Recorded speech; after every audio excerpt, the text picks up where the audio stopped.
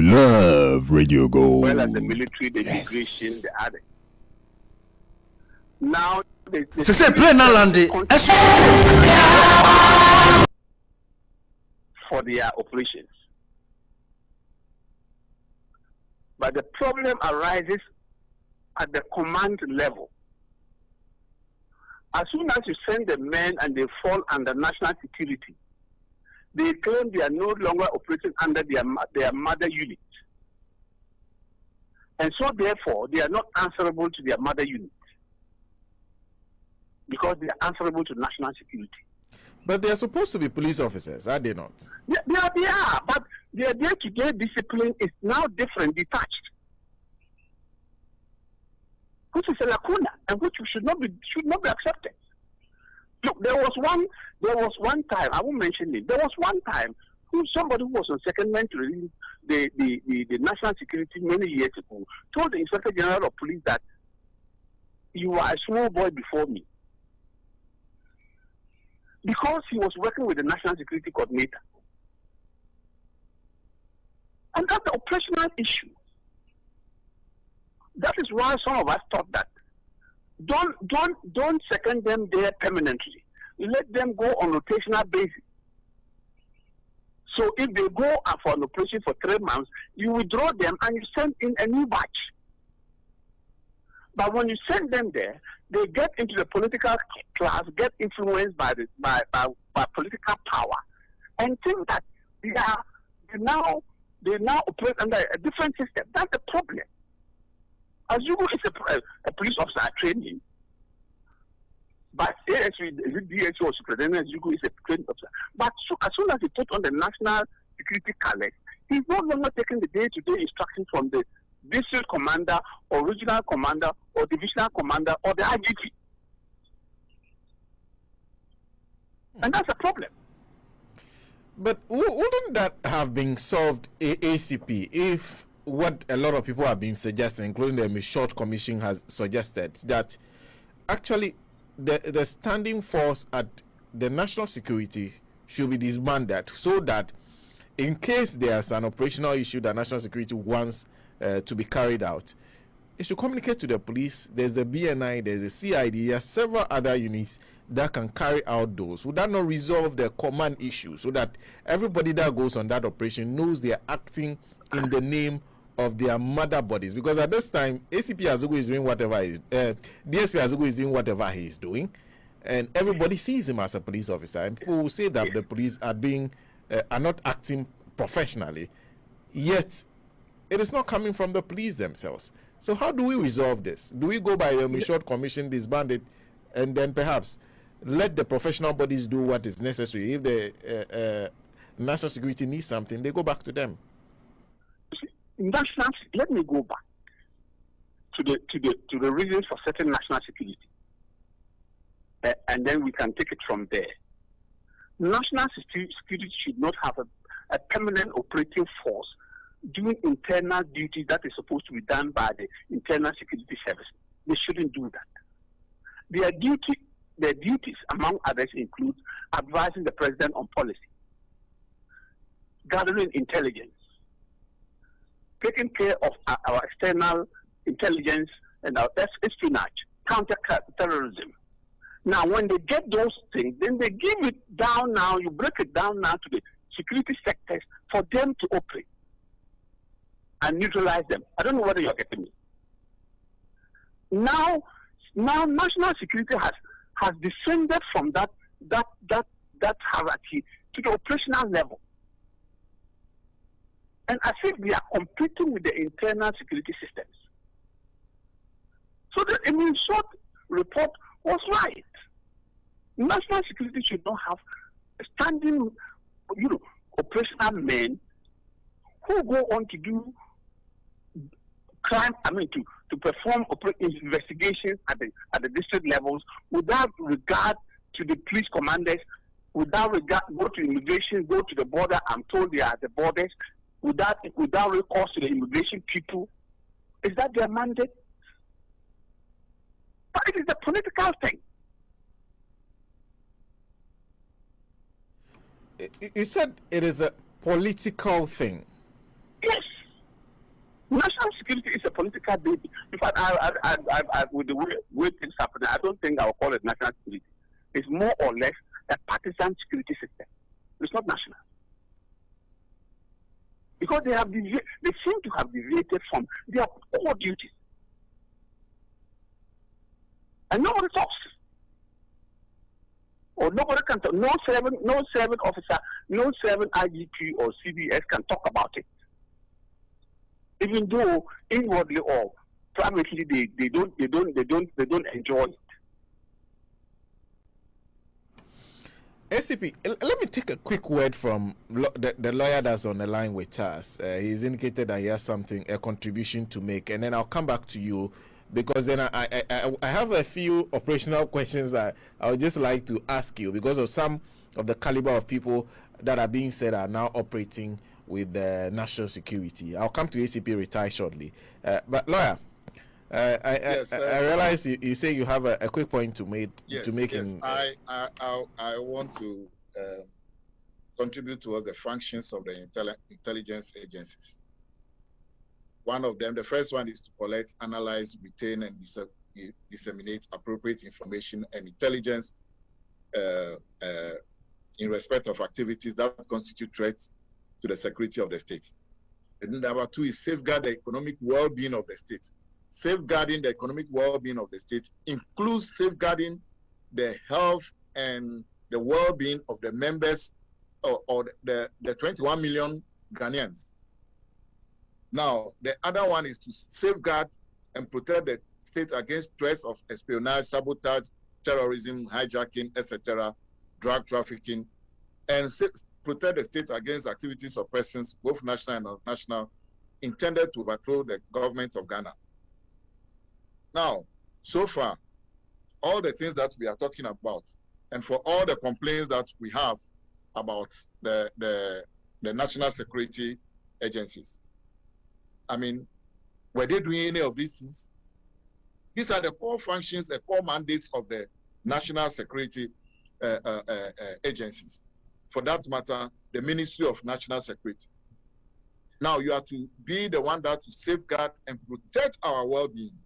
And you are rather the one that is helping not to protect our well-being, but rather doing acts to the detriment of our well-being. So in that instance, where are we? Are we going or we are coming? So they should go back to their core functions. And of course, in doing their core functions, they will step on few toes here and there. But it doesn't mean to curtail and behave as if they are brutes. In effect, like the law of the jungle. No. They have a specific act that is guiding their duty. In law, we say that when the law provides for a specific procedure for doing things, it is only that procedure that must be followed. And we must have a general law, which is the Constitution, but we have specific law for them and the way they should behave. So let them go back and start to work within the remit of what the law has given them. If we are able to do that, then we are all good to go. Thank you very much for that intervention. Let me go back. You've just raised an issue that I will just quickly raise with ACP Abbas retired. Thank you. ACP, Lloyd just took us through the various duties of national security, and that seems to be because I know you have a few friends who actually belong to the CID, and they tell me about the kind of scrutiny that you undergo before you are allowed to move from perhaps the general uniform to the CID. And it looks like national security is even supposed to do a higher form of what the CID officers do. If that is what is expected, what do you make of some of the people we know and are being told are now part of what is supposed to be national security, gathering the highest form of intelligence? That is what the law says. And if we were doing that, everybody would have been saved in this country. But that's not what we do. Let me give you a gist. When a regime, a government comes to power, you get the point. They come out with a list of their own to the security services, the heads of the security services. Second, these people to national security, VIP, period. And nobody can vary. Nobody can vary it. When we first started with let me start with the SWAT team, the SWAT. When we started with the SWAT team in 2006, the purpose of the SWAT team was to enhance the police operational capacity at the national, regional, divisional, and district levels, so that they become the more militant wing of the Ghana Police Service to deal with rising social and criminal problems that the ordinary police service cannot handle. That was period. That was the reason why the SWAT was set up. Have we seen any SWAT in any division? We don't have. But they are at national security. The question I ask, doing what? What are they doing?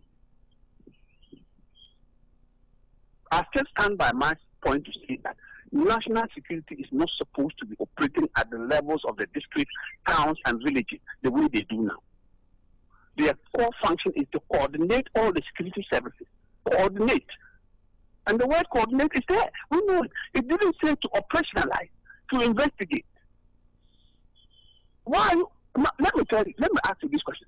If you go and make an operation at some place and you bring the report to Accra, how is Accra going to investigate that matter? So again, on paper, it is what it is. When it comes to practicalization operations, it is a different thing altogether. So how do we resolve all these issues? Because the important issue is that we all perhaps, but let me ask you this question, ACP.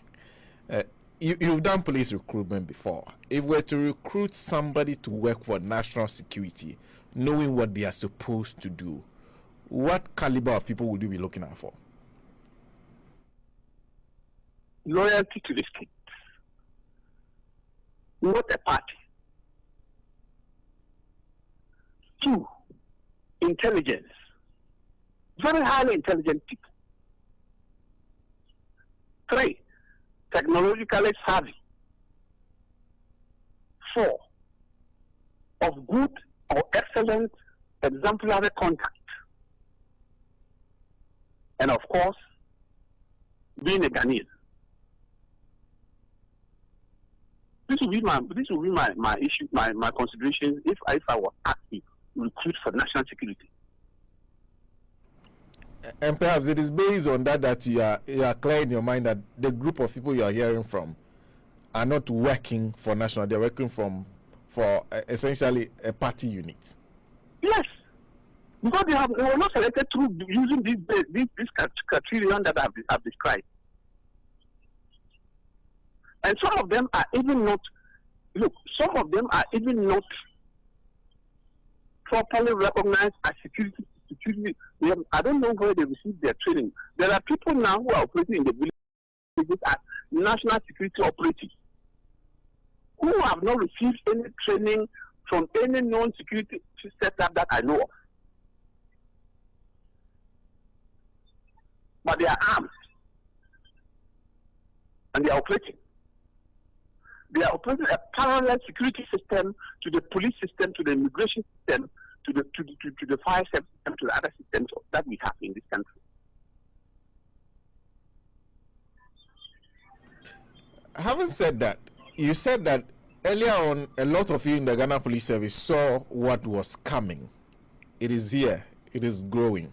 Where are we heading to? How bad do you think this will get if we don't resolve it? I have always said this for a number of years that I said, and that until what do you call them? Bureaucrats and professionals reassert their independence from the political class. This country is heading towards something I wouldn't want to say on air. If we cannot, if the professionals cannot reassert their own independence from the political class and allow things to happen the way they are happening now, this country tends to come, what we see now as comedies. worse things will happen.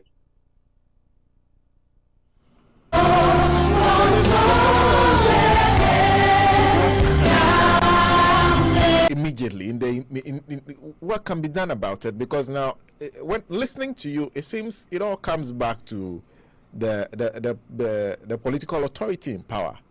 How do we get something done to ensure that we are not consumed by this fire? Let's go back to the Constitution and insulate the security services from the stranglehold of the politician. I want in this country one day when a policeman can face a minister of state who is committing the crime, or his spouse or relative who is committing the crime, and arrest that person according to law without fear of intimidation. And we can only do that by constitutionally delinking, particularly the Ghana Police Service, from the stranglehold of the politician. I don't believe that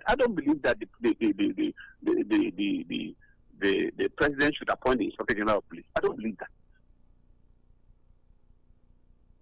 But until that aspect of the Constitution is amended, how can the police actually do that? Because the IGP himself, those of you, and I'm sure you know the force better, because I hear stories about people actually positioning themselves politically, actually identifying with political parties, so that they can be identified in case their party comes to power, so that they can be appointed as IGP, among others.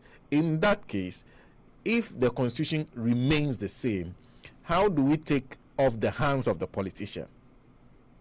I'm afraid I want to be pessimistic here. We can't. Because everybody, when you reach the commissioner's level, everybody is angling for the position of the Inspector General of Police. And you angle for...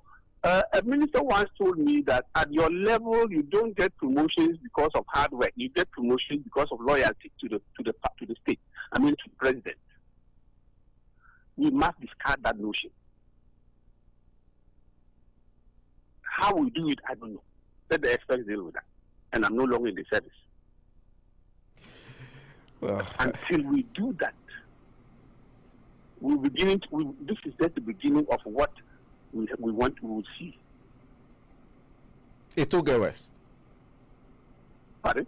It will get worse. You see a worsening of the situation, where we'll see because immigration officers have been beaten up. We heard of military being beaten up. As for the police service, they are not even spared at, because you are always in contact with them, or having one or two disagreements with them. That will continue. Yes.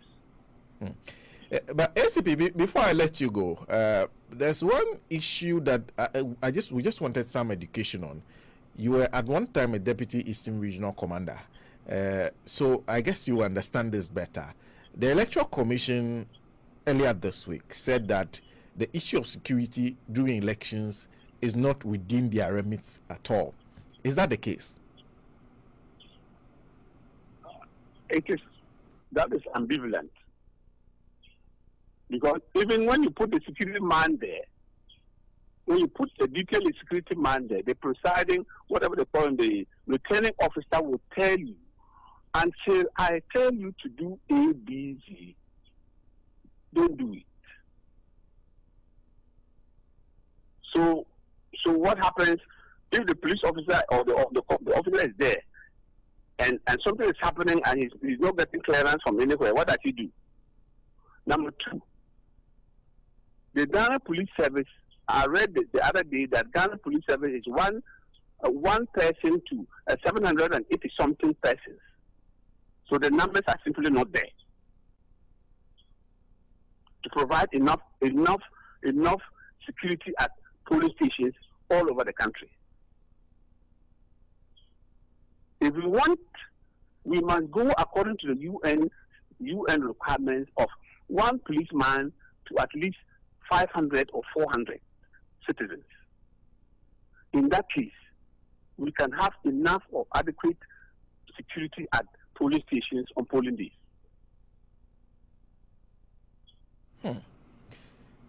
So, okay, I think that point is very clear. You are very clear on that. But there's also the issue of, because she was saying this, because there's been calls for some accountability in terms of the people who were killed during the elections, among others. Are you also concerned as a retired police officer that some of these things involved many?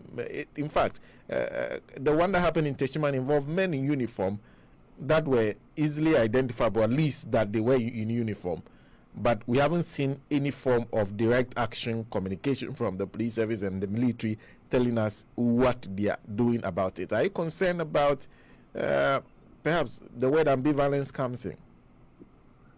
It is unfortunate that somebody should die during an election in trying to exercise a democratic right.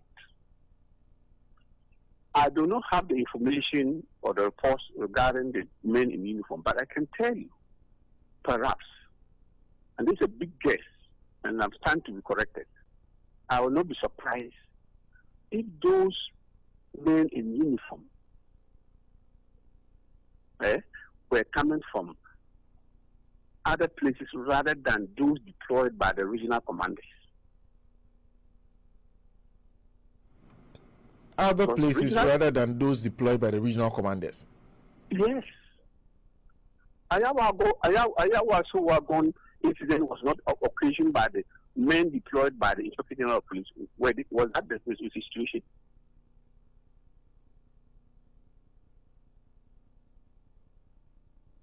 So that's a possibility that we should be looking at. That's a possibility you journalists should be investigating. Find out where did the uniform men come from? Who detailed them? What specific duties were they there to perform? Who gave the orders for the shooting? It should be easy for journalists to find these things during investigations, isn't it?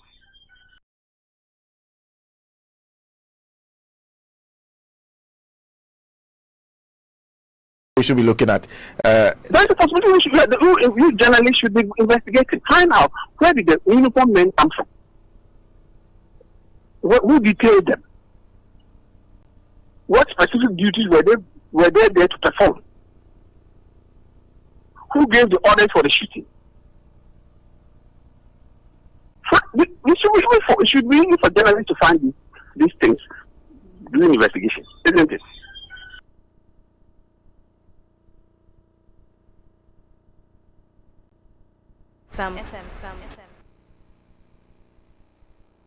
Miasalau Miller really go Everybody put your hands together. If you know he's been good, lift your hands and say, you were good, Lord, yeah. This radio station rules the airwaves with a different. I'm here to sing my praises for all you have done. And I will lift my voice to give you thanks and say you are God. For your love and your grace, for your faithfulness each day. All honor, all glory to you. Now tell my voice, I'll stand tall and say that He has been so good to me. Hey, no, hey, no, hey, no.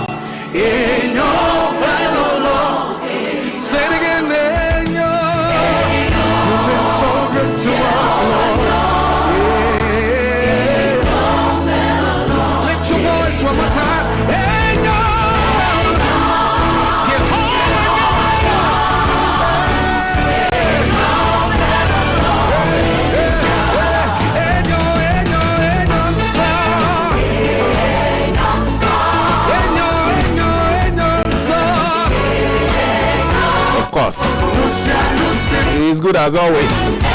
Enyo, open on leader.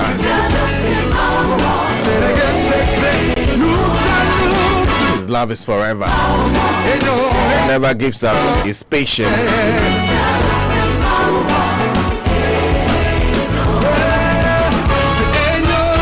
Something coming from Joe Metal and the Better Rival Choir. My name is Sena Nombo and I welcome you.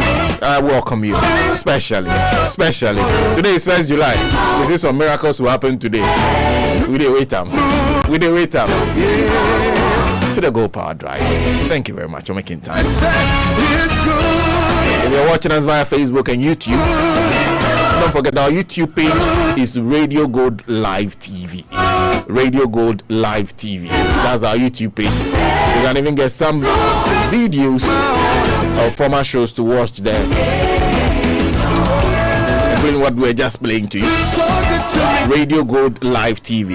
Those are Radio Gold Live TV. 4 different words separated.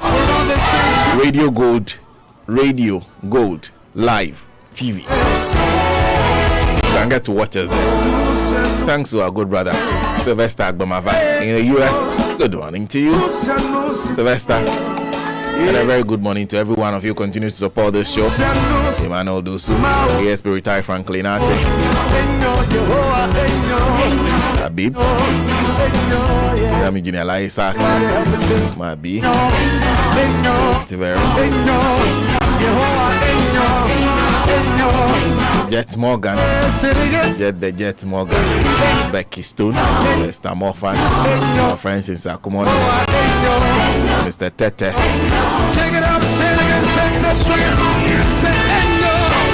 and those who prefer to be called anonymous. Good morning to all of you. It's a long list. I'll continue to outline. Let me say good morning to Jose. Good morning to every one of you listening to us via the tuning app. Let me say good morning to Mr. John Kingsley Arthur. A very, very good morning to you. It's been a while since I had a conversation with you. I hope everything is well. Yes, I think I missed a call from Lons Agine. Lons, good morning. A very, very good morning to Lons Agine. This is something new. This song was shared with me by a fantastic man, Mr. Frangoka. He shared this song with me. It's a new song that has been released. It's a gospel song by an artist called Abi. Just Abi. Abi. I hope I'm getting the name right. Mr. Goka, if I'm not getting it right, please tell me. This is one of her songs called Amenuveve. Just simply grace.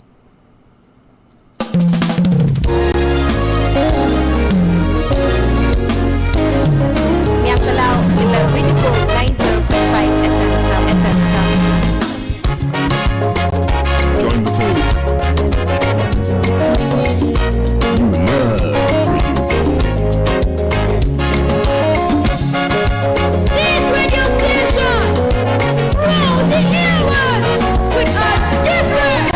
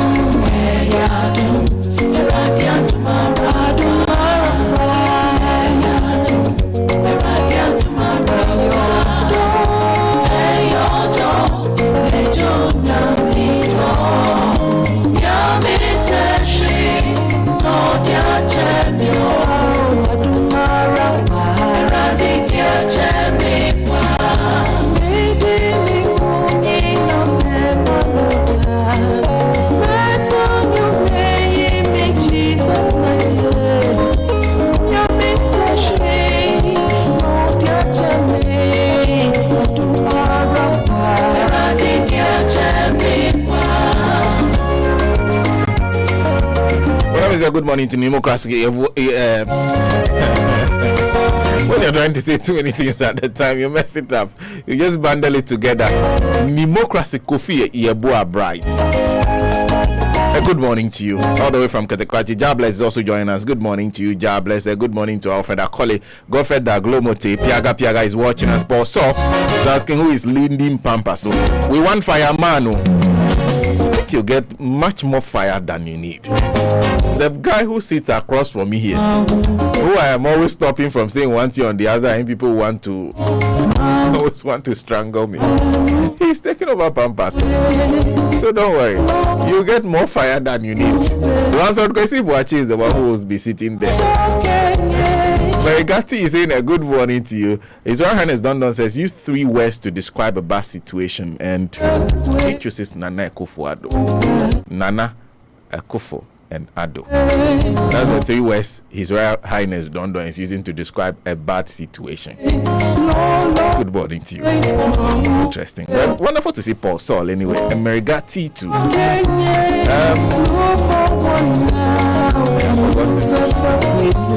Auntie Becky is joining us. Good morning to you, Auntie Becky. Alasan Sule is also joining us. Let me say a good morning to my very own Auntie Maggie. Auntie Maggie, a very, very good morning to you. Very, very, very good morning to you, Auntie Maggie. Alasan Sule is also saying a good morning to us. Feliz Otu says, today is my birthday. Please kindly play any song of Dinah Hamilton for me.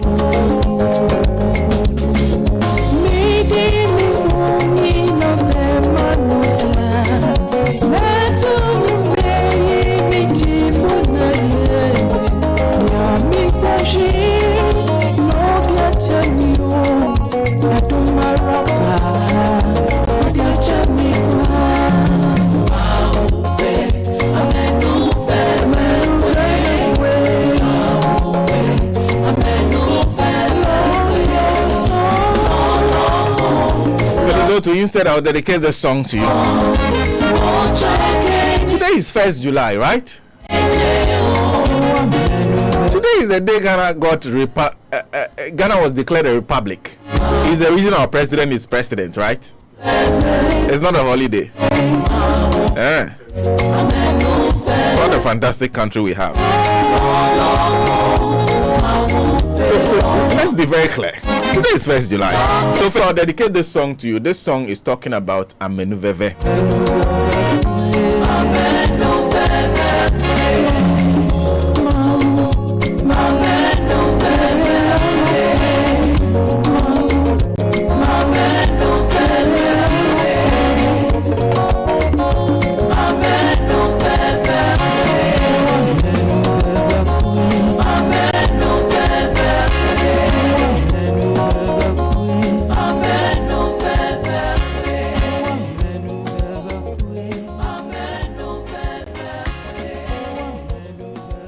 So you have been a subject of the grace of God. Felix Otu, I think that's what is important. That's why I'm dedicating the song Amenuveve to you.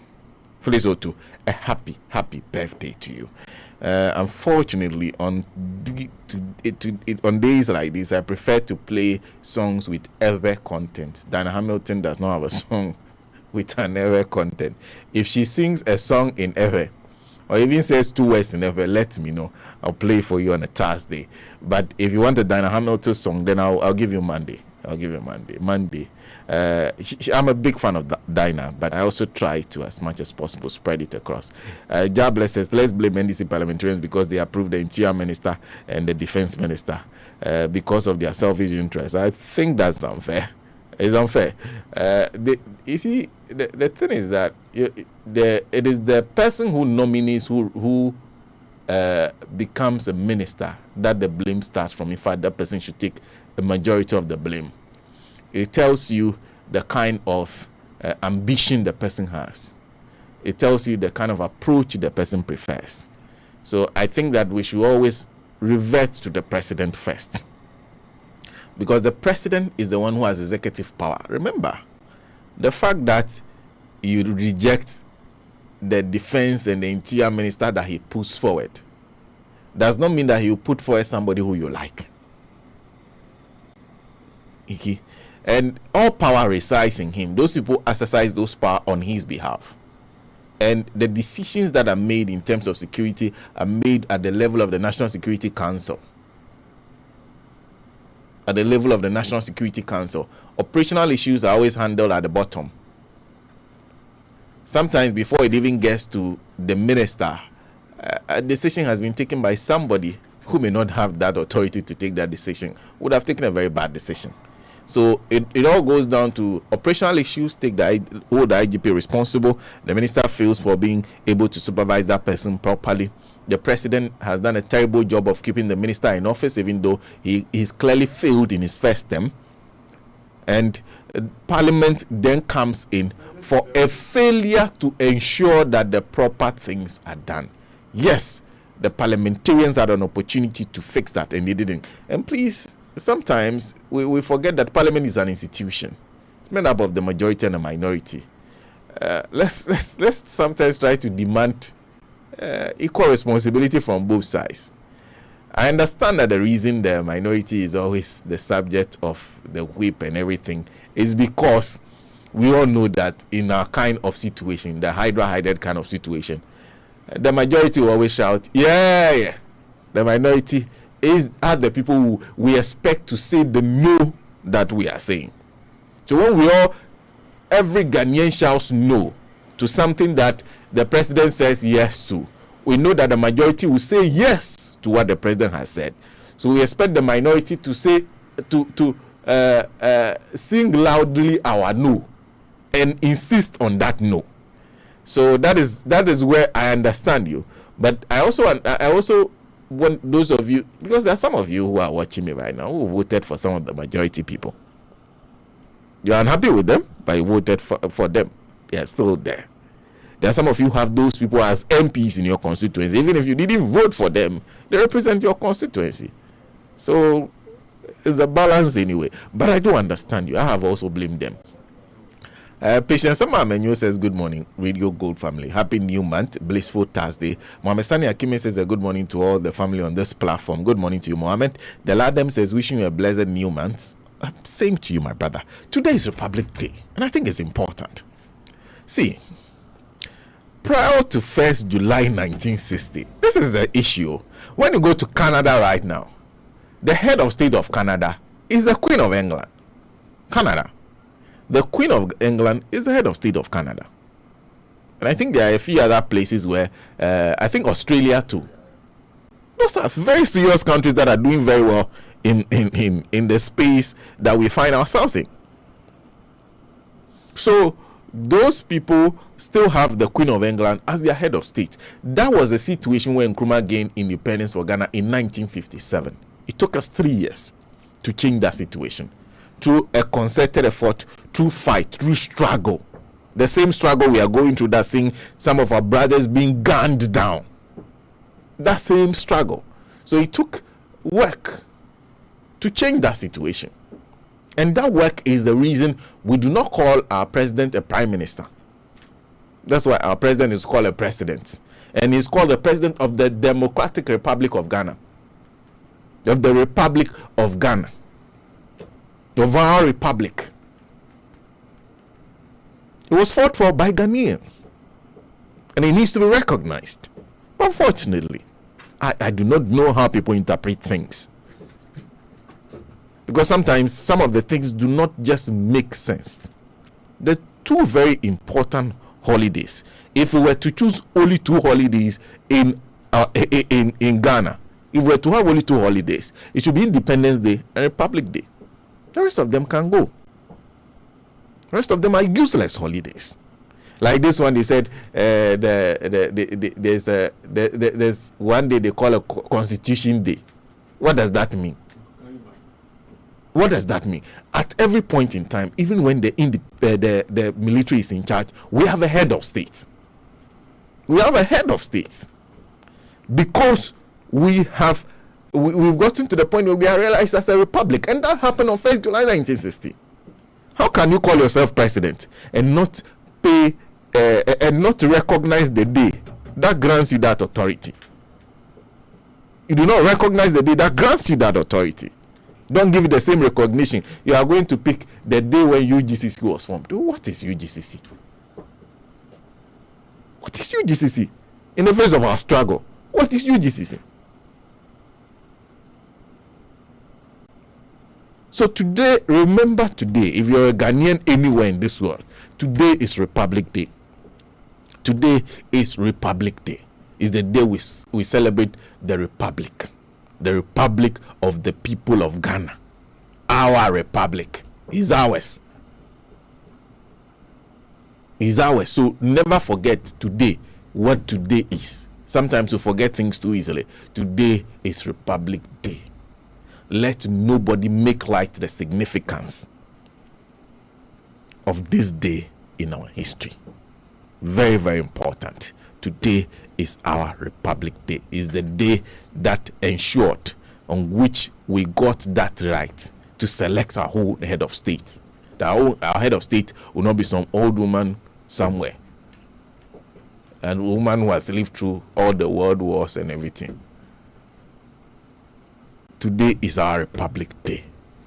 It's for us. We have to be grateful for it.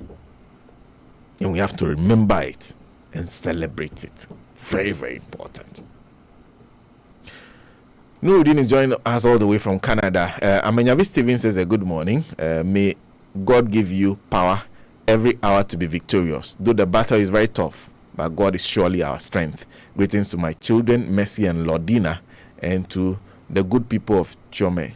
Is it Chome? Sabadu and Aveme. Okay.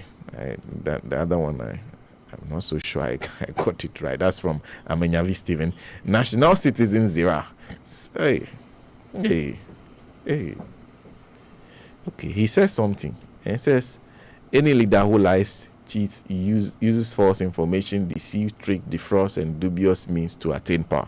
Major Muhammad lost his life for fighting Galamsey, who initiated the deceptive Galamsey fight. It was a Kufuor. The Dencho Obuasi DC who supervised his killing was subsequently elevated. He now works in the office of the president.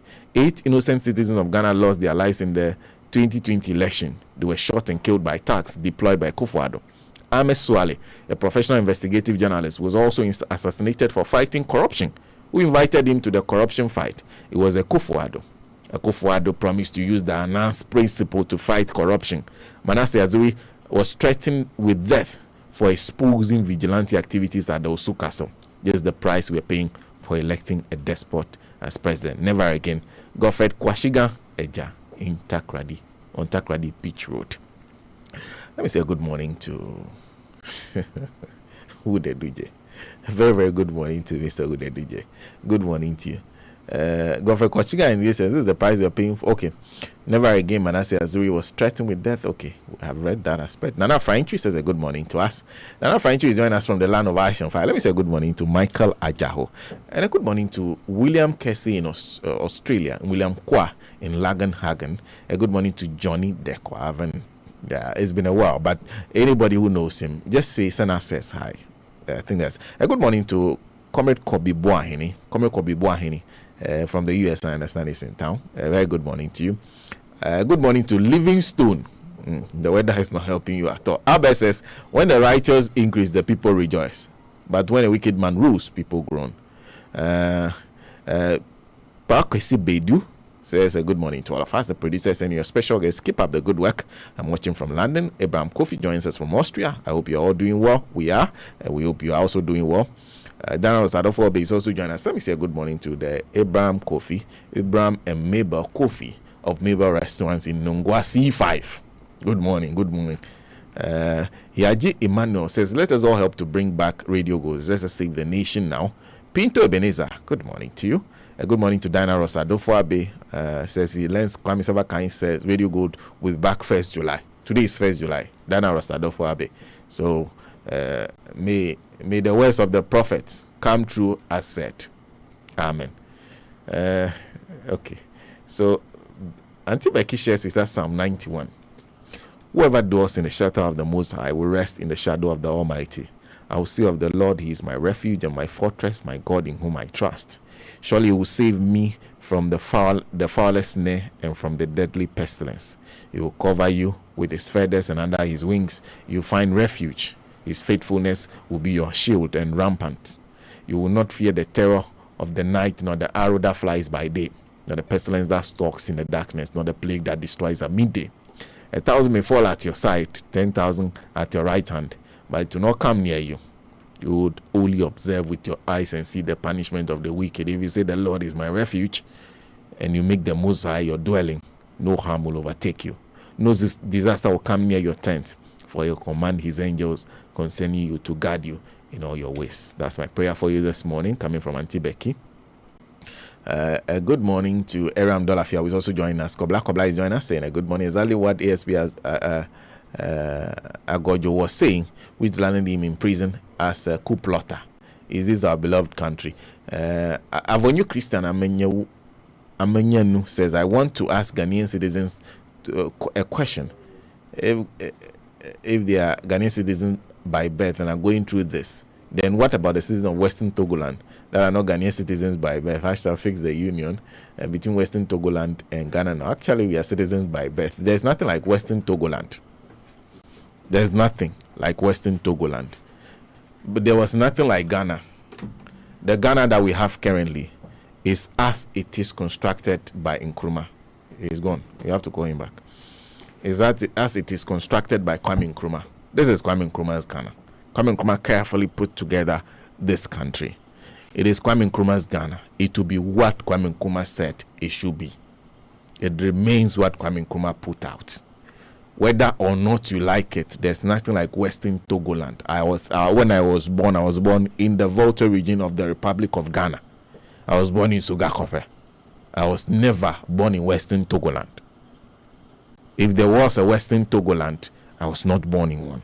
I was born in the Volta region of the Republic of Ghana.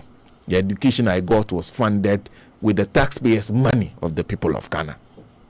So there's no Western Togoland. People cannot come and then try to rewrite history. It won't happen.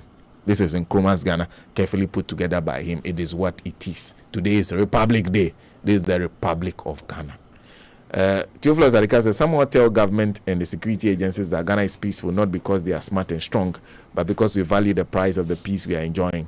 The patience is dying and anger is boiling. Have a great day. Patience is dying and anger is boiling. And I am joined on the line by the National Youth Organizer of the National Democratic Congress, the largest opposition party. He is popularly known as Pablo. His name is Giorgio Pariado. Thank you very much for your time and a good morning to you. Morning, Senator. How are you doing? I am doing well, and I hope you are too. We are not too bad governors, so we cannot be in a very good shape. We hope things get better. So I'm guessing my viewer Theophilus Adika captured it quite well when he says the patience is dying and anger is boiling. That's so true. That's a perfect rendition of the exact sentiment of the Ghanaian. That increasingly you feel that the Ghanaian is getting impatient and angrier by the day with the situation we find ourselves in. We've gotten to a state of hopelessness. And once you get to that state, you become desperate. Once you are desperate, everything is possible. In the midst of that, I called you. We are to have a discussion on a demonstration that you are planning. The youth wing of the National Democratic Congress, led by you, is planning on behalf of the party that you are planning to stage next week. That you've written to the police over. But before we get there, I think there's also an issue that involves the youth. And that is yesterday, the incident that happened 2 days ago at Ejira that involved the killing of 2 young men who were protesting, something that you intend to do. As the youth leader of the largest opposition party, what are your own thoughts on that incident? It's unfortunate. Condolences to the families of the bereaved. No Ghanaian deserves to die while demonstrating.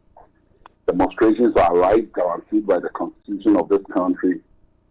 And nobody, absolutely nobody, is permitted to take another man's life when he does not have expert permission by a court. What our security services did in a drive yesterday or 2 days ago was unfortunate, and Carlos on their part, it is wicked at the highest level. And everybody who was involved in that exercise, bodies of the head down in shape. Ghanaians do not deserve this. Ghanaians deserve better. Under no circumstances should their lives be lost because of the recklessness of a trigger-happy military officer. Under no circumstances should their lives be lost when people who are paid by our taxes to protect us decide that instead of protecting us, they will rather harm us and take our lives. It's unacceptable. We demand justice for our fallen comrades, and that justice, no matter how long it takes, will be served.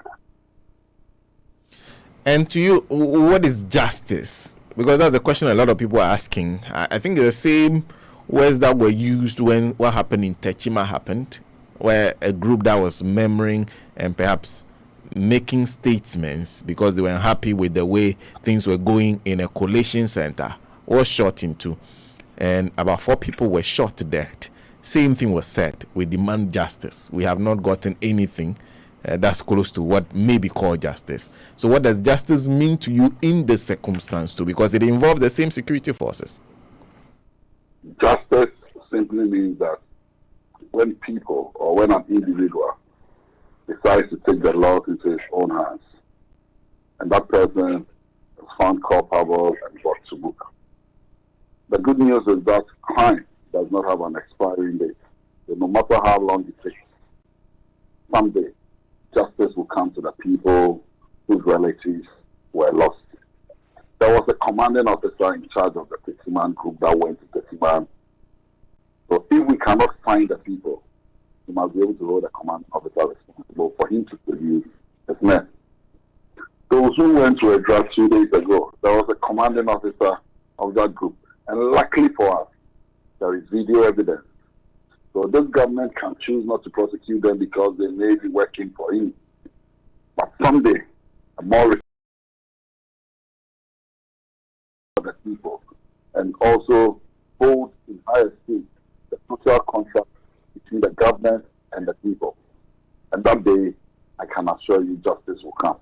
But we will not rest on our forms it will take. And mind you, justice emanates from the people. And the people are more than the security service. And there's a word you use that I just wanted to interrogate a little. You say crime has no expiry date. So to you, what happened in Techiman, the response of the security forces, what happened in Njira, those are crimes. Yes, those are extrajudicial killings. And those are serious crimes with international implications. And those crimes will be probed somehow, sometime, someday.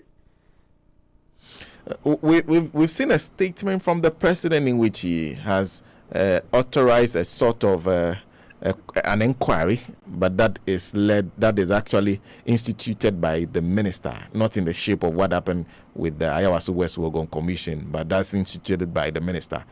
You are saying that is not adequate enough, at least to establish exactly what happened before seeking to hold people responsible.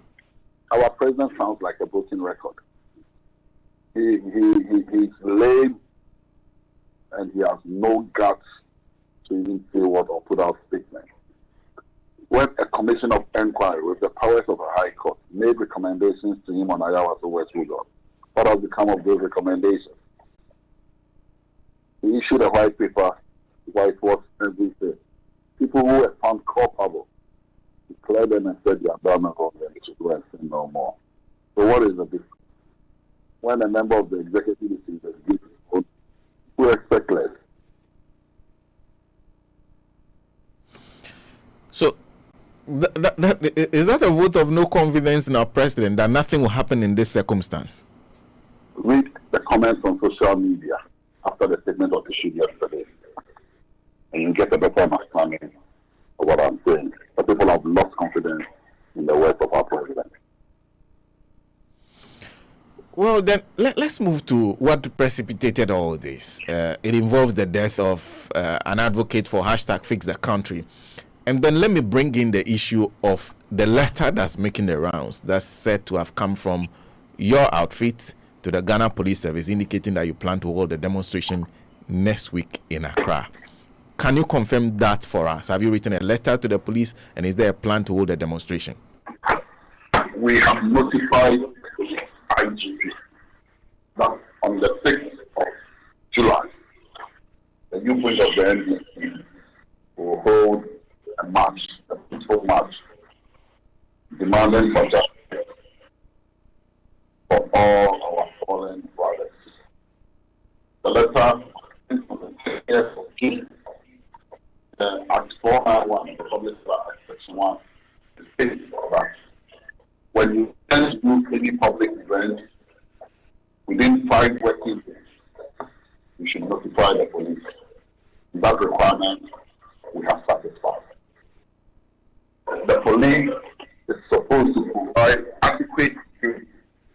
If the police have any challenges and are not able to perform the functions prescribed by law, they are at liberty to write to us and inform us.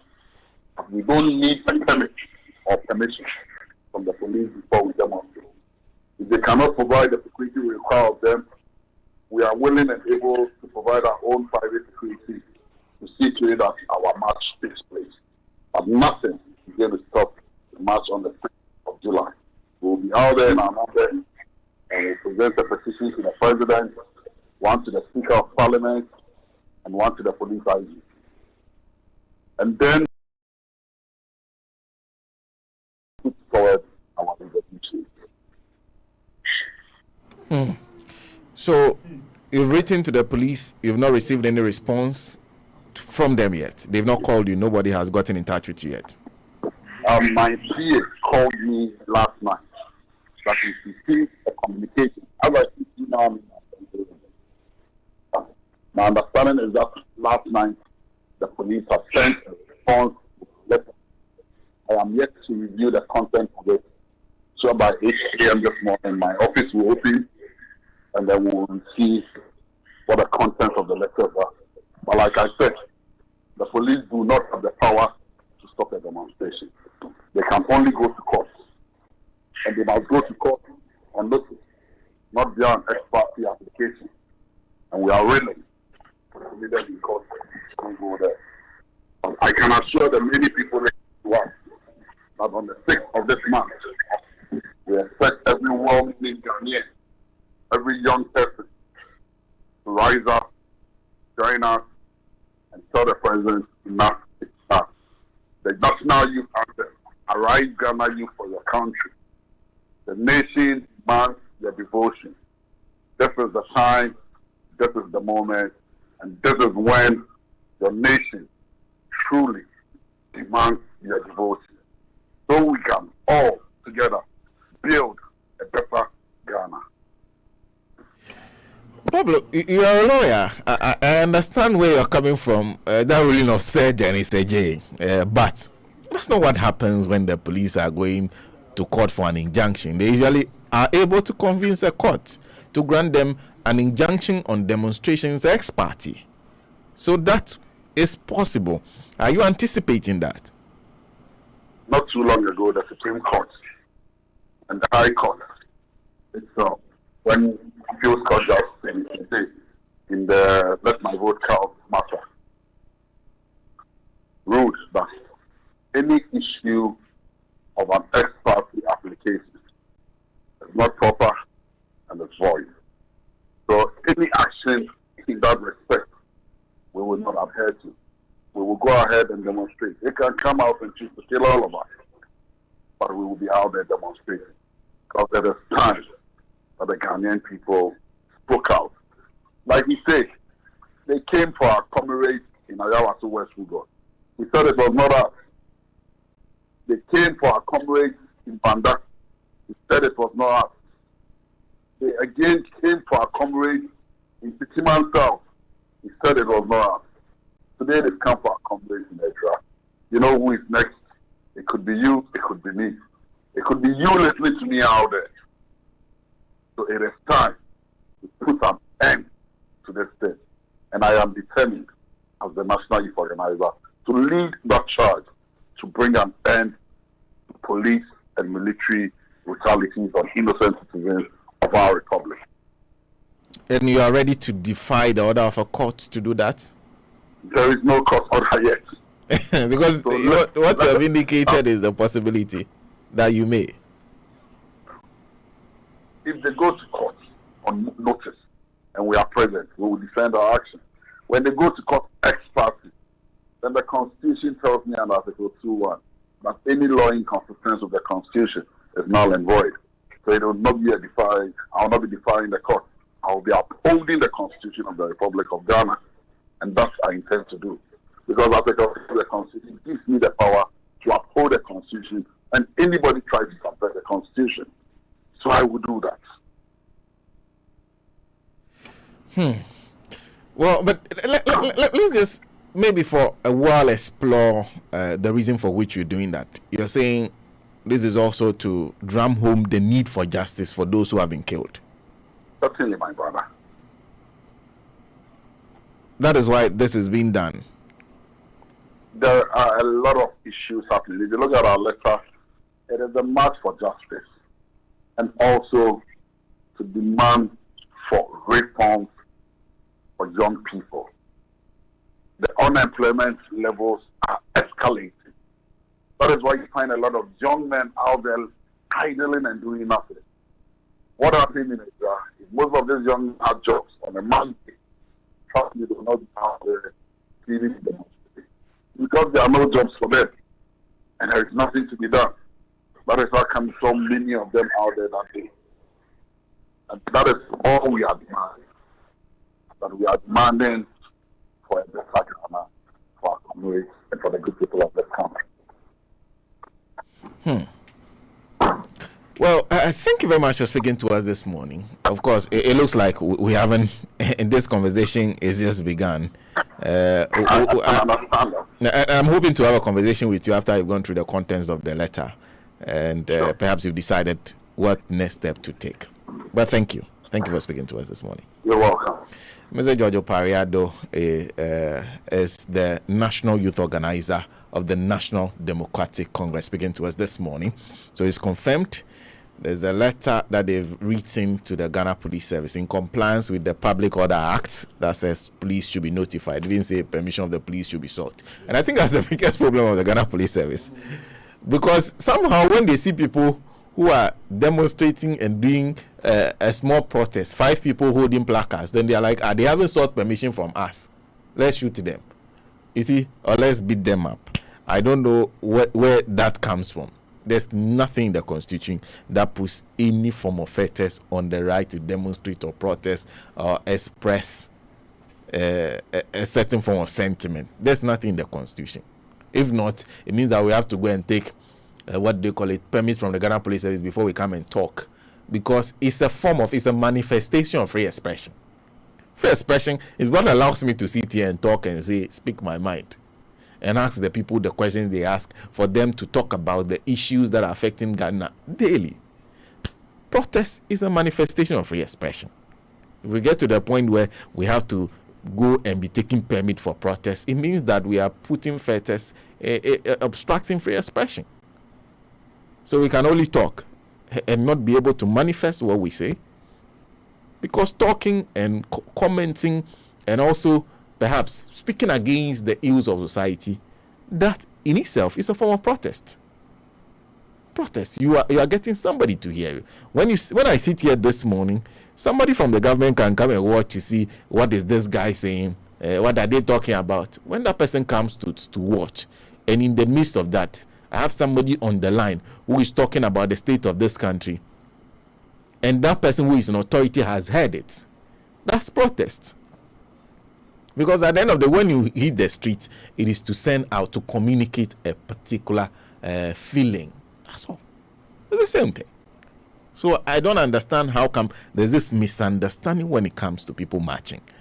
Nico Vanderboy says a good morning to us. everybody in the team. Greetings to my gold family. We thank God for another day. Dr. Downbulo in Brimsey Apelsika says, still wondering why we just landed in this Ejura mess. So the president is intolerant. Any attempt to get him work has resulted in fatality. The Ejura situation is an inferno, and something must be done to quench it. Some security officers behave as if the state belongs to them, or because they have not been punished for their reckless behavior. The revolution just started, and we shall fight till the nation is fixed. The president, as usual, has started his political inquiries just to cover up. Call it media me of our time. My regards to Dr. Nanama Brown Kluche. Frank Cafe is also a good morning to us. Rosemary Boateng, listening to you from Sydney, Australia. I'm enjoying the music. Thank you, Rosemary. Mama Dubulala Zangina is joining us this morning. Mama Zangina, good morning to you. Let me say good morning to Lengi. Chawe Nate Ibrahim Tanko. Frank Cafe saying, trust you're doing good. Of course, I am well. Good morning to Chamanakwa. A very, very good morning to Fukwesi in the UK. Senior Sesana, good morning to you. Sister Nancy, Brother Boachi, lawyer, and the rest of the queue and the Radio Gold crew. My condolences to the lost souls that were killed by the soldiers at Ejura, and greetings to all listeners at the flower. Still watching you live on Boasi, a good day. Innocent, good morning to you. Abguajon says a good morning to everybody and the entire family. Wonderful to see you, Paul. So, Senna, please. Okay.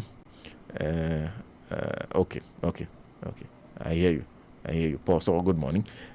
Geoffrey Dresselmore says, when the baboons and the monkeys heard that the man who used to chase them away from the maize field has died, they hysterically celebrated. The following year, there were no maize for them.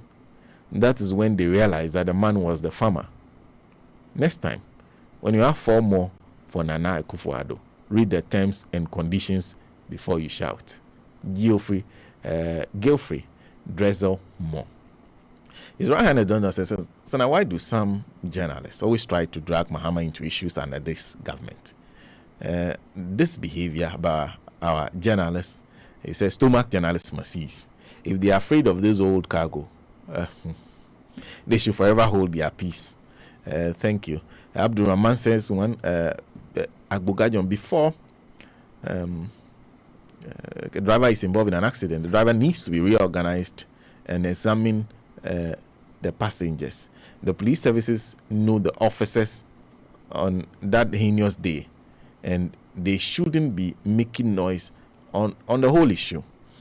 Are they not? Was there not a district commander? The question the police needs to answer to the public. Zachariah Freedom says a good morning to us. Watching us from Chebi. Rosemary Boateng said that the president can appoint someone, but it's up to the appointed committee to make the final decision. So on that note, our MPs has let us down. Rosemary, I agree with you anyway. Philip Aduka says, I salute you. I'm surprised most people are saying the security persons deployed to face the demonstrators are not the actual police and army. Why are you saying all this when you haven't heard the IGP and the army commander-in-chief denying the deployment of those officers to the field? I agree. Nico Atevana, Senate 1st July has been taken off the holidays because it will hype Dr. Nkrumah. Emilia Banfo says, Happy Republic Day for the UK. Today is Canada Day. Today is Canada Day. CEO Sebi was just giving me an indication that today is Canada Day. For those of you in Canada, today you are home. You are not going anywhere. So a good morning to all of you in Canada. Norudin, and also to Kenny Raji, and also to Prophet Dennis Hole, all of you in Canada. A good morning to you. I understand today you are home. It's a holiday. Mrs. Asinyo says, I'm ashamed to be a Ghanaian due to the happenings in the country under this president. Happy New Month to all listeners. Same to you. The Lord for Yasari, good morning to you. Kwekubosai, good morning to you. Good morning to Isok Maulolo. Let me say good morning to Madame Delati. A very, very good morning to you. Juliana Belinda Oberi. It's been a while. Isok Maulolo says, Sana, good morning. They can't change the day and the month. The history is there. They are bathing in the air. The history will be there. Mother serpent of corruption, the history will be there forever. Amen. And with you, good morning to you. Says, I heard Radio Gold will be on air from 1st July. What's happening? Yes, I'm hearing from you now. Fransando says a good morning. I wish you good luck. Same to you. Abna Owusu, good morning. A good morning to Kweku Bosa. Says really good. I wish you good luck. We also wish you the same. Nana Osu OPD Sunyani is also joining us. Some criminals too are out there hiding behind the so-called Fix the Country movement, trying to create violence in this country. The security agents must be alert. Ghana needs peace because we are one family, one people. Nana also OPD. Who told you there are criminals who are hiding behind the Fix the Country? Yesterday, I was listening to the Interior Minister. I was scandalized. So nowadays, anytime they call this government, any official of this government, to talk about issues having to do with why you are preventing people from demonstrating, they will talk, and then they will say, you know that jihadists can use the demonstration to cause. What are you talking about? I do not understand. So that's your new argument, that apparently there are terrorists in Ghana who are waiting for Fix the Country. Fix the Country. So terrorists have no plan. Their only plan is that Fix the Country should hold a demo so that they can go and do what? So the terrorists now plan with Fix the Country. That's their plan. Terrorists, their best plan is Fix the Country. We are waiting for Fix the Country demo. Terrorists wants to join the demo of Fix the Country. What kind of thing are we talking about here? What kind of defense is that? And why should we be worried about your incompetence? We should be so because we have problems in this country. We can't demonstrate because apparently terrorists may use Fix the Country. We have problems in this country, but we can't protest because terrorists will use Fix the Country. It's funny but sad. So your incompetence should prevent us from. We can't raise any issues now because of terrorists. Somehow terrorists will join Fix the Country. Their only plan in the scheme of things. People travel. Terrorists move all the way from wherever they are coming from to come and sit in this country and wait for Fix the Country. If you know that that's what they are planning, how did you find out? Who gave you the information? Didn't you ask the person where the terrorist is? Let the person direct you to the terrorist. Go and arrest the terrorist. Why does it have to do with people demanding that their country should do better? If you were doing well in this country, would you be sitting on tenterhooks? If we're doing the things that needed to be done to make the lives of the people better, would you be sitting on tenterhooks? If you know that you do not want people to demonstrate, so terrorists can take advantage of it, please listen to them and do what is necessary. Do what is necessary. But this mindless thing about terrorists, you know that, what are you talking about? Terrorists now have no plan. The same terrorists who have, the things terrorists have done, some of the most properly secured countries have had terrorist attacks. The security is always on high alert, but terrorists manage to attack those countries. They didn't need demonstrations. They attacked those countries when things were moving smoothly, or things seemed to be moving smoothly. On a very good day, when security was not occupied with trying to protect protesters, they did that. Those terrorists now cannot plan. They are waiting for some people to do a hashtag Fix the Country so that they can come and infiltrate and use it to do what? And use it to do what? What are we talking about here? So that's your new argument. Your new argument is that criminals might join the demonstration. If you know the criminals, find them. But in the meantime, the people of Ghana deserve to demand better. They can demand better. They must be allowed to do that. Salifu Karim says a good morning to us. Jajingo says a good morning. Please tell Akebi that I'm his brother from another mother. So he should try and make me proud today when he takes over the airways this afternoon. More fire, Jingles. That's an interesting expectation. Percy Change says gradually we are getting there. There are a few minds to be worked on, but ultimately the Ghanaian youth will soon arise and fight any Babylon system, not with weapons or machetes, but with one united and strong voice. First of all, let me be clear. Now, everything takes a while for you to fit into. So, I think that today is the first day Ransford is taking over the show. He's a host. He knows what to do. David Livingston joins us. It is time. They should come. Okay. Paul Saul says, I hope the minority caucus in Parliament will join the said demo. So now, could you kindly call Haruna Idrisu onto your program to answer why they approved those in... Do I need Haruna Idrisu to tell me? But I have spoken to a couple of people here. I don't know why you are demanding Haruna Idris to speak on that issue. And I guess you have heard Haruna Idris on several platforms. Explain why they made that decision. He won't change anything whenever he comes to speak to me. They have made their decision already. And the people are already there. Mohamed Sani Akime says, Senator, please try and make the announcement about the demo. Okay. Who is that? Mohamed Sani Akime. Okay, I hear you. Paul Saul says, Senator, kindly advise NDC executives to be proactive, not reactive. Hey, me. I am not learning small politics to speak my mind. The people who are in charge of the NDC were elected by the NDC members. They are so confident they know what to do. So they will do what they know best. A lot of them have been there long enough. I think the best you can do is repose some confidence in them. I cannot advise. I'm not qualified to advise them. I can speak my mind about where they are going, but I'm not sure I'm qualified to advise them. Advice you always come from somebody who knows what they are talking about. Nana Franchi says, Senator, please tell the NDC youth organizers that we, the grassroots, are getting tired of their always preaching from the Bible. Okay, they've heard. I'm sure they've heard you. How Salifu Zakari says, we, the youth in Koko, are waiting for you to join the demo. Where should we organize? I think in Accra. Pala says a good morning. Ejinalai Isaki says good morning. I'm so saddened by the senseless killings of these innocent souls. I just can't stop crying for the affected families. And I'm trying to why I am leaving. The police don't have the right to even push a criminal, let alone shoot someone. Shameful and disrespectful security forces. Well, but good morning to Madam Ejinalai Isaki. Good morning to Nana Franchi. Well, good for you. They can't push you. Talk of killing you. In Ghana, they'll kill you before they push you. Nancy, good morning. Good morning, Senator. I hope you're well. Yes, I am. We thank God. We thank God. Everything is good. You cannot complain. Oh, you can't complain. Oh, no. Complain here. Yeah. Who is preventing you from complaining? The thing is that if you complain and you get results, then you can't complain. That doesn't mean that you should stop complaining. You will complain and nothing will happen. Why complain? Keep complaining. Keep quiet. No. You can't keep quiet. Keep quiet there is not an option. Quiet there. Between when did Nkrumah start his struggle? When the official struggle started around 1948 to 1957, that's 9 years.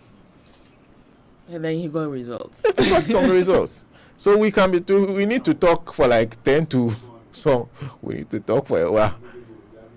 To be able to get some results. So let's keep complaining. Complain, they will complain every day. Especially when they have closed our radio station. Complain.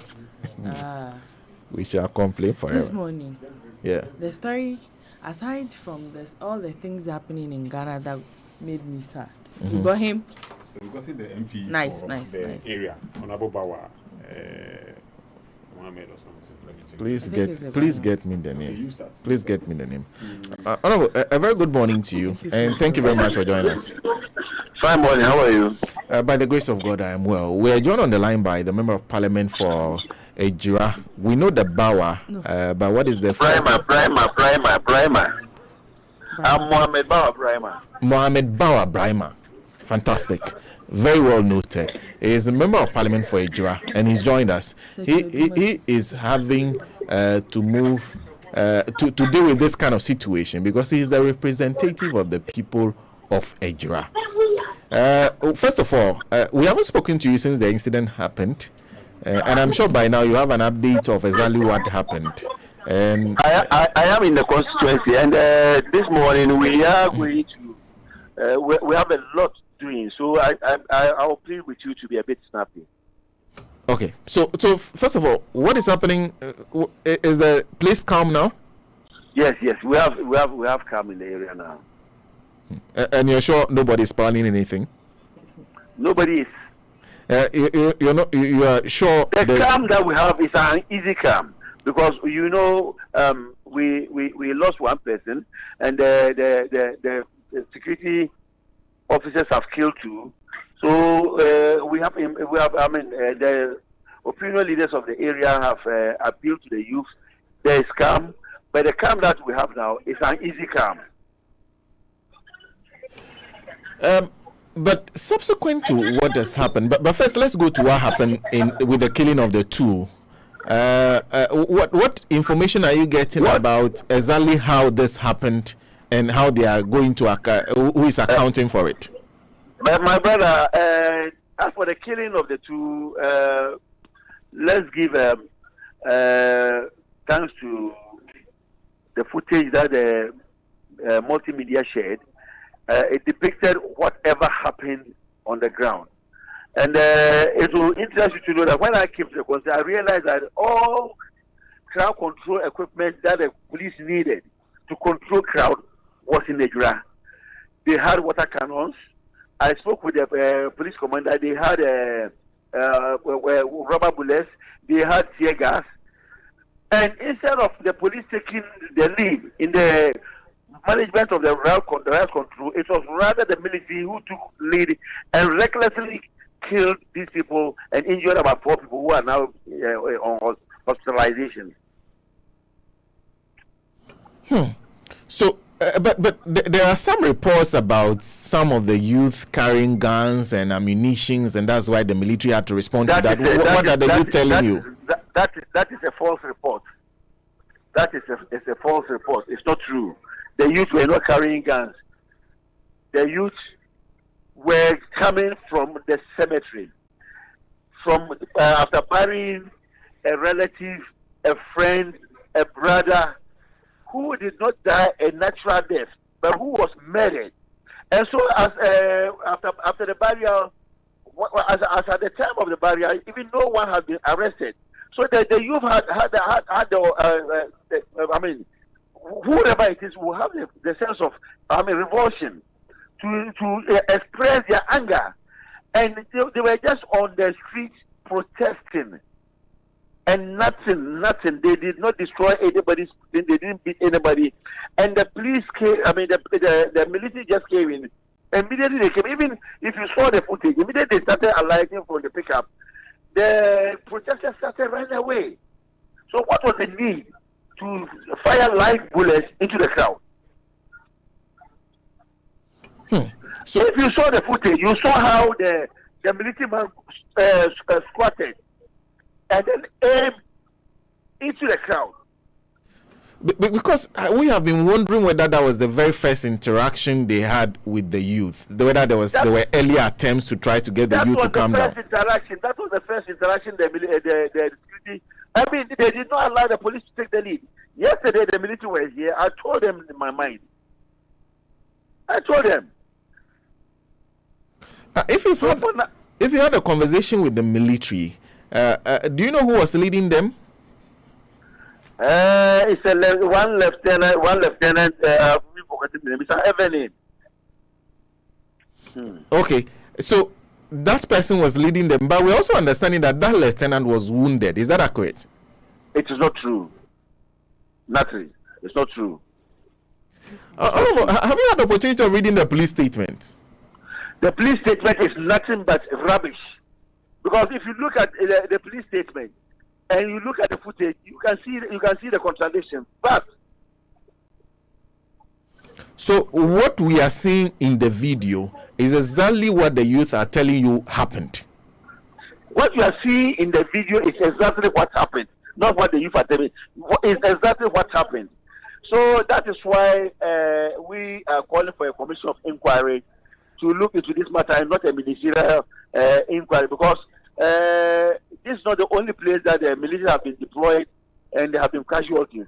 And it's marvelous why of late the security ministers or the security couples have gone the penchant of deploying military into internal security operations, because the military that's the internal security operations is the principle of the police as enshrined the Constitution.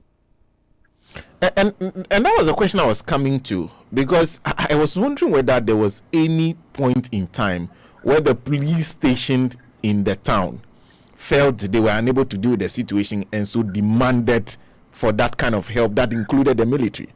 I'm even wondering, when that Kaka boy was assaulted And at that time, he hadn't died.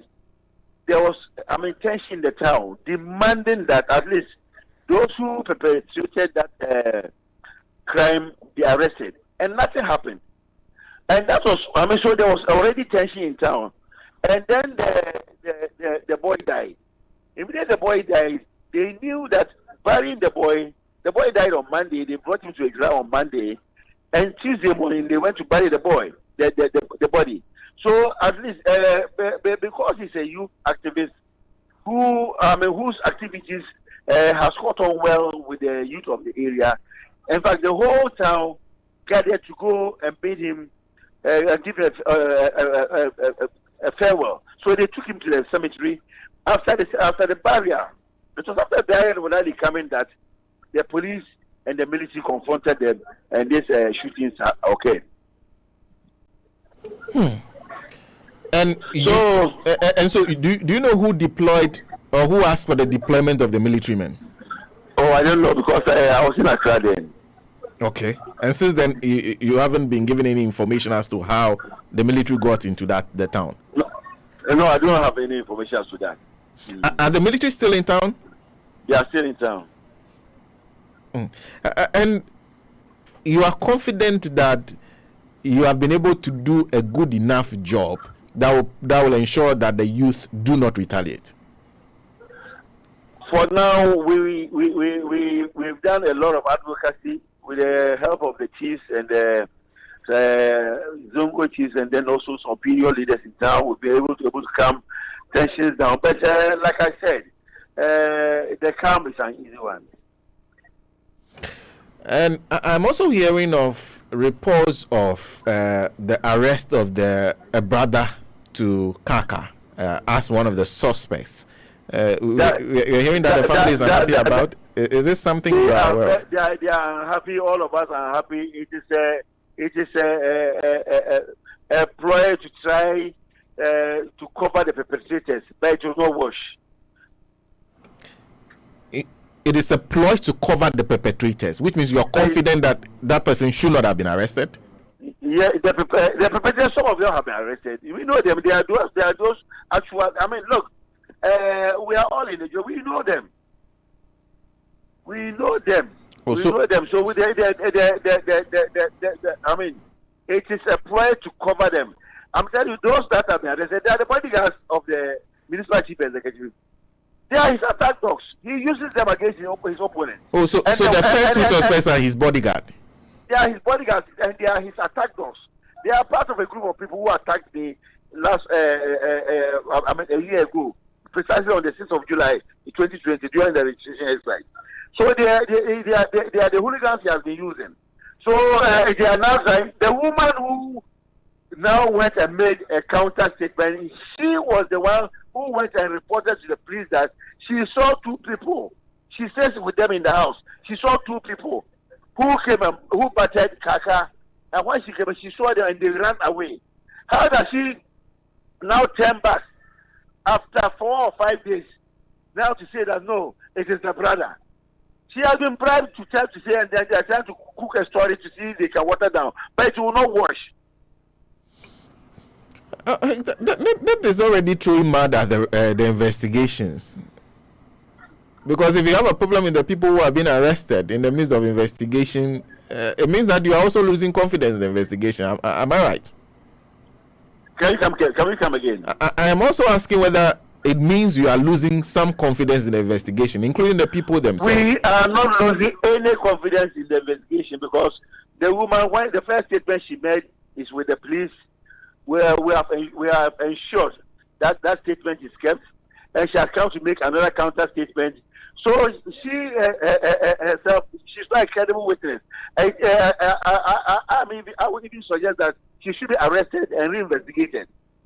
The woman herself, the witness should be arrested. She should be arrested. She should be arrested because how can you come and give a statement? That was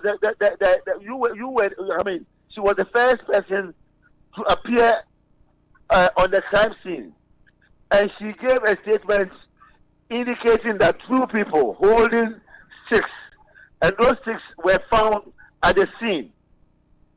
And then when she saw them, they bolted. Then 4 days you turn around to come and say that it is the brother. The brother was the brother using his 2 hands with the sticks or what? And then the brother cries a sickler, a very weak person that he cannot even hold one of that sticks. I'm saying that story you're trying to cook, it will not wash, it will not go anywhere. I'm urging the investigators to arrest the woman. You are saying the brother of the person doesn't look capable, the brother as he's a sick person. He's not capable of doing person. that? He's not. He is not, and he cannot do it.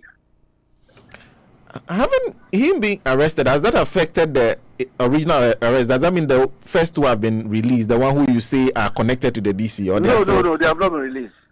They are still in police custody? They have not been released. So I have a lot of visitors with me, okay. Like I mentioned with you earlier. Can I ask you? Can I ask you one last question before you go? You spoke against what the president has directed. You are saying that is not the way to go. The president is calling for a ministerial inquiry, which we have rejected as a minority. We are saying that we want a commission, which will investigate all the military deployments that they have done in this country. The military were deployed to Ablekuma, people died. They were deployed to Kechima, people died. Ejura, people died. So you see, the president cannot narrow it down to the incident that has happened in this conspiracy alone. No, there should be a broad inquiry, and then any recommendations that come should be broad and should be a recommendation that will take off the military off the internal security arrangements of this country. Thank you very much for making time off your busy schedule to speak to us. Thank you. Yeah, is Honorable Mohammed Bawa Brahima, who is Member of Parliament, Ejura Sechedumansi. Okay. Who's joined us to speak to us on this issue. It's interesting the kind of things that happen. The witness who said 2 people says is the brother. Okay, so a lot of things are happening within there. The witness who is now saying that was the brother. It was the brother. Can you imagine that? It was the brother. That's what the witness is saying, and everybody is saying, "Wow, what? How?" Anyway. But on a more serious note, Senna, I think I agree with the decision or the action by the minority on the Interior and Defense Committee, saying that they do not agree to that ministerial committee being from the president. Okay. That directive from the presidency. It doesn't make sense when you read the whole press statement. It's just like any other press statement they issue. You see, it doesn't make sense to me. For the benefit, before you continue commentary on it, for the benefit of those who are listening to us, this press statement is dated 30th June 2021. It says President Akufo-Addo instructs Interior Minister to undertake public inquiry into incidents in Ejura. It says the President of the Republic, Nana Addo Dankwa Akufo-Addo, has instructed the Minister for the Interior, Honorable Ambrose Derry, MP, to conduct forthwith a public inquiry into the circumstances that led to the unfortunate occurrences of Tuesday. So it means that the Interior Minister is to provide a detailed report from the inquiry with recommendations for appropriate action within 10 days. That's by 9th July 2021 to President Akufo-Addo. The President is deeply saddened by the deaths of Ibrahim Mohammed, alias Kaka, Abdul Nasir Yusuf, and Murtala Mohammed. He extends sincere condolences to the families of the deceased and wishes the injured a speedy recovery. So he leaves everything in the domain of the Interior Minister. The Interior Minister that sounded yesterday while speaking in Parliament it sounded like as if the incident was sort of justifiable and that the IGP will speak. If the IGP speaks, you will understand. I don't know. See, anyway. This statement or the directive from the president is senseless. Okay, because you do not ask somebody who is an interested party to go and do investigation. The Interior Minister is an interested. Yes. How? The military, are they not his men?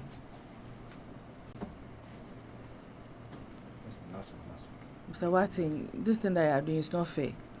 You talk. I've moved the person already. Well, let me speak to the security analyst, Mr. David Agbe, on what has happened. Thank you very much for your time, and good morning to you. Yes, good morning. I hope you're well. Yes, reasonably well. Okay. Well, so let me deal with. Help us understand what is happening. For you who pay particular attention to what happens in the security area, is there anything about the video we are seeing of how the military acted in the face of what was protest from the youth of Ejira? Is there anything that makes sense to you? Sarah, I must say that, as you said, my knowledge in the security system, I mean, over the world, not in Ghana, my understanding of security and what has actually happened at Ejira tells me that many of our military men has a psychological problem. And the police equally has a terrible psychological problem of dealing with crowd, protesting. And we don't have a little bit of emotional intelligence to be able to live in a modernized, civilized society where freedom, right of people has to be appreciated. And so it is a psychological problem that many of our military officers do have. And especially the psychological problem that we have could be attributed to most of the guys who were recruited into the military, and their psyche of the military system is so weak. And so when they are assigned for operational duties, you realize that they exhibit the problem over there. And that is what has accounted to the Ejira, where a group of protesters, unarmed protesters, just on the street of Ejira, demonstrating the way the police have actually handled Ibrahim Muhammad's problem. And all that we could see is that a military man could go down to the knee level and pointed a gun in attempting to shoot into a crowd. It tells you that no, if this were actually done in a guerrilla war pattern, where a military man is swiftly targeting to eliminate the most violent person within the combatant of a group of people, then we actually appreciate what the military officers did at Ejira.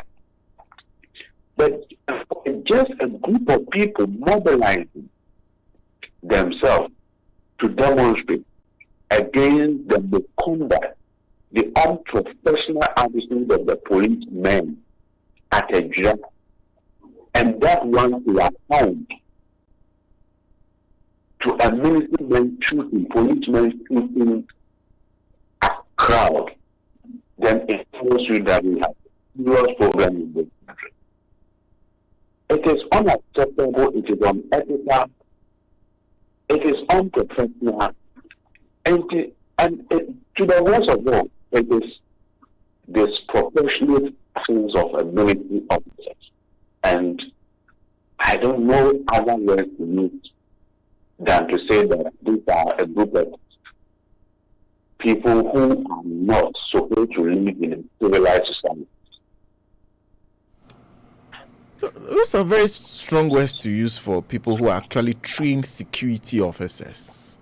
What are they lacking? Because the training is supposed to do with this kind of things. And the training has not actually trained them and trained their mind. They have not been properly cultured in the military system. They've not been actually trained properly to conduct themselves as military officers and police officers. This is not how the military system works. Even people who have gone to war zones, you are warned not to shoot people on their chest. You are warned not to shoot people in their stomach. And all that. We have law that even guides war situations, how people are supposed to shoot, people and all that. For somebody to shoot somebody through the heart, the chest, tells you that no, it is not the best at all. This cannot happen in a civilized society. And so, what has happened at Ojibwa? And if you want to recollect what actually happened, you will equally have a psychological problem as the military men and the police officers, have a psychological problem. Because I've been thinking and contemplating on what has happened. And reading through my notes in security, in defense, all over, it tells me that no, fundamentally, our men in uniform has a serious and terrible psychological problem, and they need to be well, trained for them to understand the modernization of military system, modernization of defense application, so that they can actually comprehend with how military men are supposed to actually go into a field of such a nature of managing a group of people and not to shoot at people at that point. It is so wrong.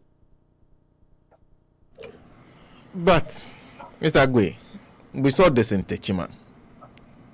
It happened in Techiman, where under the same circumstances, people just making noise, their very first move was to start shooting into them. They killed people.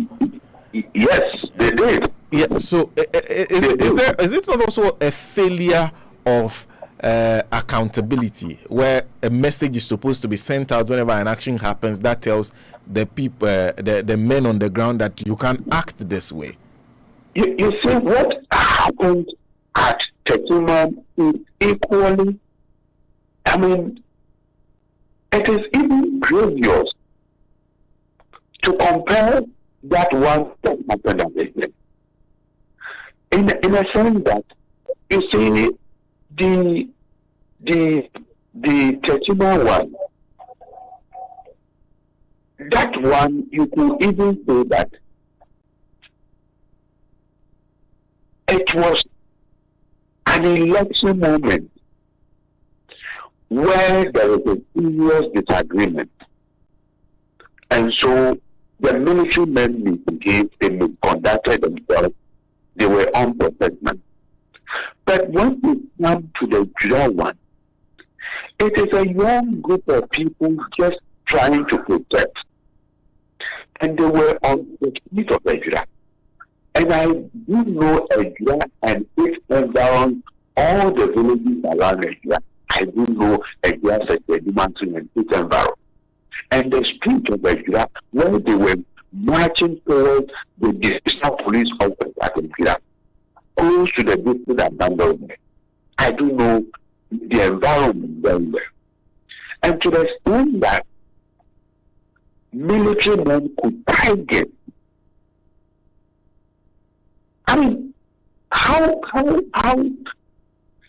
how murderous could somebody be to target somebody Because, I mean, broad daylight, pointing a gun at somebody just to eliminate that person. What offense has the person actually committed that he could be targeted in that manner? Was the person holding weapons that the military could not, handle such a situation? Like what could trigger into the mind of the military? The psychological formation is that the best thing is that we need to eliminate those people at that broad level. So if you do the calculation, how military men are supposed to conduct themselves in terms of operating, you realize that no, this cannot happen. And I am not aware to describe the psychological makeup of the military officers who actually, did what they did at Nigeria. And so you cannot come to any conclusion rather than to say that as a country we have a problem. When you see your colleagues working, they broad daylight working on the street, be careful not to actually engage him in a certain manner that it becomes physical and the person will just take anything and kill you. And so we need to be careful, especially when you are meeting a police officer, military officer. Be extra careful. Listening to you alone, it seems even you have not been able to make sense of what happened. Then how do we deal with it? At this point, the president is saying the minister should put together a committee. No, actually, he didn't say. He said he should hold a public inquiry into the matter. Would that help? It will come to practically nothing. This is not a properly constituted public inquiry as the Constitution demands. When you read the Article 278, it spells out how commissions of inquiry are supposed to be done. And what the president, through the instructions,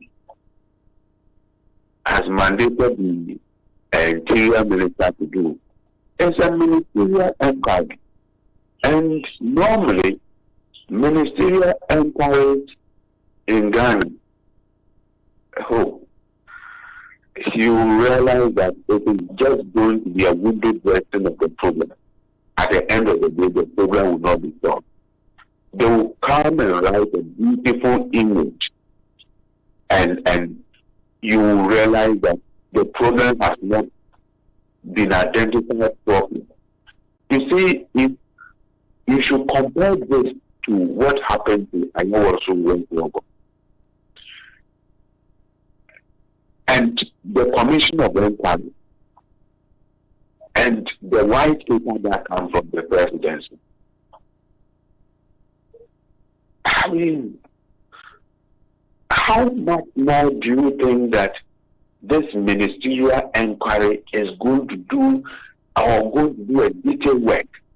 Even the Ayowasu Wentworth is not the worst scenario compared to the Jura. The Jura one is the worst scenario. That so far, how many people have lost their lives? 3, 4 people have lost their lives. And so, I mean, the Commission of Inquiry for Ayowasu Wentworth, nobody lost, his or her life. It's only that people were maimed, people were beaten, and all that. Some have been hospitalized as we speak. But the German, 3 people have died. And so that one is a serious matter. I was thinking that the numerous criminal activities, killings of innocent people here and there, the president was going to speak and say that no, this shouldn't happen in my time as a president of the Republic of Ghana. And so he is actually going to apologize to the country that no, I have misgoverned and not giving enough respect to the Constitution of the Republic of Ghana. And so, Ghanaians, forgive me for my inability and my inefficiency in terms of appreciating how government and government officials has to actually, behave. But to come to say that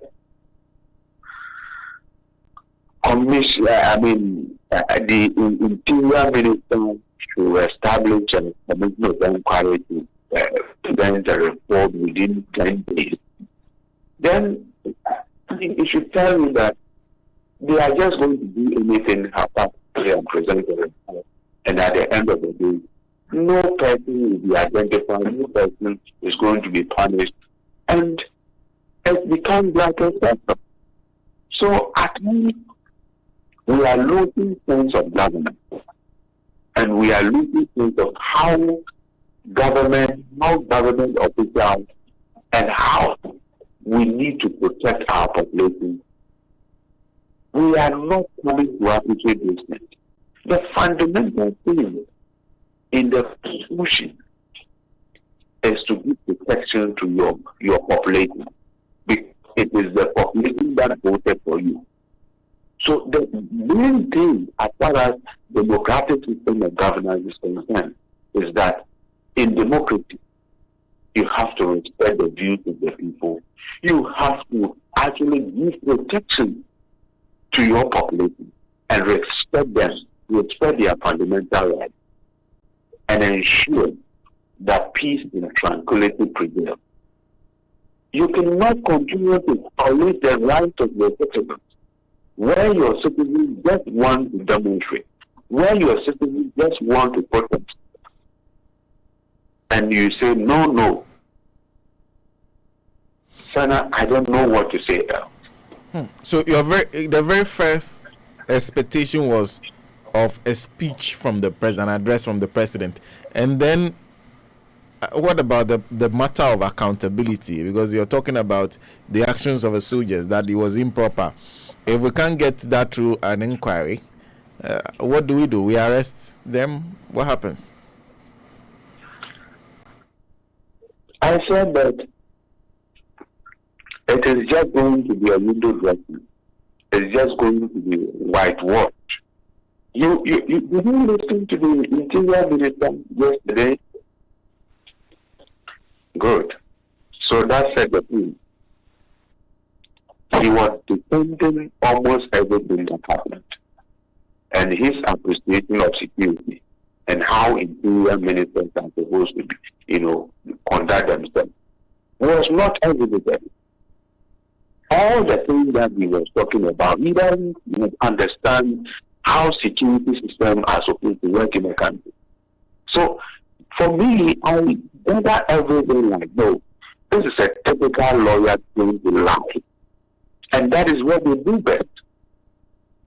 He does not understand security, the importance of security. So it is all about the whitewash to justify everything, to say that what the military or the security or the police officers did was right. If it were a civilized society somewhere, by now the Interior Minister would not be at where he is as an Interior Minister. By now he would have resigned long ago and say that no, my conscience tells me that I am not an Interior Minister, a disciplined Interior Minister who understands what security is all about. So I have resigned. But we are not seeing anything because we thought that after Ghana, when trouble comes, you just kill innocent people and get away with it. And it will get to a point in time, ordinary people will also subject some ministers into a scrutiny. And that is where we will realize that no, you cannot take your populace for granted. Because anytime incident happens, ordinary people become a victim of, that situation. Killing people, losing people, and at the end of the day, justice is not, done to them. And so, don't be surprised. It will get to a point in time. It will not take a long, time to come. You will see ordinary people also chasing ministers in this country. Well, Mr. Agbe, thank you very much for speaking to us this morning. And I wish you the best of the day. I hope we should overcome some of these things in our society. If not, we are all in trouble. Yeah, I agree. I agree completely.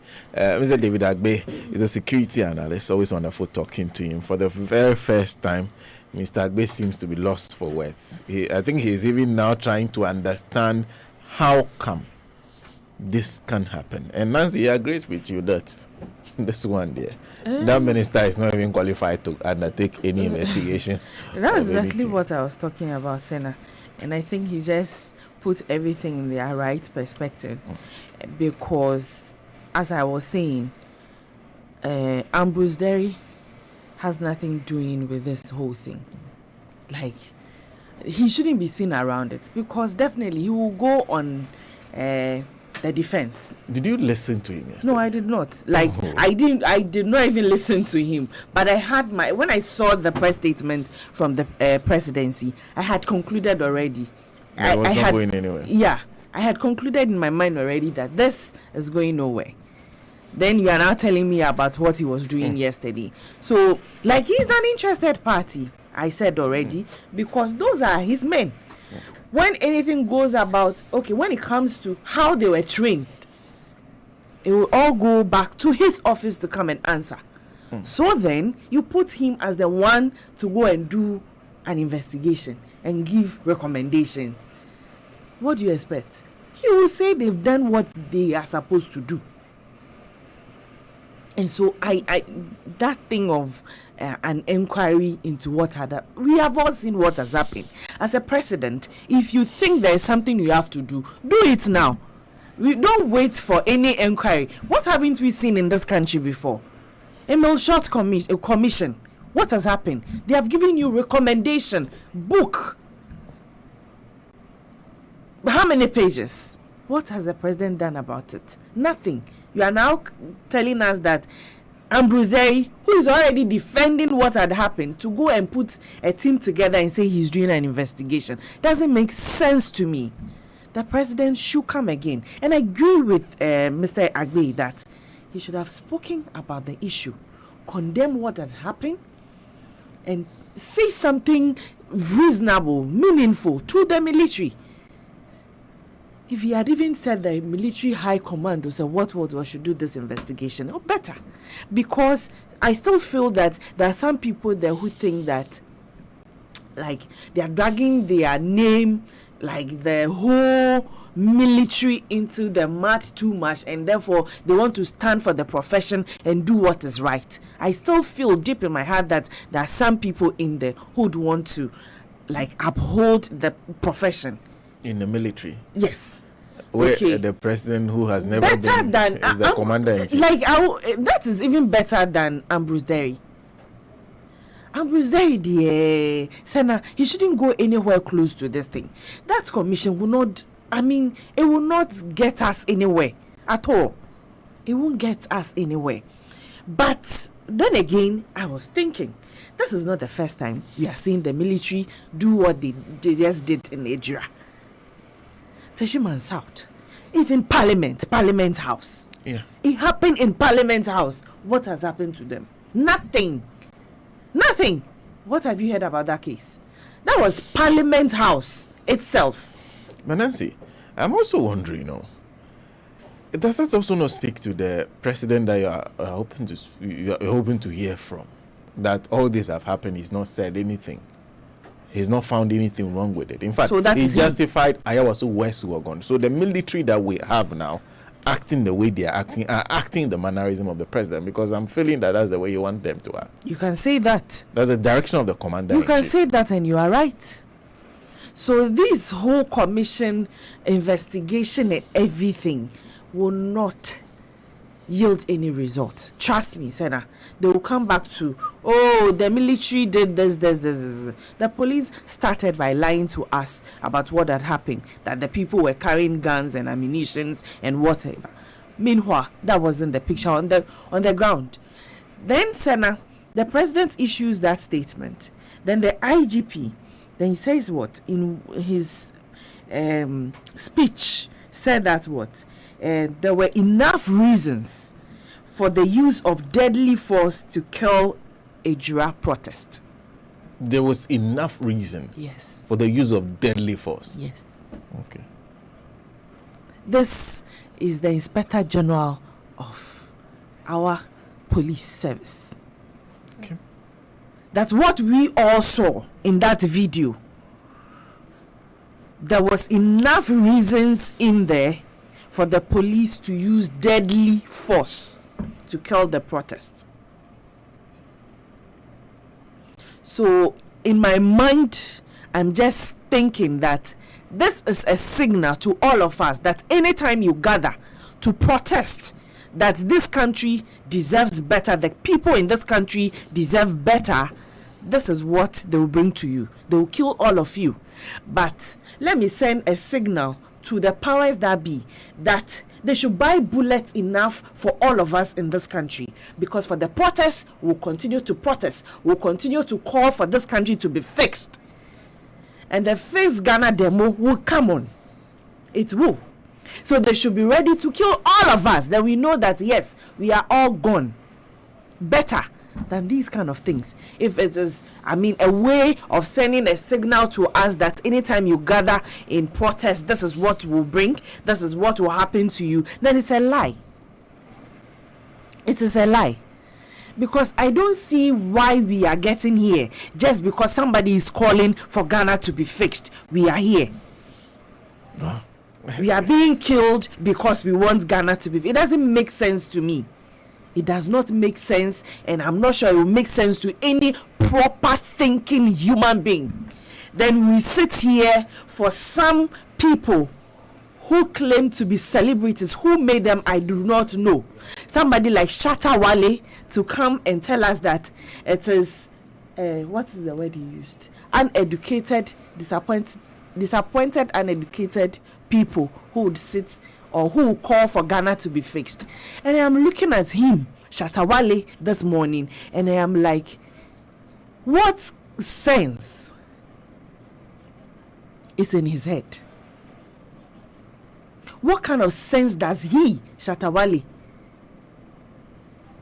when we are talking about educated people with brains, he thinks he's part of that group, educated people thinking right on their feet and their head is working well. He is part of that group.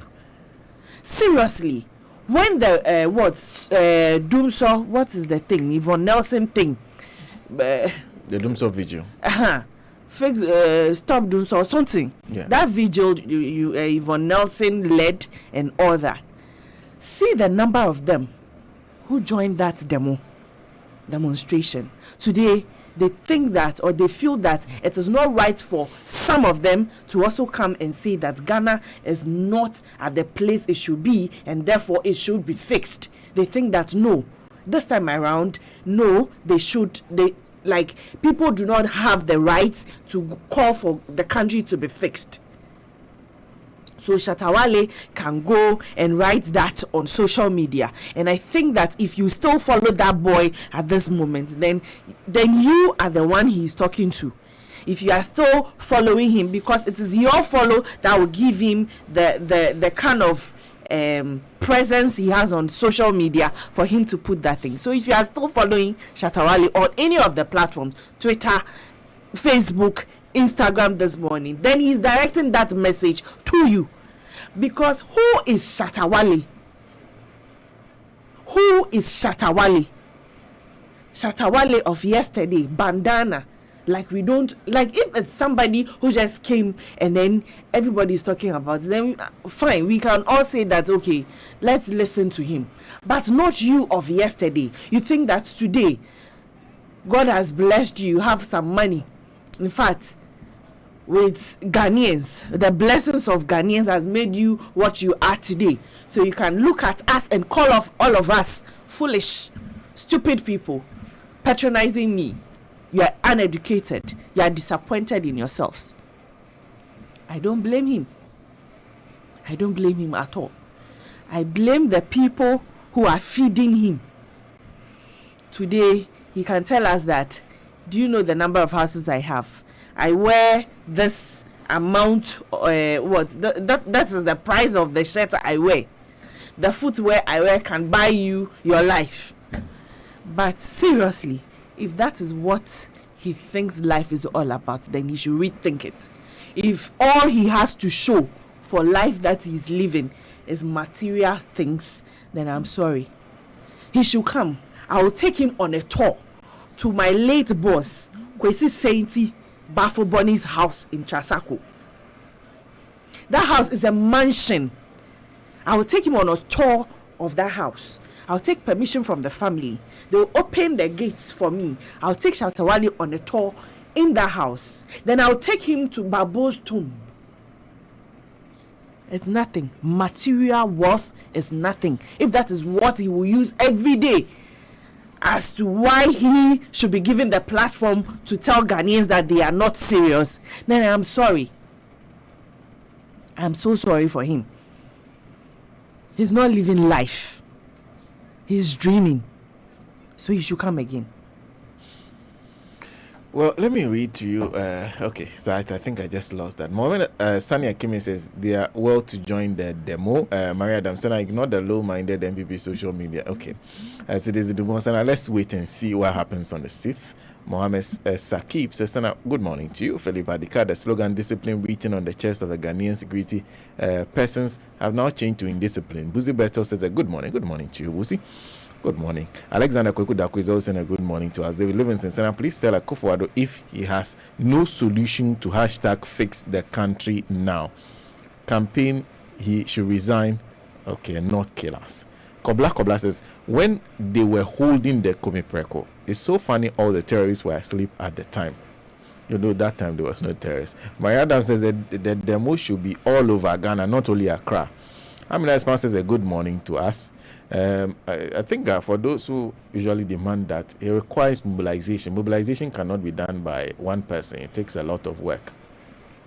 So perhaps people will look at their capacity to mobilize and then organize what they can. So for in the moment they are able to mobilize for Accra. So I think if you are interested in a demonstration and you can help in a mobilization, why not join them? Abdul Rahman says, oh Nancy, remember that thing you have been praying for since it has not been answered there too. You are still praying for it. Complain the complaining and it to be complained. We are the complainants. Sana, don't be confused. I am not. Edem Kojo says somebody got killed in an area and the state response to the escalating situation was to send the army to de-escalating the situation was to send the army to kill 2 more. That is a wise government. Clap for yourselves. Would they do Jason? And let me tell you that there are no terrorists in the country. They can smell that the Fix the Country demo is non-partisan and it might be too big for them to bear it as it to be heard by the rest of the world. This is another cheap ploy to stop the demo. Remember the stage attack during the elections campaign and through the soldiers that were sent to the Volta region to intimidate and to silence the people of South from thinking of demonstrating when they found out that they had been disenfranchised and couldn't vote for their MPs. They create fear and panic to control the people. A terrorist group in a country to make an attack. They invade with full blaze. Nathan Agboja says, I'll be part of the 6th July. Godwin says, good morning, Radio Gold, best station ever. You always say the truth. GM has exposed them big time by visiting them at the hospital. Yvonne Asafote says, this current government is synonymous with untruths, lies, and fabrications, and they have the support of 50 Ghana City social media langars, and so called elite media station. That's coming from Yvonne Asafote. If the police were living amongst the people, would it not have been easy to trace the killers of Kaka? Maria Adams, true, the witness must be arrested. DJ hashtag close police barracks now. Richard Asawusu is joining us. Good morning to you, Richard. Nice to see you. Maria Adams, Mr. Derry, investigate and report to me Nanado. Beautiful nonsense. Akufo-Addo will be the first president of Ghana to be prosecuted and jailed after leaving power, even if it's 100 years like South African president. Solomon Ativo says Akufo-Addo's strategy is to scare the world, but fix the country demonstration is real time for Komembreko demonstrations nationwide. A day of anger when the nations stand still, no movement. And Asante Apadalija says a good morning to us, watching us from Greater Estates. Please, Afewa, join us because we have to do the newspapers. We are way past our time for the newspapers. I thought you guys would not do newspapers. Yes, let's do the newspapers. Let's do the newspapers. But let me just say this thing too. You see, that is why when you said that the president, like, if we were expecting him to come and say something, I said you were right to say that. Because if you had gone on social media to write something about the president, which this government or actors in this government felt not right or will not put the president in the right light, they'll come after you. And that one is true. So it tells you that they are on social media. They see what you do and they see what their activists also do. And so if a presidential staffer who works at the presidency does something on social media, the people who will see what who they would refer to as anti-government will do, they should be able to see that as well. Right? Yes. Okay. And so if a presidential staffer, what is the name? Obiri Hesse. I think so.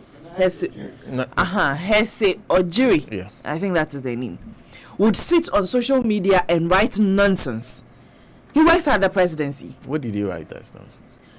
He works at the president. He's a presidential staffer. And they don't see anything wrong with it. In the midst of the things that are happening in this country, a presidential staffer who we the people are feeding, our taxes are being spent on, would come on social media, Facebook, and write that the Ejura thing was ignited by the Fix Ghana press release and was fueled by the NDC. And it is right for them. Then I am sorry for the whole presidency, from the president to the cleaner. Was what? It was he said it was ignited by the press statement from the Fix the Ghana campaigners. I think after what's the name, Ifia Odo was released, they issue a press statement that they will not be intimidated and all that, and that what happened at Ejura was ignited by that press statement, and it was fueled by the NDC. So the NDC told the soldiers to shoot the people. This is a presidential staffer who is being fed with our taxes. This one, Nana Hesse Ojiri, that is the name.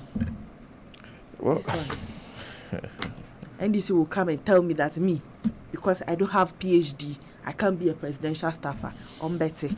Well, the terrorist invasion is a bloody lie. It's just to justify why the demonstration will not be permitted. Intelligence has warned them that it was a non-partisan demonstration, could be, if not the biggest one of the biggest in the history of Ghana. So, Afewa, good morning. Morning, Senna.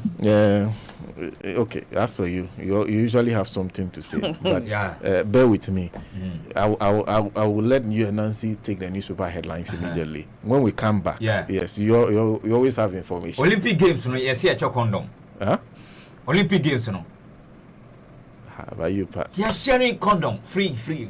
All the athletes will be in your condom. You don't know. Is that what they are doing? 23rd July, yeah, started. No more check condom. Now I say, is that what they are there to do or run? So say a cover. No wonder they will get last. Please, over to you. When we come back, what is the connection between the Olympics Games and condoms? For AC, you need to know check condoms at the moment to create the awareness. Is it gymnastics they are there to do?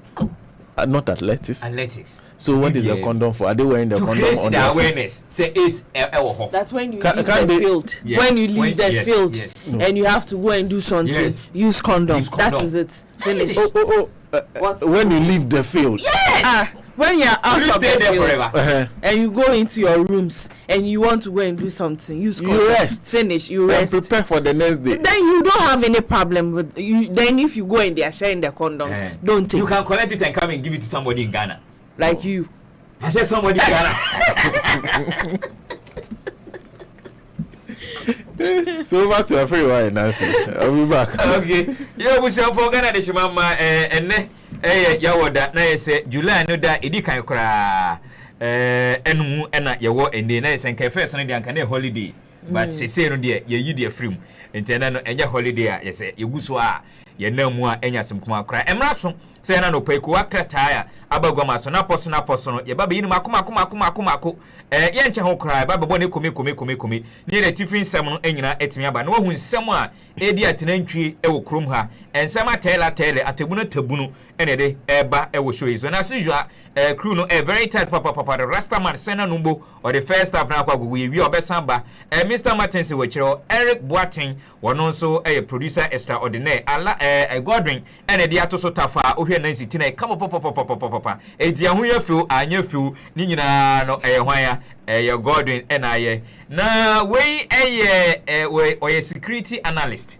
esan athlete Mutoguzi asem na mekan Nancy Wimpe ono so the first half na kwa go but aka me ho bio na ye the second half no newspaper headlines no and so etimi aba na enche mo beti se me ni Emilia Brobi ya ye enwum papa ena no pe ye chia na o se bobi ansa Emmanuel Dosu good morning ima ye chia papa ima obadwuma pa bra kofi na na dua odua ni kwate Vanderpoch George Dixon Livingstone so tebo Mami Eugenia KK or Denmark obi bia wo hwe and office we tie dwuma die no ya chia papa say baby a good afternoon baby a good morning and baby so say the ben good evening. It's over to you, Nancy.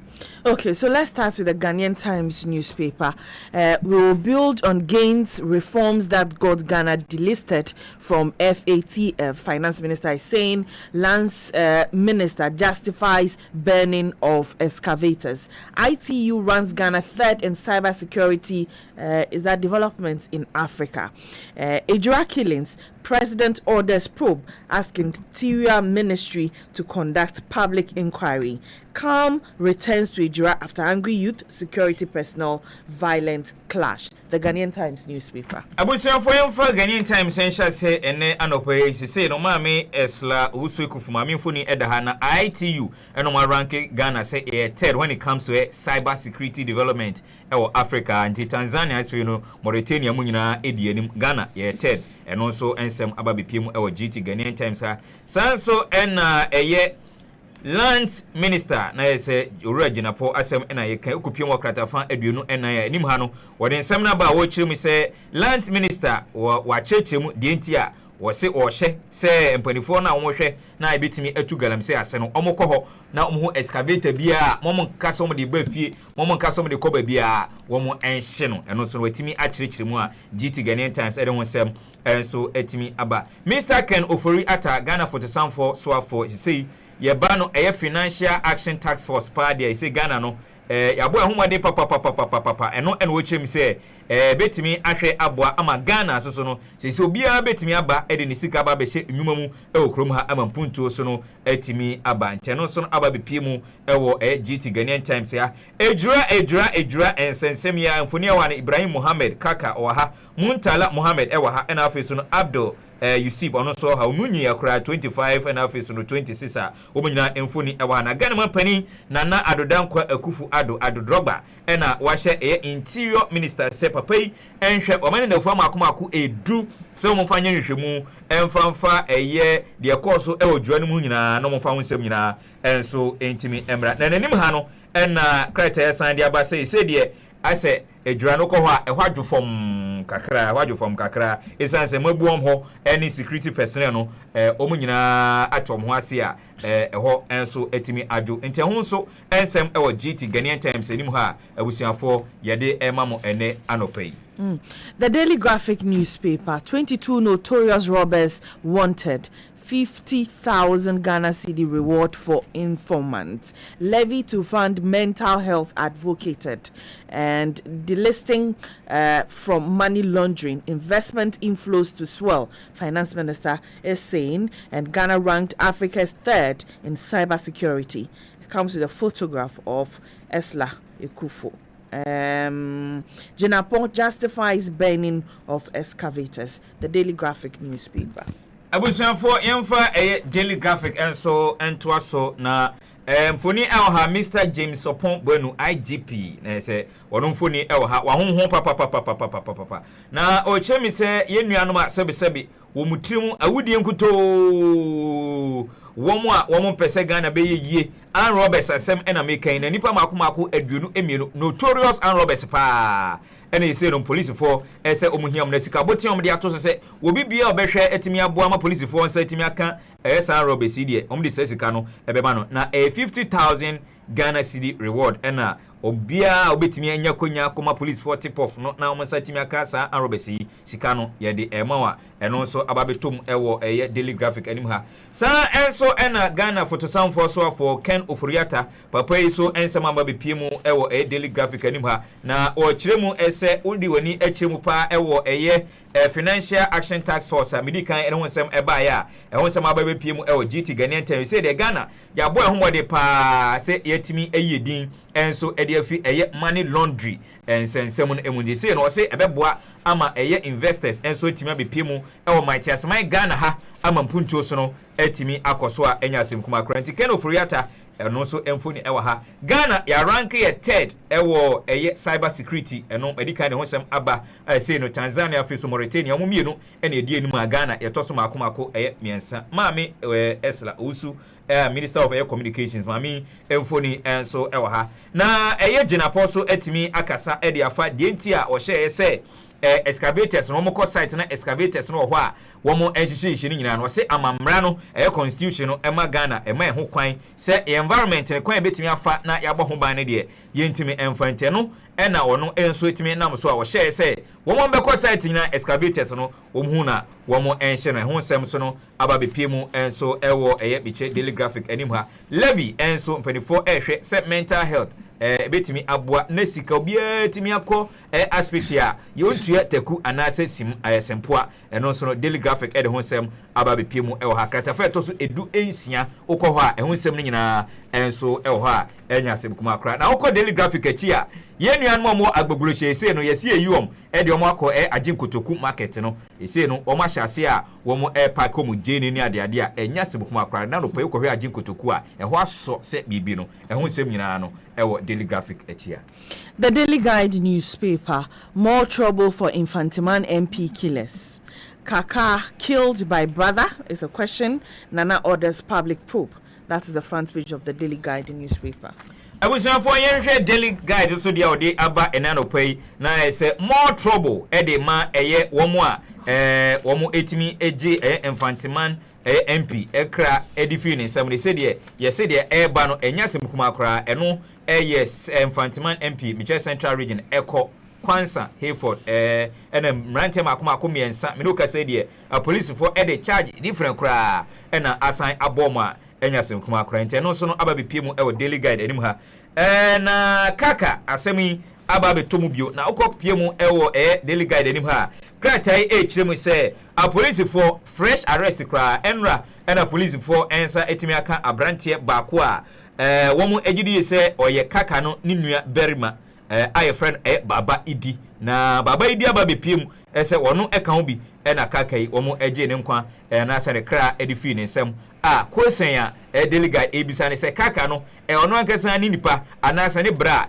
eneku na ento ono a ne bra no kita nkontima wo ne nsa nifa san wo ne nsa benkum egita sekan wo na no egita dua wo ne nsa ba bia eno no nko a etimi di ku ne brada eya sebe mamunye sa enti Daily Guide ede kakra odi aba no enti no Ibrahim Mohammed ni mfoni ewa ha na afesun Ambrose Derry ga interior minister ono so mfoni ewa ha sede na sin etie ewo ejura so no Daily Guide ede ho nsem enso aba na uko Daily Guide echiwa sports column hono swag president Kwabena Yabuwa aka Oluwa ena ose Orura Ket Simeon Okreku Ket ESO Krikuno Ghana Football Association president papa wabodjuma papa onon kwan otimi be president o say bring back the love na nkrofo kwa Accra Sports Stadium wo hwenom guest tete o mosre so na nkrofo kwa Accra Sports Stadium ya bobo awie no na Daniel Free ba ne okisi obi e wo glass mu enya sem kuma akra o entine daily guide e ho sem enso aba enya sem Frank de Boer wono so Netherlands odom be pie mu e o Eurosu bi ye yom de afim okoye no sesebe waje adwumadie no ode ato adwuma no ebio kra na ade a Kylian Mbappe routine oni say Nancy qualifies meche Eurosu mo bo no say penalty no na ne maame ene ne papa amane o mo ade afi Andre Rabiot ne maame no esa no ne bezi kra ne mu se Rabiot okay ne maame ne agent na o se Kylian Mbappe muhwe entino Wilfred Mbappe one ne bande kasa on kasa they say ahomaso abane so papa ahomaso abba Kylian Mbappe I say it's selfish on the field. Asembo was out to 2 bi no ma Pogba o se Pogba ne eluzu ball ne ma yes Swiss for ni benya tego ni share man ko 3-3 no entino abusia for daily guys so sem kakra ono so dia ba enado pay enie. The Daybreak newspaper Kotoko CEO gets 5-year ban. Nana Yaw Amponsa, that is his name. And Akufo-Addo orders probe into Ijura violence. Coming up, Army General in sex scandal.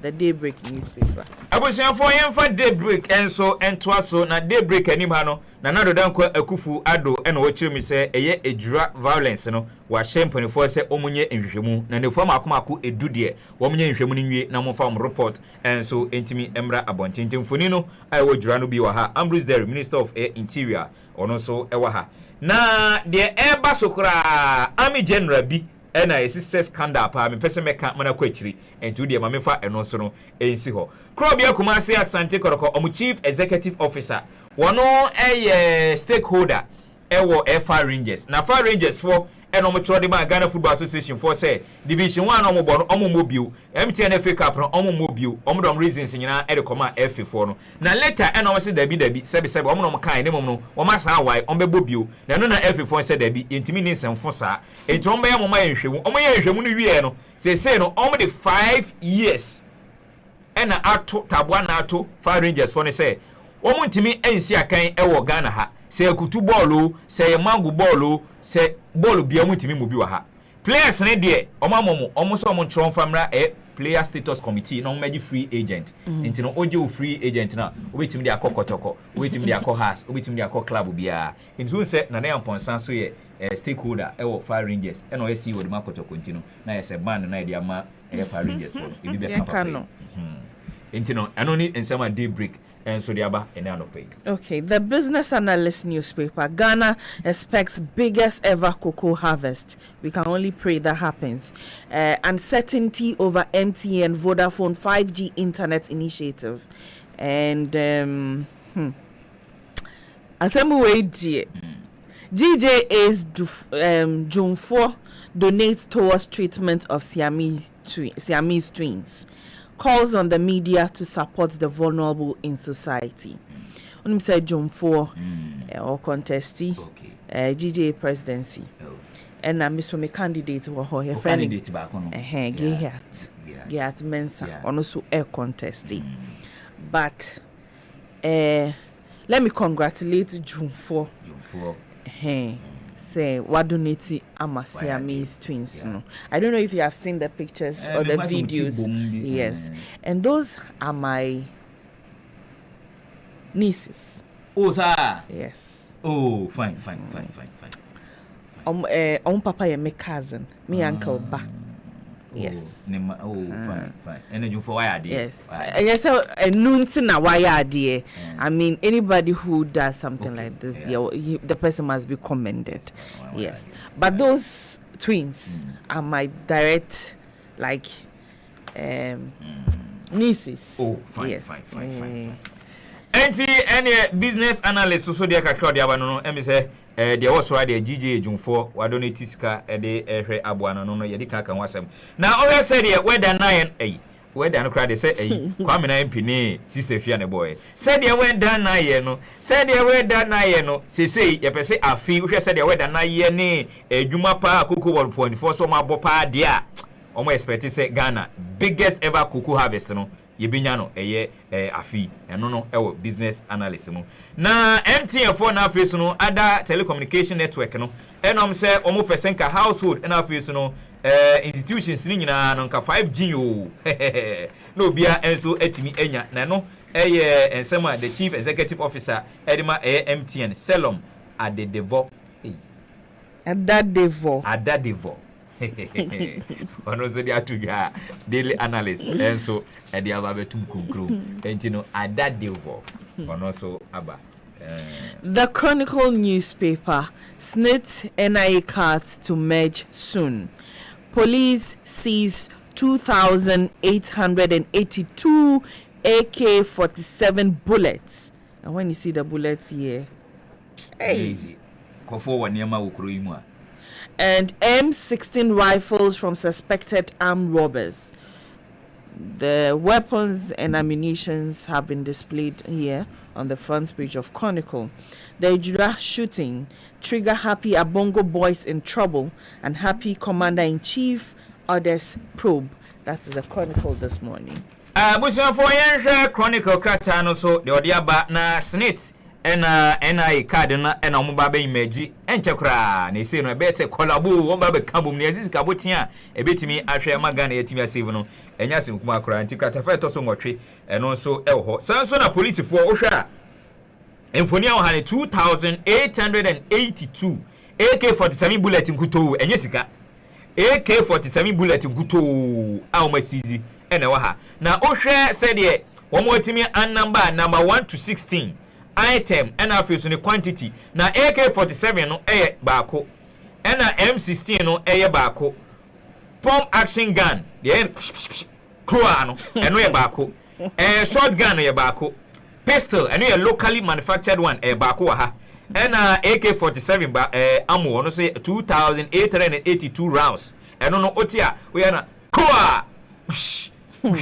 eno no sounds necessary eno so ewa ha BB cartridges 23 rounds wa ha machete 7 makoma konson sekan enum sword kro mo obi wo baako claw hammer baako military uniform no eno na nya papa o top omuko hu baako wo traditional warrior smoke eno so ye mienu personal effect no so no bebre ho se bebre Chronicle display wa ha ohwe de wo ha ehu ye papa na Ghana company na nado dan kwaku fadum foni wo ha na ni nyina no edra esensemi kratai kiremi se at least enipa mienu yeso omo ye bodyguards edima municipal chief executive podifo ensa etimi akomo a womo hwe no man hwemu ede afa fix the country activist wono so mpani nkofobi ekoje ne nkwa edifinisa wonu se Ghana company etimi akasa o kiremi se ade a woman panifo ne former akomaku edu krata no na ye say acting director of communication presidency Eugene Ahin enenra wo de krata no eba abonten a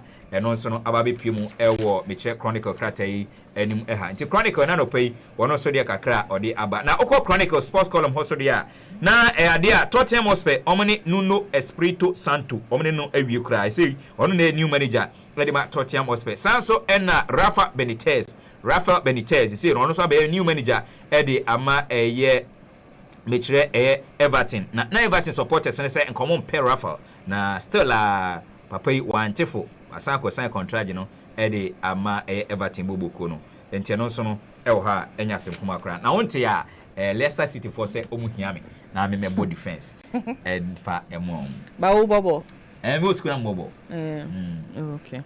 The Insight newspaper, Ejura killings, Ghanaian CSOs, others condemn police military brutalities. ASEPA drags AG, others to CID over $170 million judgment debt. And I will start taking Koa mixture to look good. Otumfo say to the second. Wow. The Insight newspaper. Wow, Otumfo. Na I am for Insight so entwa so na Insight anim ha no me hu president na Nado Dankwa Akufo Addo na da o ha and a former president Ura John Dramani Mahama so eda ha veteran journalist Abdul Malik Kweku Bako wono so e wa ha no wa hye ne space mo yen ndu sei Na kwagu baako ese ohwe enema ekoso Ghanaians Ghana for na CSO sene enkrofo bebre gan se Ghana mampani dada John Dramani Mahama kra akasa de atia police for na afesu de military for no kokoye ewo ejura no njuru kwagu baako enso edina no enso atum ebi asepa for enom se attorney general na afesu no empanifo dodo no eka ho bi wo mdo mo kwan o mo twa ma se grede wo no akopie mu ewo CID de afa 170 million choppable US dollars judgment debt no eno nso no abebipie mu ewo ha na asante ne o say otufo say tutu out so mienu na wa ha ena oni mpanifo a mo fi ekwa meshafo atwa mfoni kama na echemi se oba be sha se kra se oba be nonom kwa mesha enuru ni bi ama sebi nana o so be look good na o chill pa dia nana se obe look good papa enti no inside krata no de odi aba ena anopai and so any. The final one we have this morning is the Daily Dispatch newspaper. The military plus police clash with Ejura. Okay, the military police clash with Ejura youth. More details about the dead and injured. Akufo-Addo orders public inquiry. Your attitude determines how far you go. And that is Easy Boss John Mensah saying, front page the Daily Dispatch newspaper.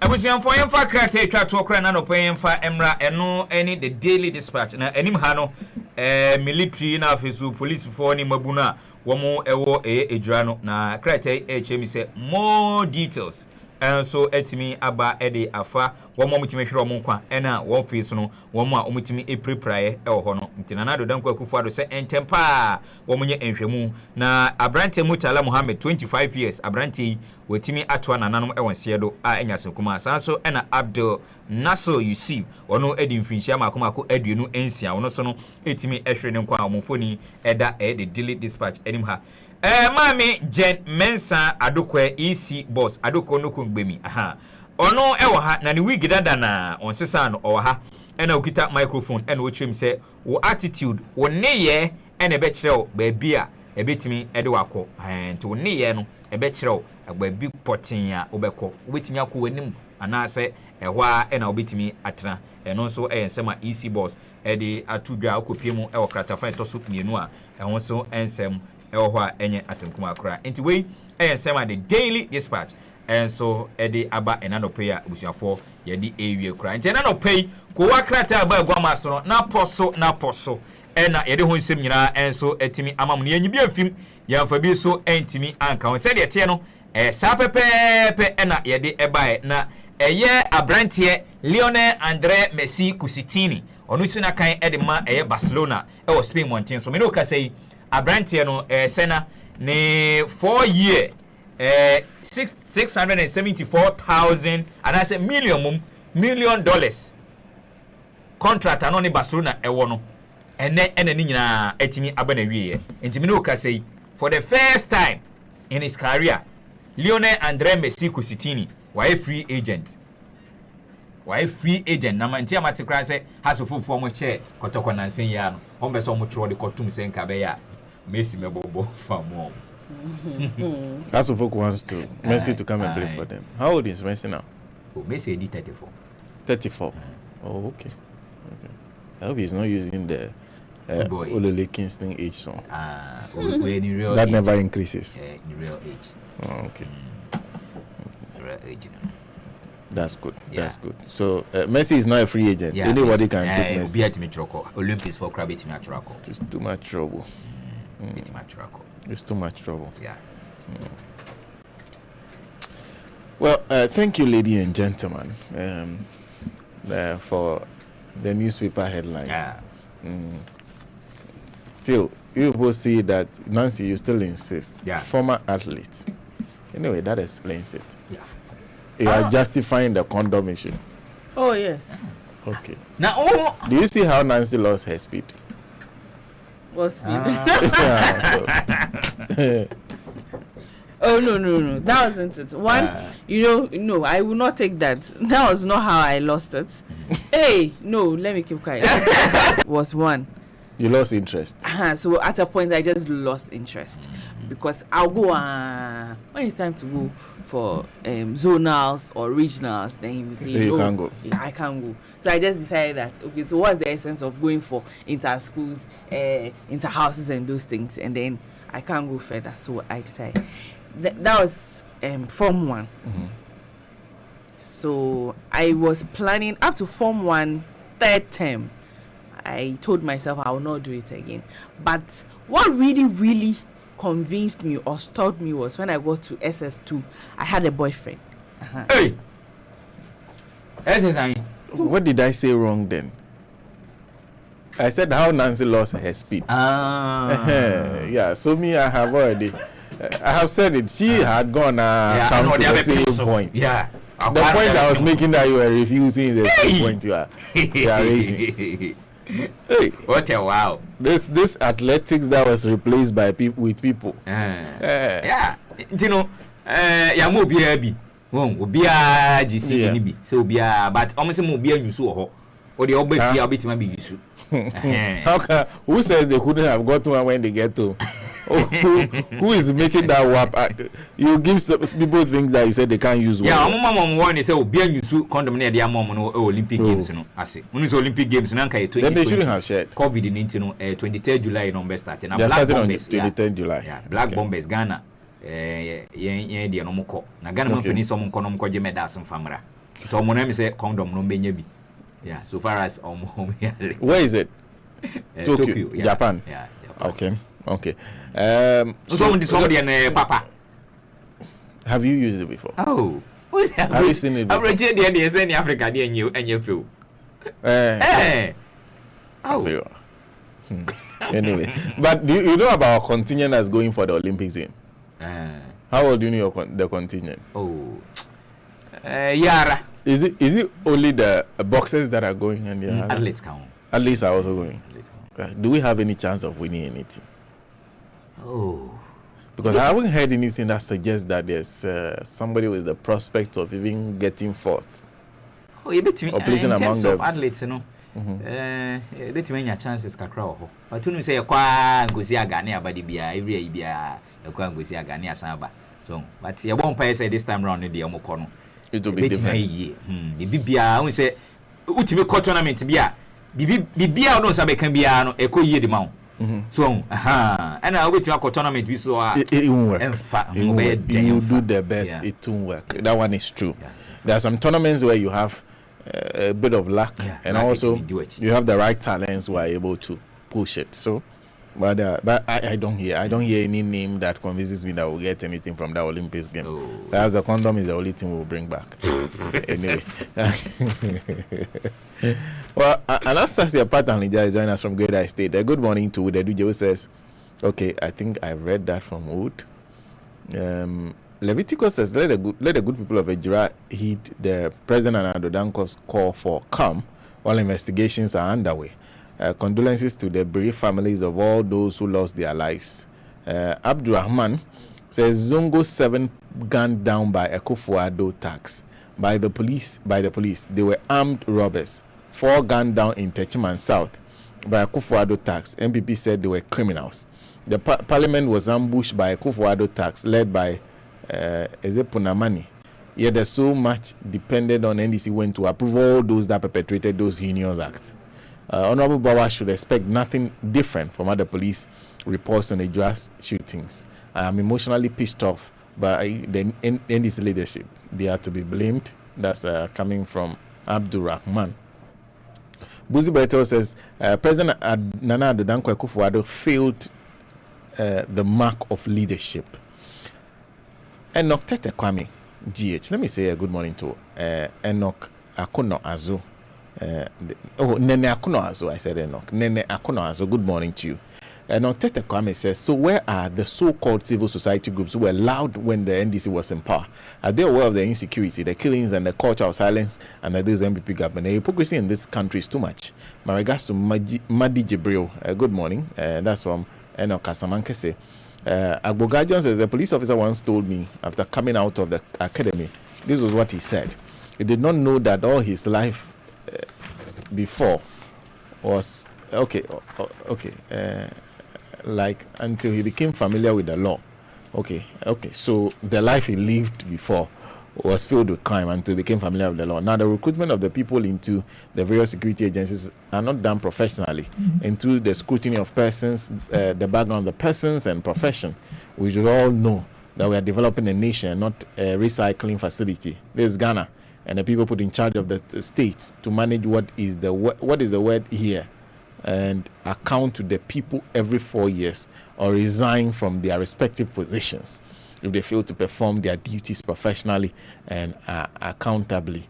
With the DJ, our Parliament House has become a den of, no matter the party they belong to, they are all swimming in the same pot of our money.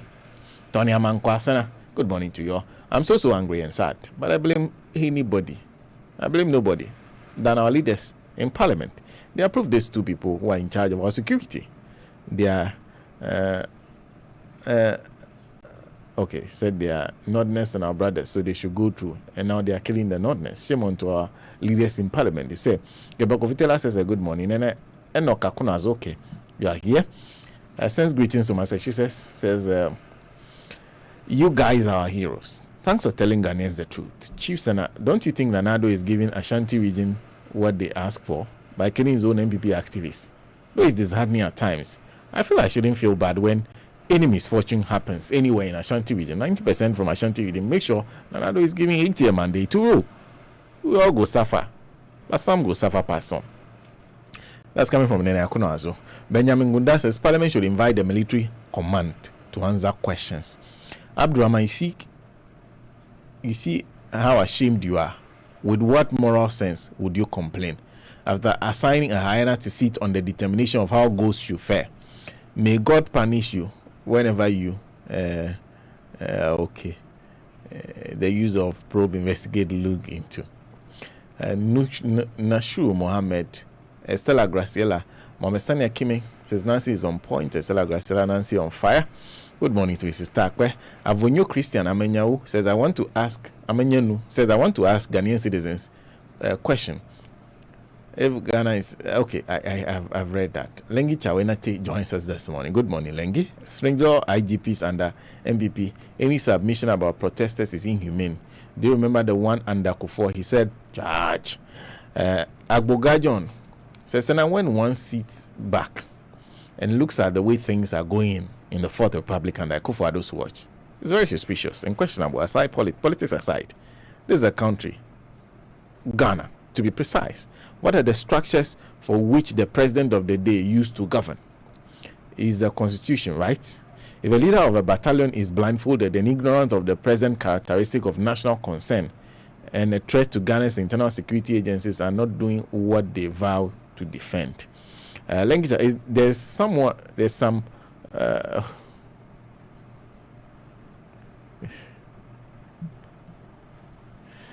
okay, Lengi Chawana says there's some boring comedian who unfortunately is not worth viewing. During the Doomsword demo, and today he is the one who says no one can force him to demonstrate, and that he's not a minister of demonstration. Avonyo Christian says I want to ask. Then okay, I've read that too. And Buzi Beto says.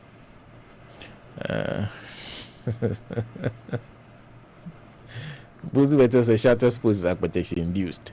Kojofi Agbe says Sister Nancy Shatawale. Okay.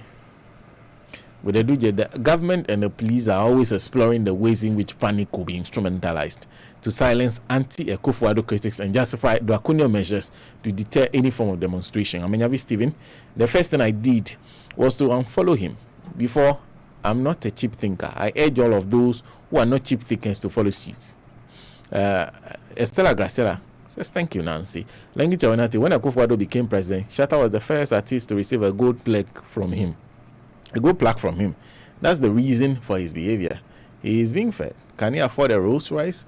Nana Franchi said, I am grateful that I had my children in a country that the leaders here think about the well-being of the citizens and have empathy when things get tough for the citizenry. Lengi again says, Shatawale, okay, is self-centered. Listen to most of his songs. Example, one attributed to Dangote and more. Abdul Razak is watching us live from Ejura Kotokoli line. Greeting to my workaholic MP, Honorable Bauer. Kaka is a full MPP member. He even campaigned for more for Nana. I feel we're from this one too. I shock self.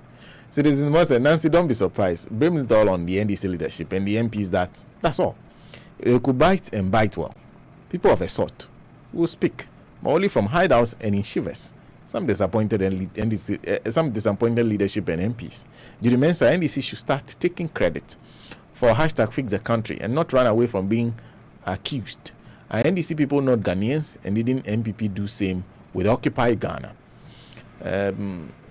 Agboga John says, what is wrong about the hashtag fix the country, which was borrowed from Dan Akufo-Addo's own words when in opposition? Which of the dictionary can you not find it written in it that fix the country is a crime? Oh, okay.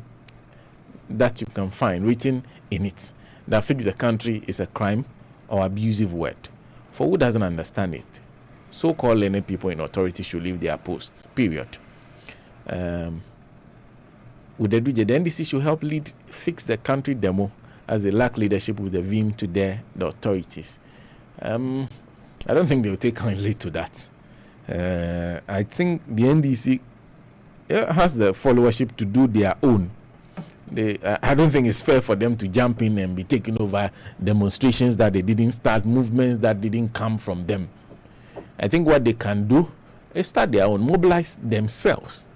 They can't be taking over people's movements. The movement came from people. People put together their own movement. So the NDC should start their own movement. And I think that's what they need to do. That's what they need to focus on. Let me also... a few more. Abdurrahman says, please, the AK-47 bullets, I need them basa for Madiebi. The pump action gun. So the DJ 3,745 bullets is the number another media outlet is coming out with.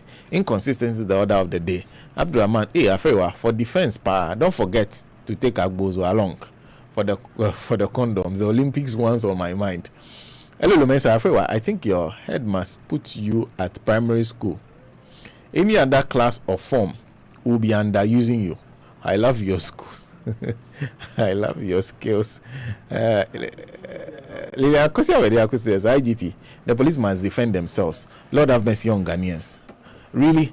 Did I hear the inept IGP right? I swear. This man must resign as soon as possible. What? Okay.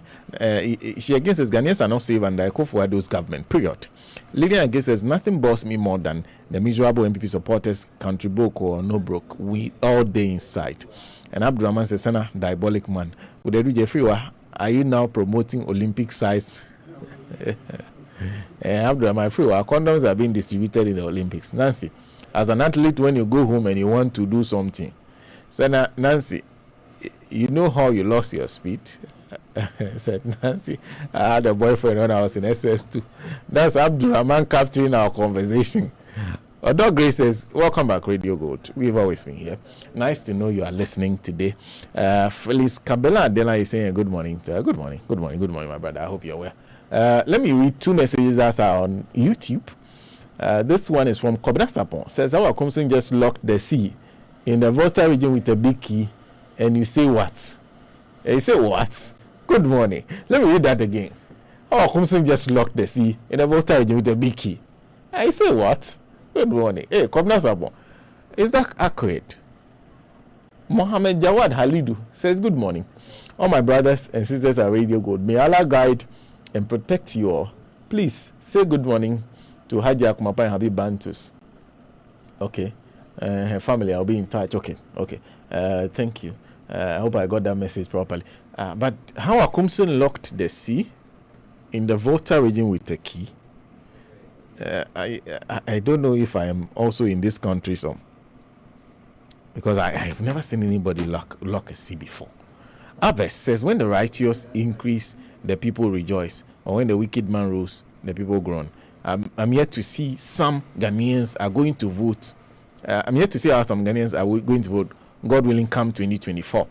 Abdurrahman says, the things that are happening, anything can happen. We are seeing it on a time bomb. Bob Marley. Eric, I'm hearing a story of how Akumsun locking the sea with a key. Have you heard that story? Yeah. I think Nancy is the one who usually follows social media. Locking the sea with keys. I have not, like key. Lock the sea. How? Why? Put it in a chop box or what? A cupboard. They instituted what they call, I think, something season for the fisher folks. I think once every year. Okay. A close season. Close season, yeah. Okay. So I think it's time for the close season. Okay. For 1 month. Okay. I'm not too sure about that. Okay, she has closed. Yeah, so that's the close season time. So this is the time where they don't go fishing. Apparently, go fishing. They suspend their fishing activities for a period of time. Yeah, for 1 month. Apparently, for the fish to grow back. Which doesn't add up because no fish in the sea stays at one place. Almost say you do that time and a fish like that they give birth. Yeah, that they reproduce. They reproduce. So at this time, like so at least give them 1 month for them to. But I want to see exactly what she did that made people say that she locked the sea with a key.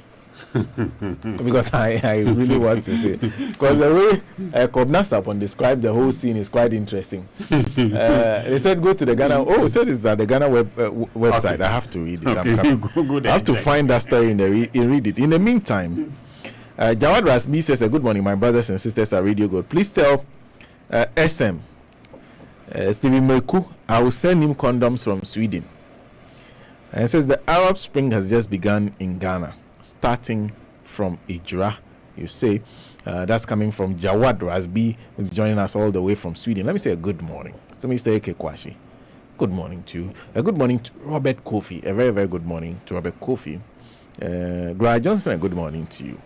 Those of you in that enclave, good morning to all of you. Sweden, Norway, Denmark, Finland, that group. A good morning to all of you within that enclave. Good morning. I'm just looking for that. I think John Kingsley Arthur used to be there, and also Anonymous One used to be in Norway too. So, good morning to John Kingsley Arthur. I have to find that story and I'll read it. That story must be read. Nana Fanchi, so if I may ask, where is the religious, traditional, and peace councils? All these older leaders are a waste of money and space. But they should not forget that guns don't know their owners. Abdurrahman, the way things are going, anything can happen. We are sitting on a time bomb. Aguga Johnson, please. The 8th Parliament now can be classified as a banking or not the interest of Ghana, but for themselves politically. Abdurrahman says he is a man, but walks like a tree. This very life you are enjoying is only once. If you are lucky to be conscious of your reincarnation, deal with it accordingly. The God of the Jews is busy with his people. Likewise, that of the Arabs. In fact, the problems in Yemen and Philistine has taken all the time of the biblical God. Probably he's forgotten about Ghana. Protect yourself by all means. At least have a bomb with you. Aye. Abner also says, why is Good Morning Africa? Okay, I don't know. They haven't resolved their issue. So maybe perhaps I have the opportunity of explaining. Last weekend, it was not intentional not to broadcast Alaji and Alaji. What you watched last Saturday was a recorded version. It was a show that was done in March of this year. That was what was broadcasted last Saturday. Because they had problems with their live equipment, so they are unable to do live programs. That's what I know. So they do record and then they play back. If they are unable to do that, they do something else. That's how come you didn't watch Alaji and Alaji last Saturday. I'm surprised that if that's still the situation and they are still unable to broadcast, then that's a different matter. But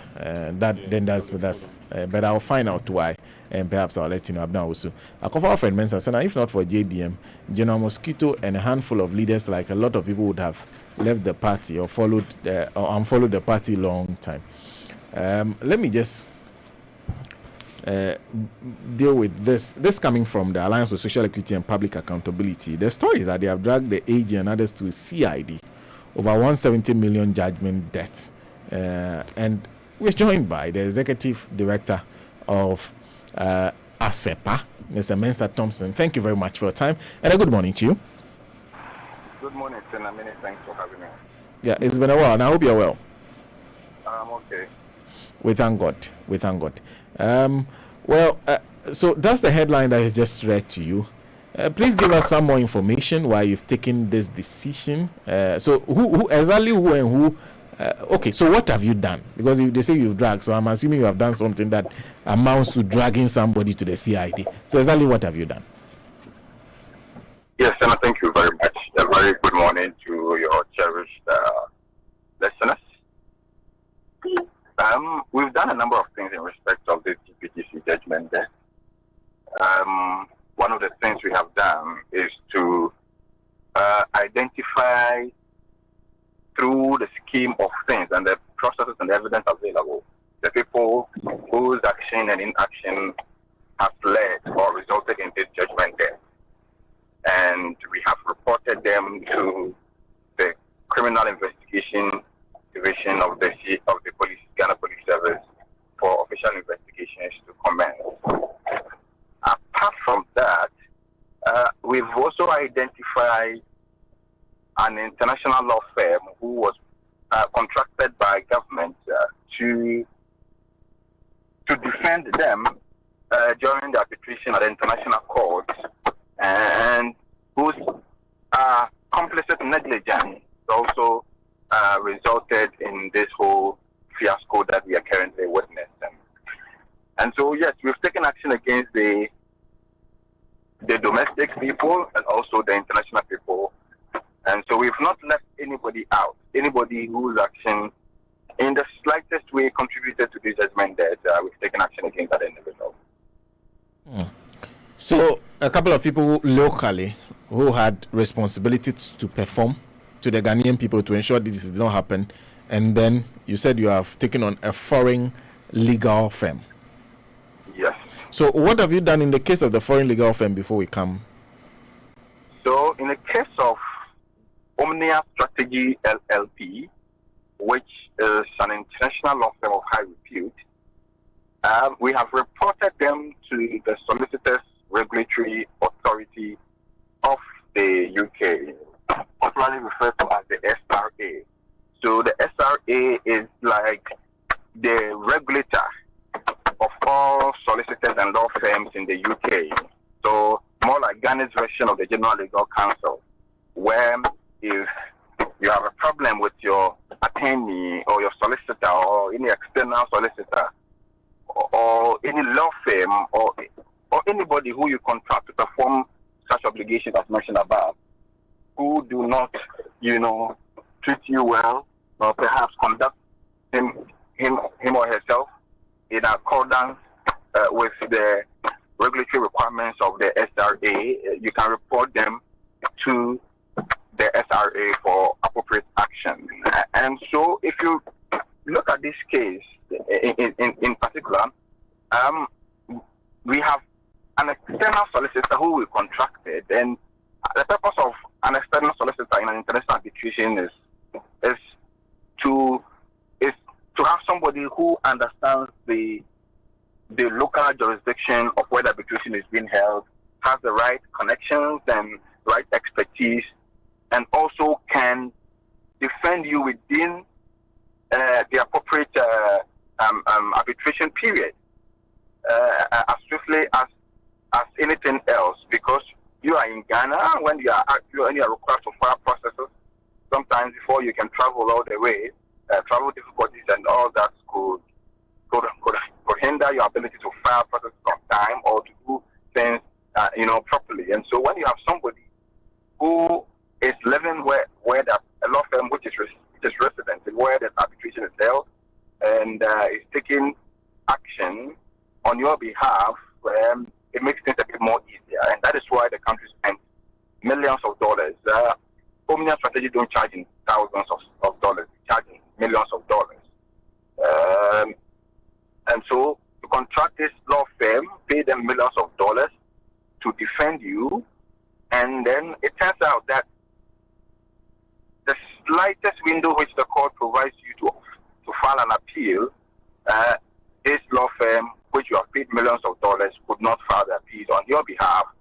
And for that matter, we are where we are. And so we believe that Omnia Strategy's conduct amounts to what we call attorney negligence. You know, because one of the first things they teach you in first year law school is that you never blow a deadline. So when you are given the time by the court to file processes or to make a statement, you know, to the court or to apply for any motion to the court, you do not blow that deadline. You stick to the deadline, and if for whatever reason, if you are unable to meet the deadline, what you do is that you apply for leave of the court for extension of time. And in this particular instance, Omnia Strategy, even though they failed to file our appeal processes on time, they also failed to apply to the court for leave for extension of time. And part of, you know, that is part of the reasons why the court threw the late appeal out and then fined the country, in fact, awarded legal costs to GPGC. And so apart from the $170 million that we're going to be paying, we are going to pay about $4 million to GPGC for the service of the attorney. We are also going to pay interest, which is going to accrue on this $170 million on a daily basis as long as this judgment debt remains unpaid. And so we are looking at an excess of $200 million, which the country is going to incur due to the negligence of Omnia Strategy LLP. And that is why we have asked the SRA to investigate them for this misconduct and also appropriately, you know, ask them to refund all attorney fees or legal fees that Ghana paid to them because they did not discharge their mandate as solicitors. They failed to protect the interests of the country, and they were negligent in the conduct of their duty as external solicitors. And I'm guessing you're also open to the probability of it being found that perhaps the instructions may not have come in time, that the instructions, that they were only following instructions and perhaps didn't get anything wrong. Well, Omnia Strategy LLP was in court with us during the initial arbitration, and so it is not an instruction that was going to come from Ghana. It's an instruction which was read to the legal representatives in court that you're supposed to file these processes within this stipulated date. And so Omnia Strategy knew that they owe us a legal responsibility as our external solicitors to ensure that we file those processes on time. And so if for whatever reason we were not able to file on time, what steps did Omnia Strategy LLP take to ensure that we do not blow the deadline or perhaps apply for leave of the court for extension of time on behalf of the country, which would have saved us this long legal tussle and also the monies that we're going to be paying? And so any way you look at it, Omnia Strategy LLP as external solicitors, failed on their fiduciary responsibility to their clients. I asked that because throughout the interviews I've listened involving the Attorney General, at no point did he say that the failure was a failure of the law firm. That it looks like even if there were clear communications as to even the filing of a review among others, every lawyer still takes their instructions directly from their client. The client that tells you can file this, you always go back to them to seek their permission before you go and file anything. So now, you see, the actions that we have taken in respect of this matter is not to say we are 100% confident that so and so person is to be blamed for the woes of this country. No. The processes and the action that we have taken is also to a very large extent help us to understand what went on.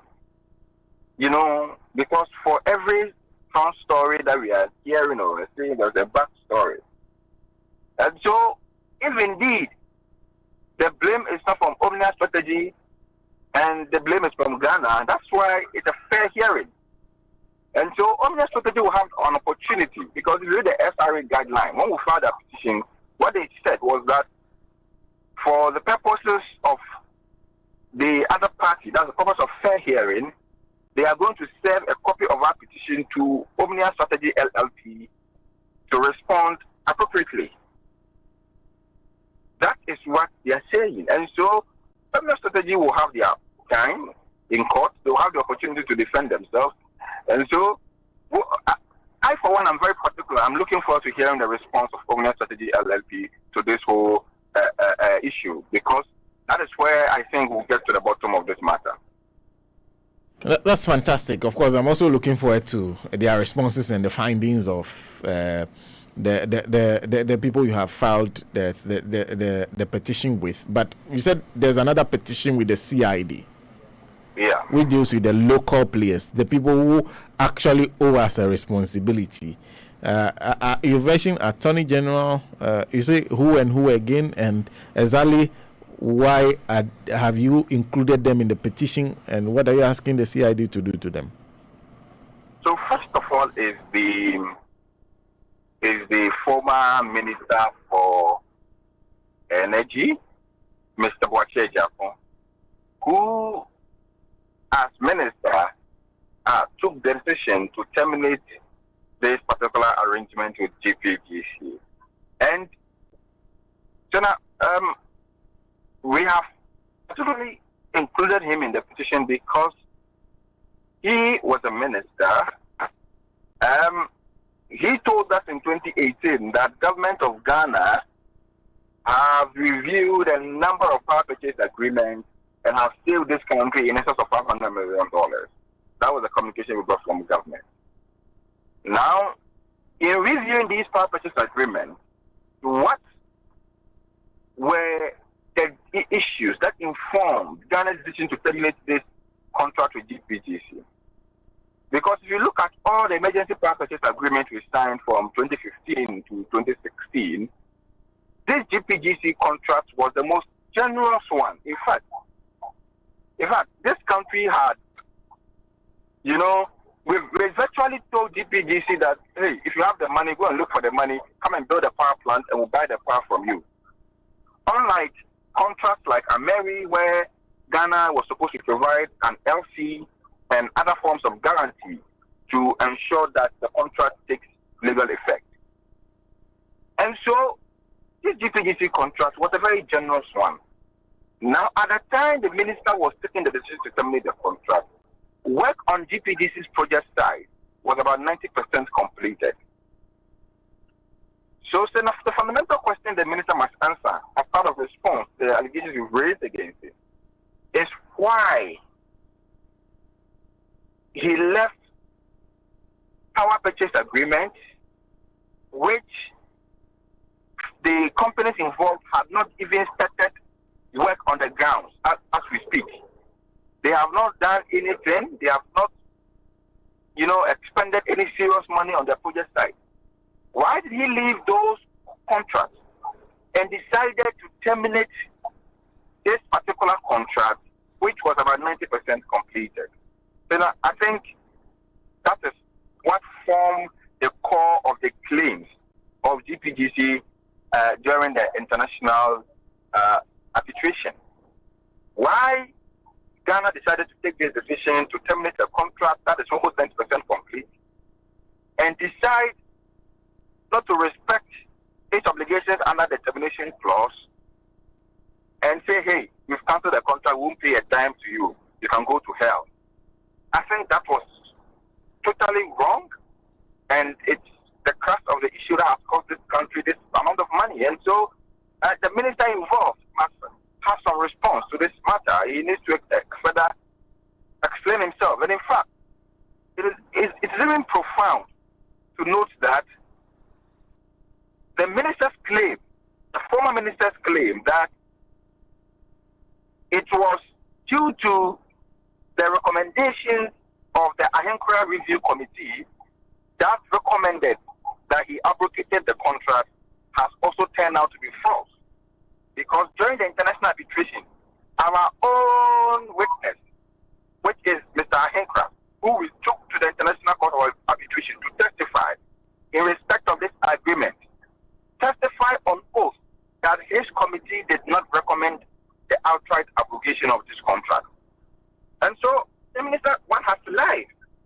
And it's very, very, very important going forward and investigating this matter that we take due note of that testimony given by Mr. Hinkra at the International Court of Arbitration. So, first, Boakye Agyarko, on the basis for the termination of the contract, of course, you say that was the germane issue, and that looks like why we failed miserably. So, Boakye Agyarko, I've heard Attorney General. I'm guessing the Attorney General is the handling of the matter. Yes, the former Attorney General, Madame Gloria Kufu.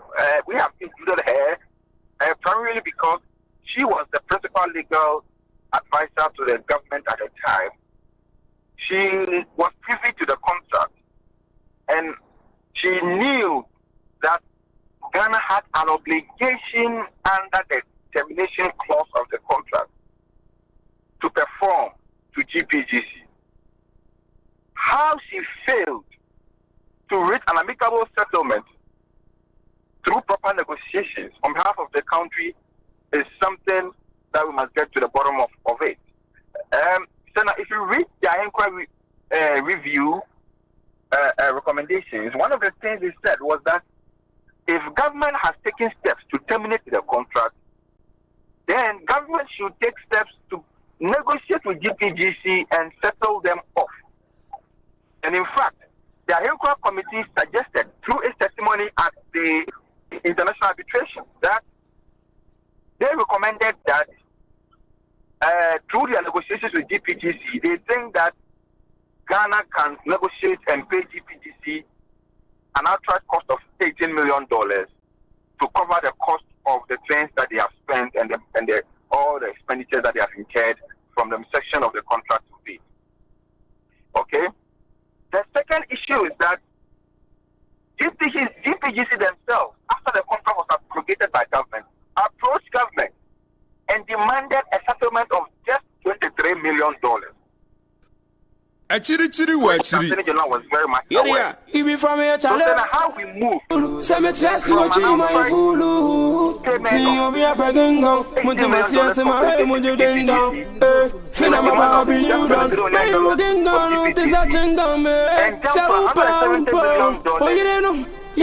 it's nothing but due to the negligence of the then Attorney General, who decided not to perform her obligations or the obligations of Ghana under the termination clause of the contract. And that is why we are here.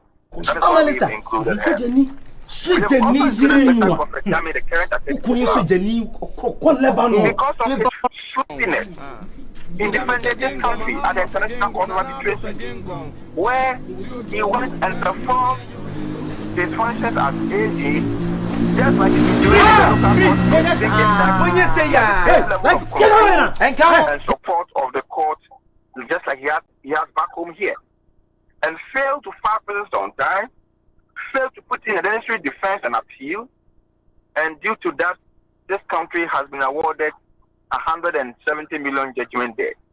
And so, the criminal negligence of these three individuals can never, ever be understated or overemphasized. And so, we want some investigations into this matter to bring closure to this particular matter. Well, so Boakye Agyarko, Gloria Kufu, Godfrey Dame, 3. Yes. Okay. You want the CID to investigate and leading to what?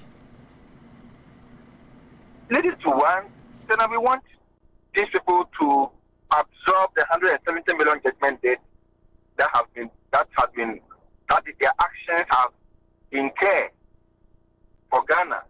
We must share the $170 million for them to pay, or they get prosecuted and go to jail. They should pay off our liability that have come out as a result of the court case. As a result of their inactions and inactions. As of the result of their actions and inactions. Not the court case. Because this matter shouldn't have gone for international arbitration in the first place.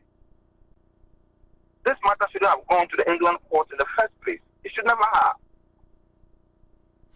So they must pay the money or they go to jail. We can look for some very nice air-conditioned cells in Sawam and then just let them go and enjoy the rest of their time there. Then it's very, very important because we cannot continue to spend these huge sums of money on judgment debt. And when the country is in dire need of resources, look at our infrastructure, educational infrastructure, health infrastructure. Then we need so many things. Look, recently when the rain started coming in, look at our city. Are virtually submerged under the floods. This country needs so much, development. Nursing mothers, we go to the hospitals, are practically sleeping on the bare floor to get treatment or to be nursed. Can you imagine? So, do we know what this $170 million can do? And so you can't be a country like Ghana with such huge, economic gap, huge infrastructure gap, huge challenges in your economy, and always be wasting money on judgment debt, needless and avoidable judgment debt. We cannot do that. These people must be sanctioned one way or the other. And I'm guessing you've listened to Mr. Boakye Agyarko. He's spoken to at least 1 or 2 media houses. His point is, well, I was just obeying cabinet. I couldn't have said no to what cabinet said. Cabinet said I should do it. I have done it. Why are you people seeking? So why didn't cabinet terminate the contract themselves? He's the energy minister. He represented the president in that, so he has the duty to do that. So, you see, Senator, he had a choice. If cabinet takes a decision, as minister, if you do not believe, or if your training as a lawyer does not, yes, Senator, hold on, I've been stopped by the police. Oh, okay. It seems you have. Yes. Yeah, hold on. Yes, hello. Yes, sir. Yes. Good. It's an interesting one. So we'll get back and listen to Mensa Thompson to conclude that the conversation. Samuel Okona says he can't go for fishing. Echo Digemi says she did. No, actually we haven't concluded. I was just getting his thoughts on. Can you hear me? Yes, Senator. Has the matter been resolved? Oh yes, just a normal routine checks on the streets. Okay. Yeah. So you were speaking to Boakye Agyarko's response that.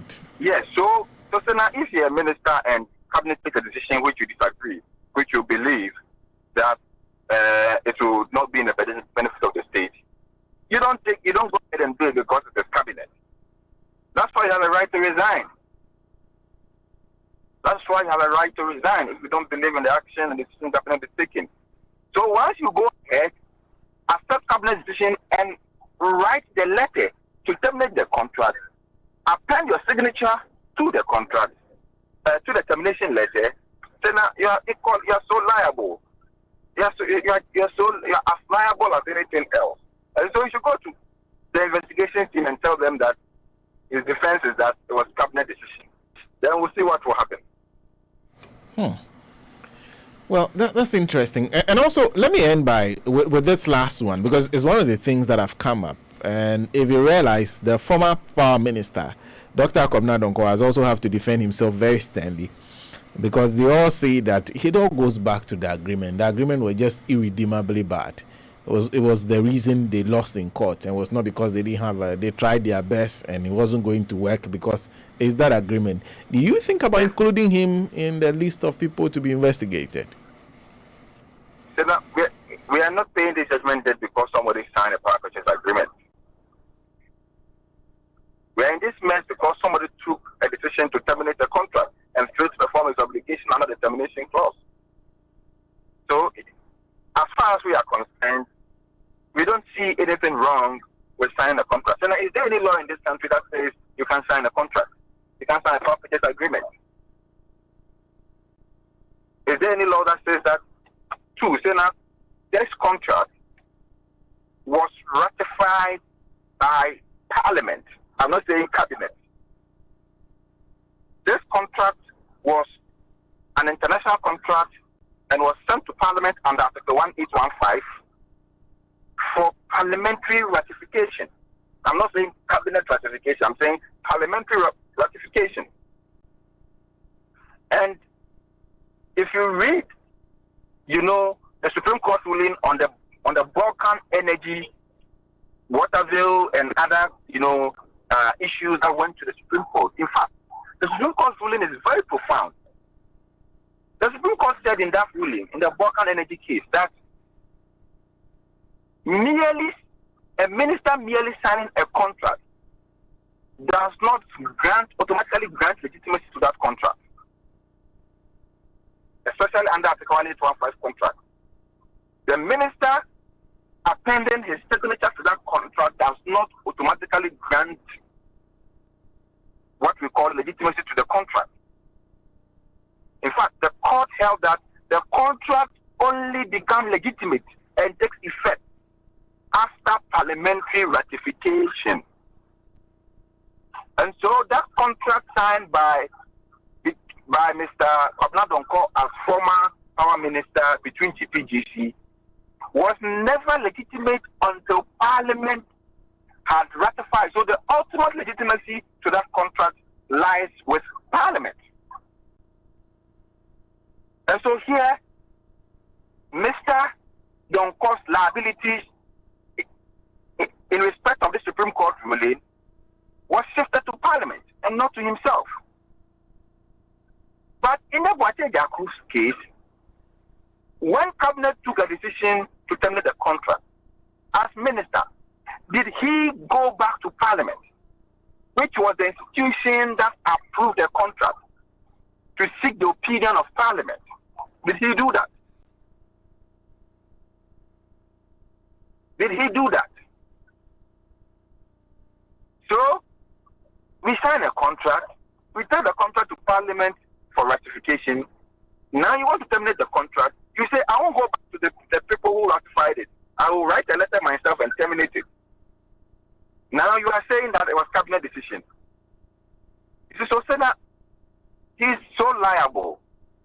He could have shifted that liability to Parliament if he had taken that cabinet decision to Parliament. He has written to Parliament and said, look,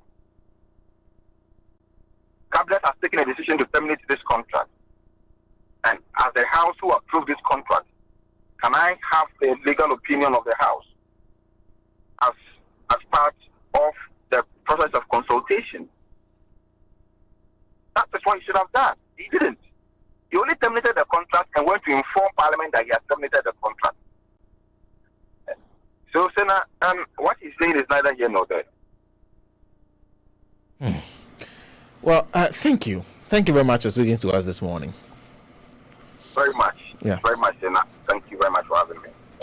Mr. Thompson is the Executive Director of Alliance for Social Equity and Public Accountability. They are seeking accountability for us on this issue of the $170 million judgment debt that was given against Ghana by the tribunal on CITRAL on a power purchase agreement that was signed with GPGC. Please let Martin join me. But let me also announce, very importantly, that you can send in your voice note today. Yes, please send in your voice note today.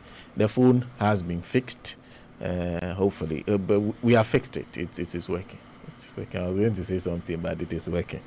Yesterday, Eric had to go all the way to Circle to get that fixed. So the phone has been fixed. It's working, so you can send your voice notes, and today, if you send them, we'll play them accordingly. So send them.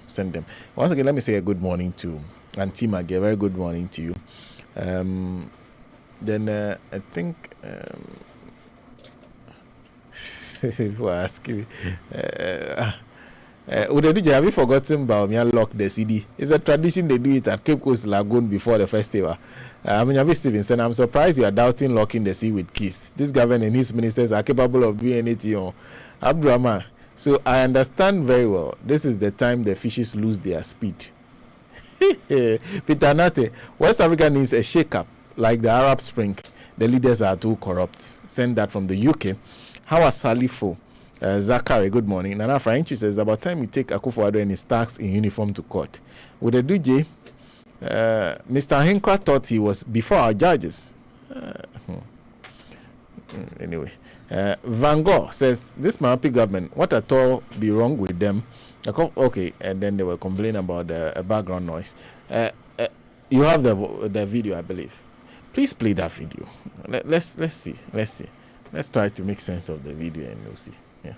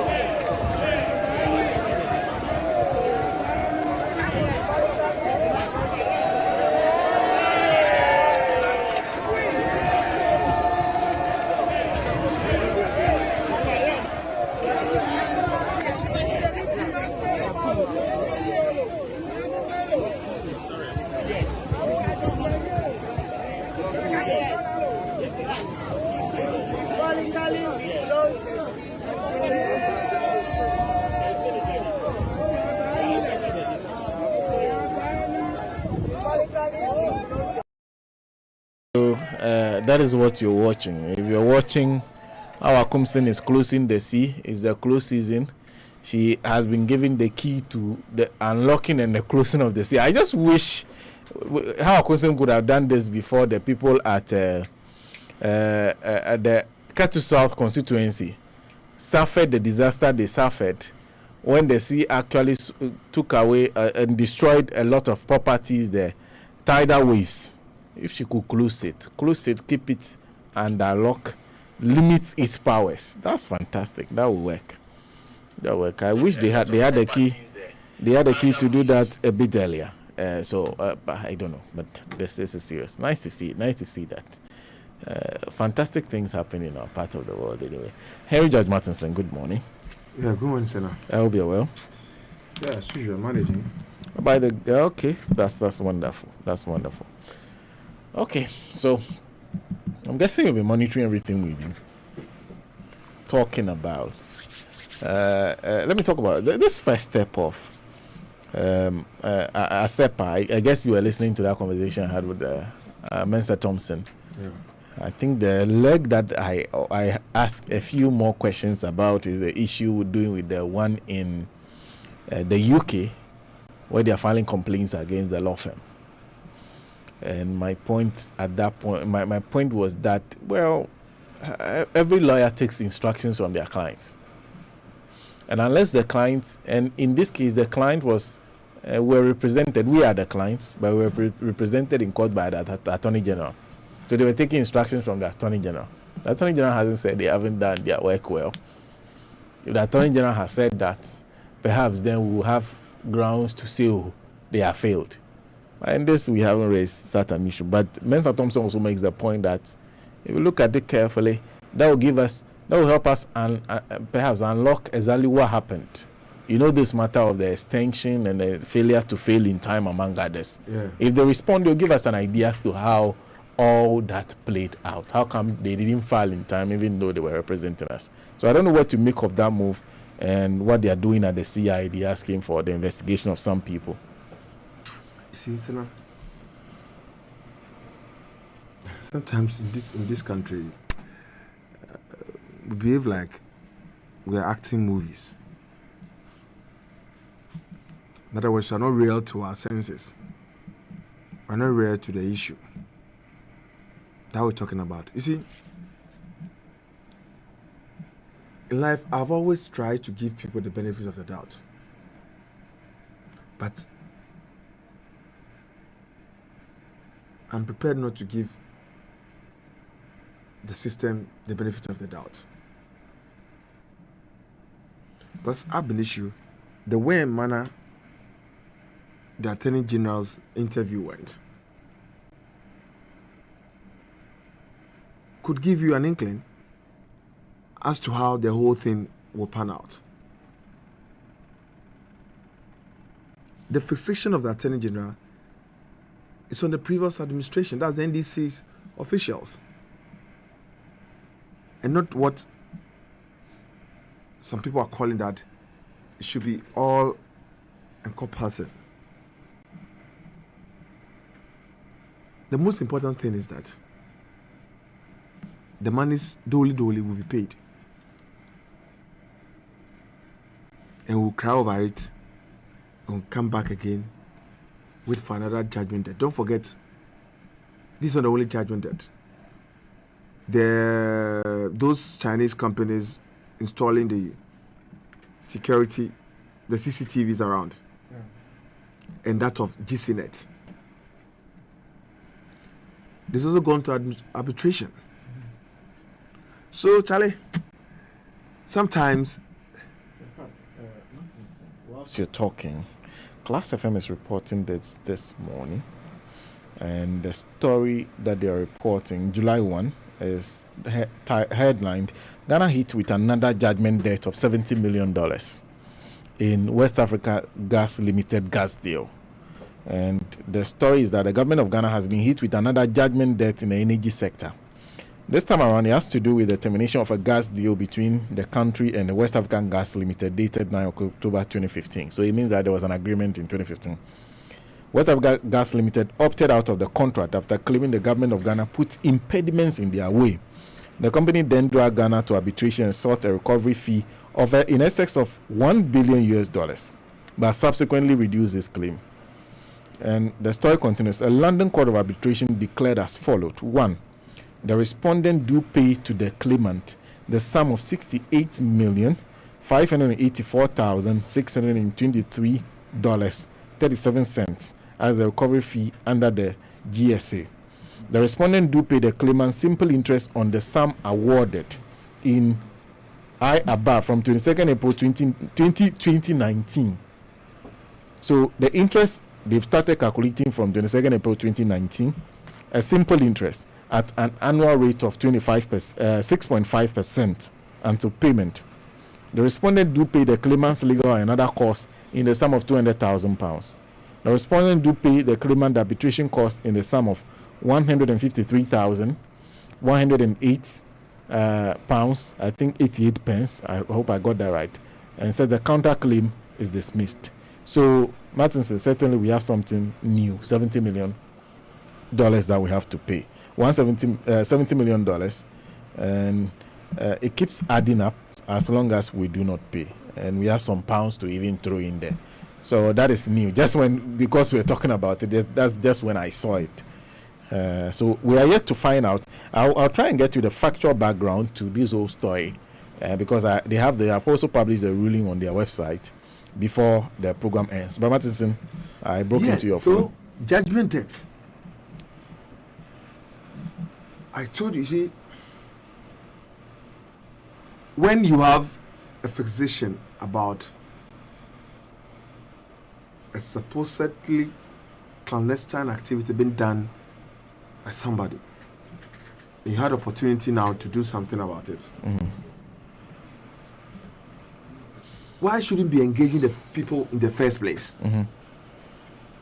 But this unilateral decision to terminate contracts because you weren't those who signed it.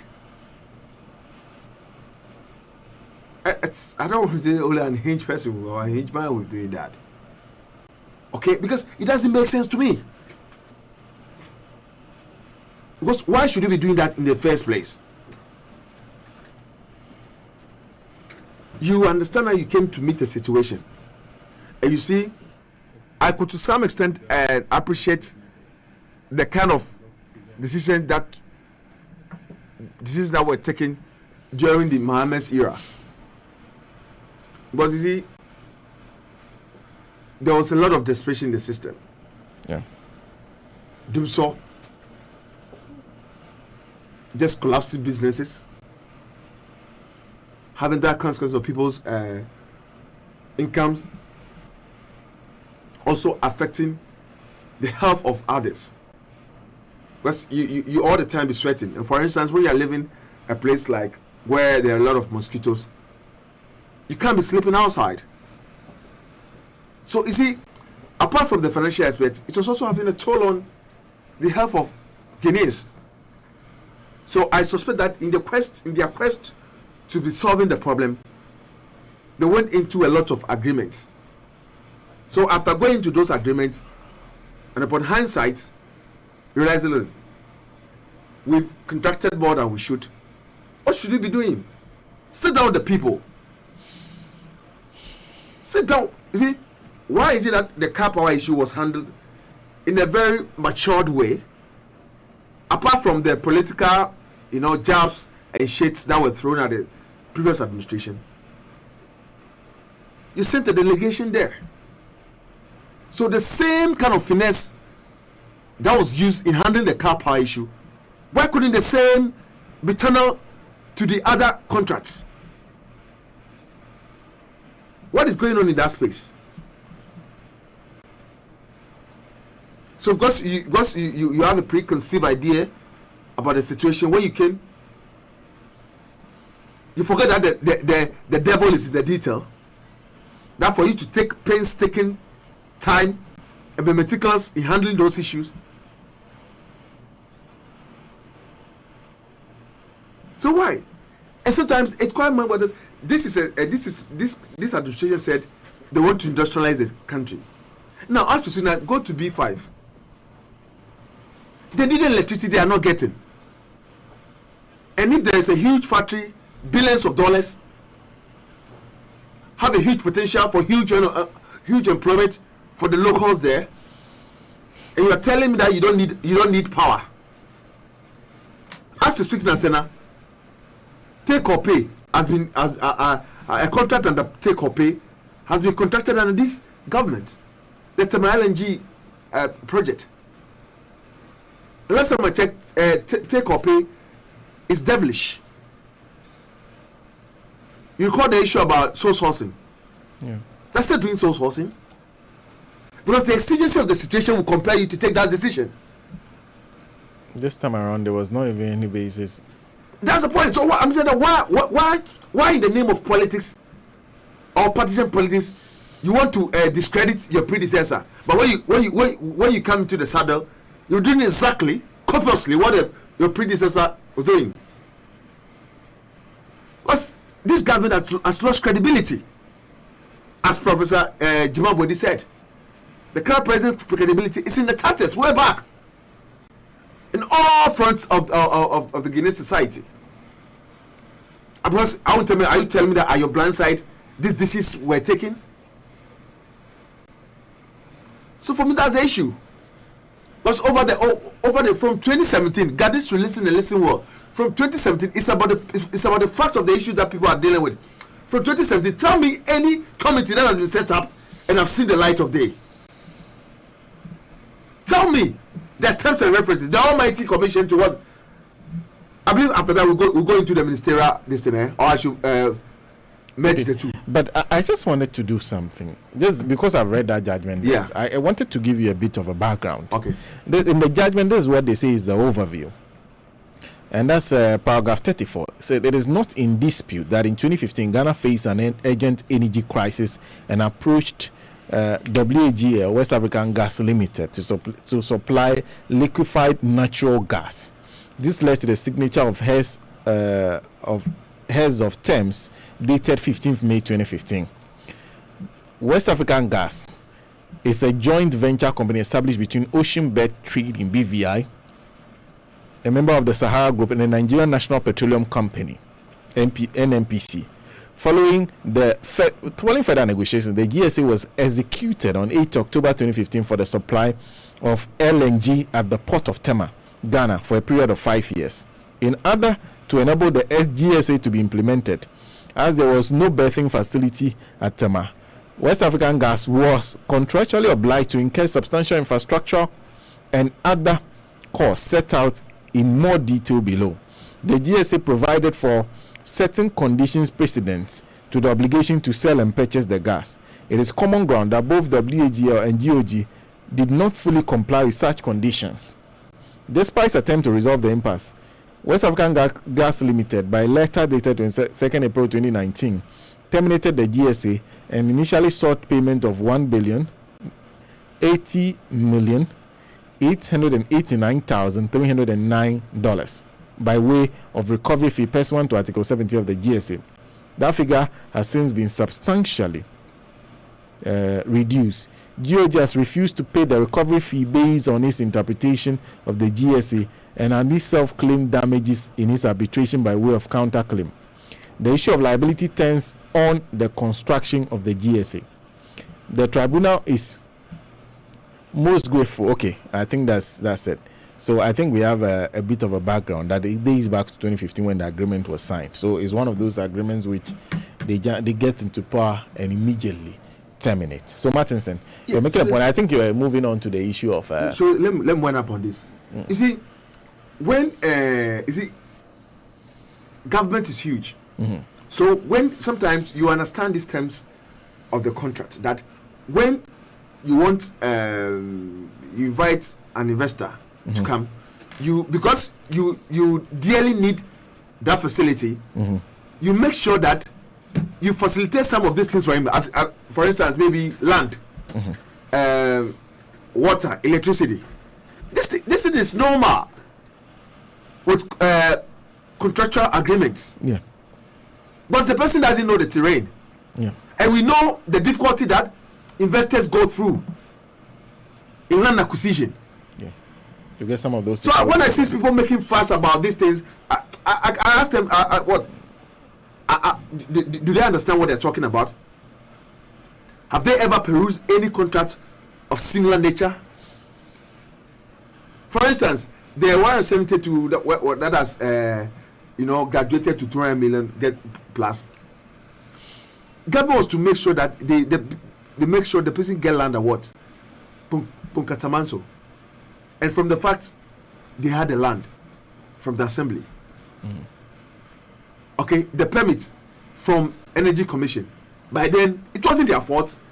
You've not set up the board. Whose fault is it?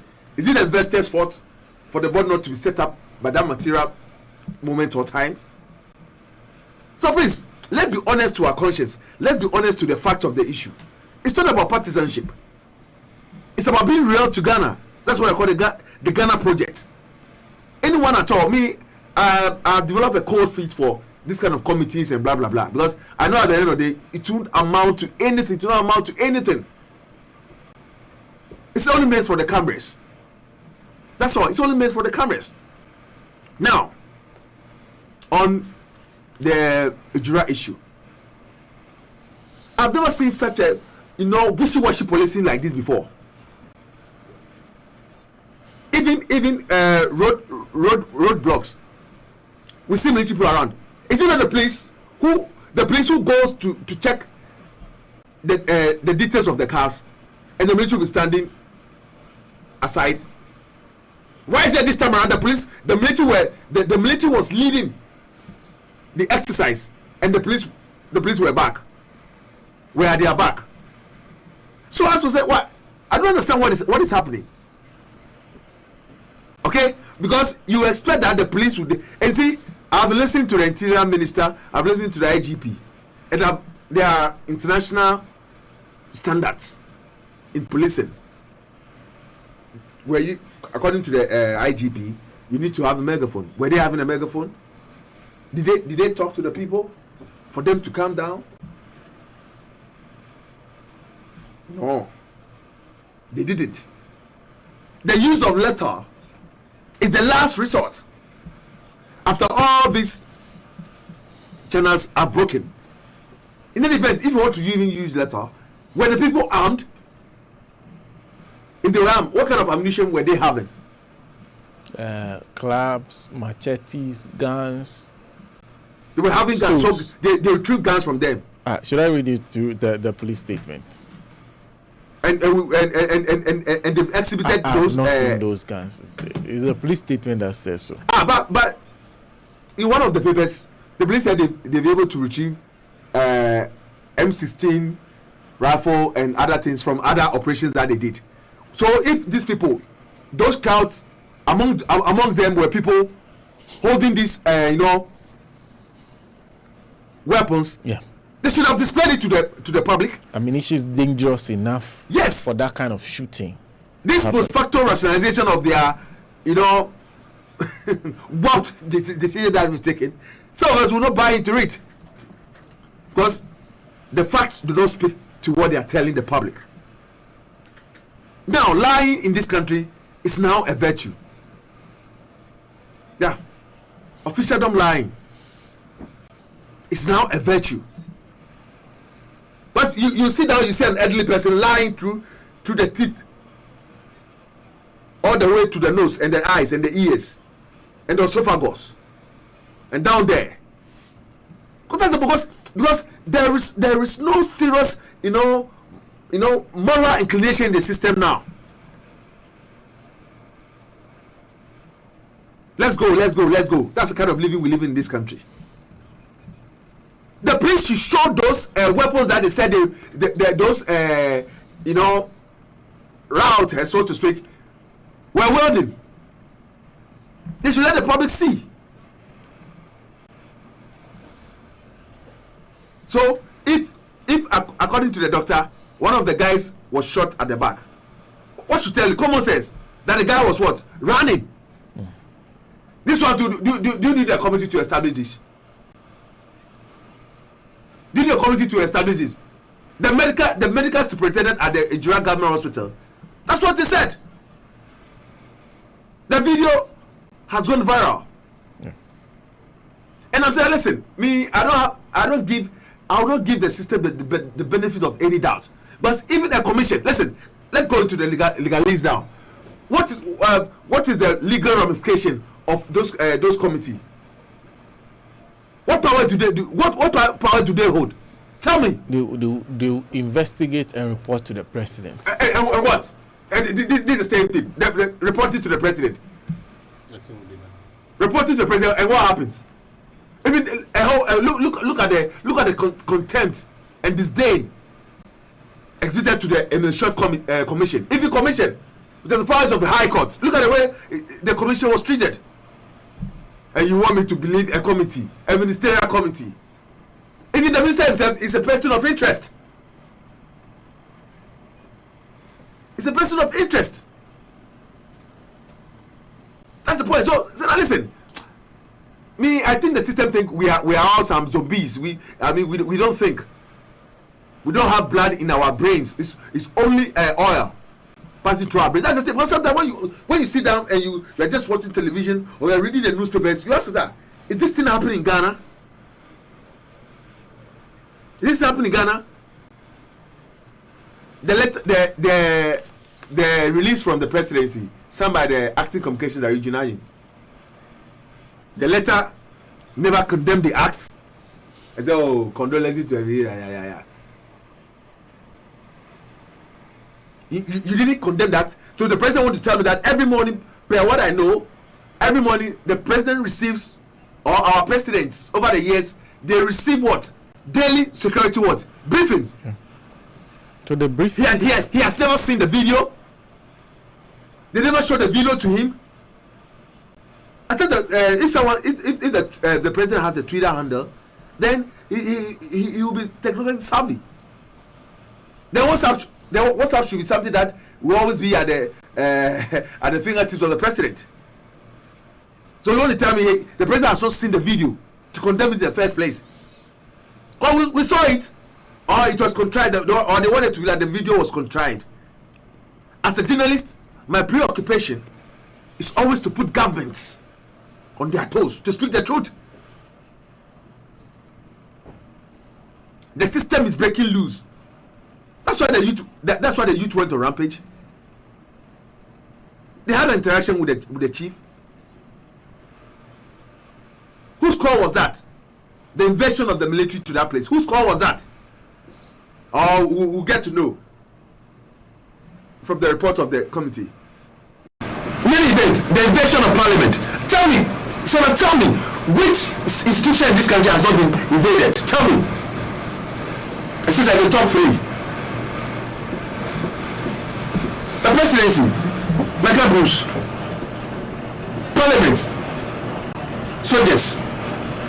Kumasi, when the president judge was sitting, those fags, hoodlums, goons, they invaded the place. So what I'm talking about? Why when I see when I come here, I just got the what?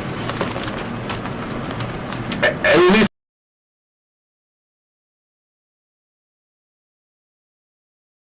And you see, he said, "Oh, our attention has been." You're not in Ghana. You are not watching TV. You are not reading.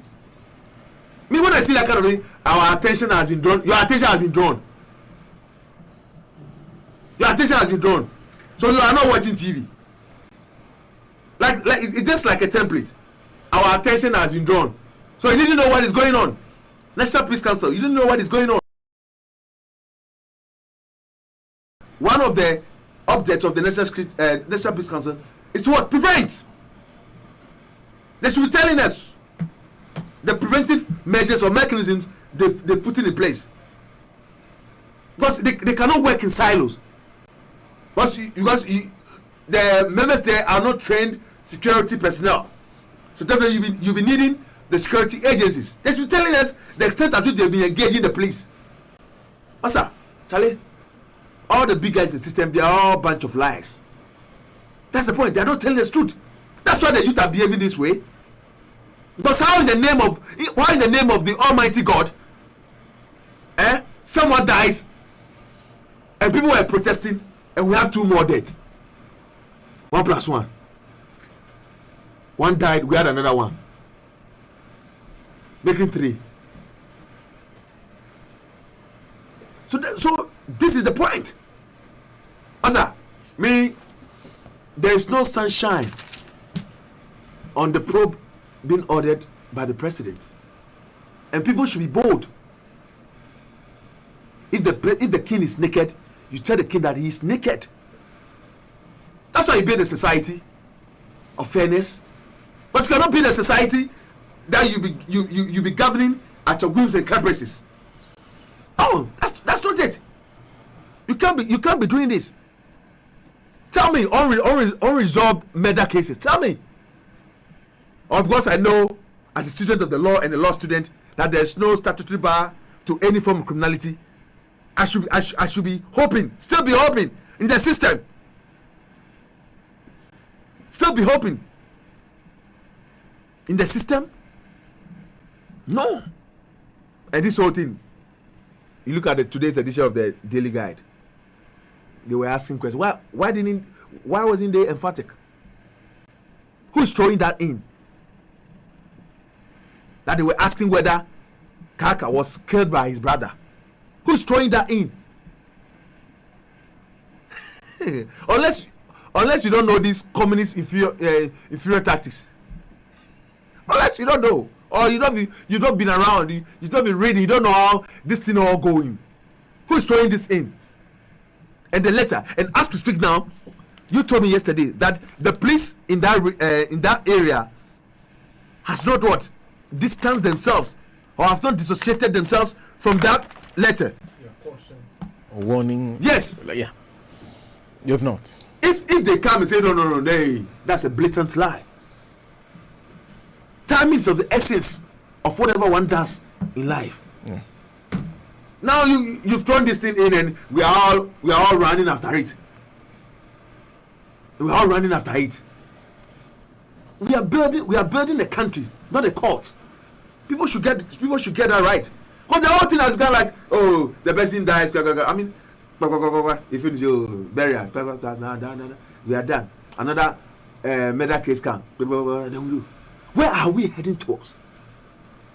And someone tell me, oh, tell me, in all the presidents or the government we've had, tell me whether there's never been a murder case a year. That's what someone is asking me, or it's asking Ghanaians. Tell me that there's not been a murder. There's never been a year without a murder case in Ghana. What does that have to do with what we are discussing? Yes. Do you know who said that? Sampine, the Central Regional Secretary of the NPP. He was asking.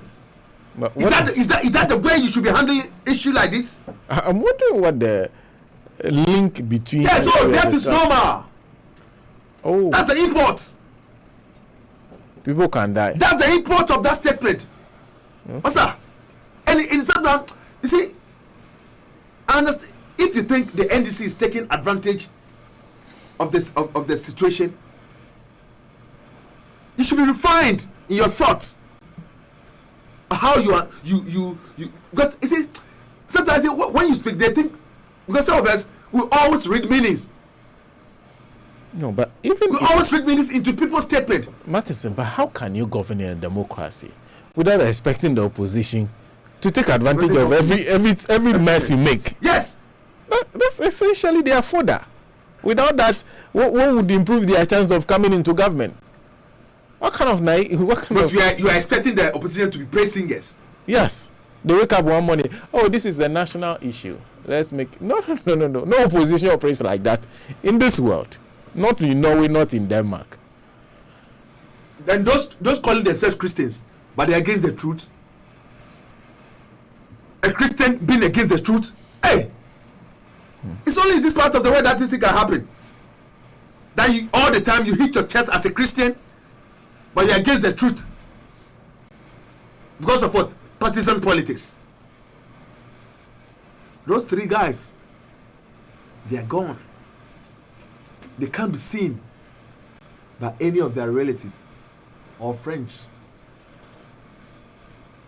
Whether a committee, a ministerial committee, or it will amount to nothing. Because I've told you, I'm still asking. Tell me, the various committees that have been set up, what happened to them? And you see, there are a lot of lawyers in this government, and you want to use. I'm talking in relation to the. I also work for by-election violence. You want to use provocation as a defense? The president did that. Yeah. The president did that. The president is saying what the president says is that. That response that I also West Wagon Commission means that if the soldiers, some judge was slapped because he provoked the people. What Sam Judge did was to speak, right? Yeah. That's provocation for attack. Yes. So the president says, so in using that defense, countless, you understand why the soldiers were act the way they acted. Yeah. They were provoked, were they not? Yes. They were provoked with the achievements. It's about the body language of the leadership. That's what I told you last week. If you hate the truth, you don't have any business being in governance. People will be cuddling you, yes. They'll be smooching you, they'll be tickling you, they'll be caressing you. That's the business. I know that the kind of stance I've taken over the years. Not even under this government, even under NDC. I problem with people. But when you hate the truth, you always have problem with me. That's my preoccupation in life. Always to be factual, to be truthful to issues. What they are there, the video we saw, they just jumped from the track, bang, and the police were lurking behind. And if I'm saying this, I say, you know what? And you have this social media, what some people call them what, laggards. You are seeing the truth every Sunday. You put your Bible under your armpit. You dress, like someone walking on in a yacht in the Arabian Peninsula, to going to church. But when truth is being spoken, you want to run away. Yes. Good morning, Kofi Kenyatta. What did he say in his song? How can a Christian, what did he say? A part-time Christian fighting a full-time devil. Part-time Christian fighting what? A full-time devil. That's deep. Serious banger. So this is it. Like Michael Jackson said, you remember that song? This is it. You understand? So yeah. Tell I beg you, if you finish, play Stone Boy. Where they gonna run? Yeah. The people at Ejura, where would they run to?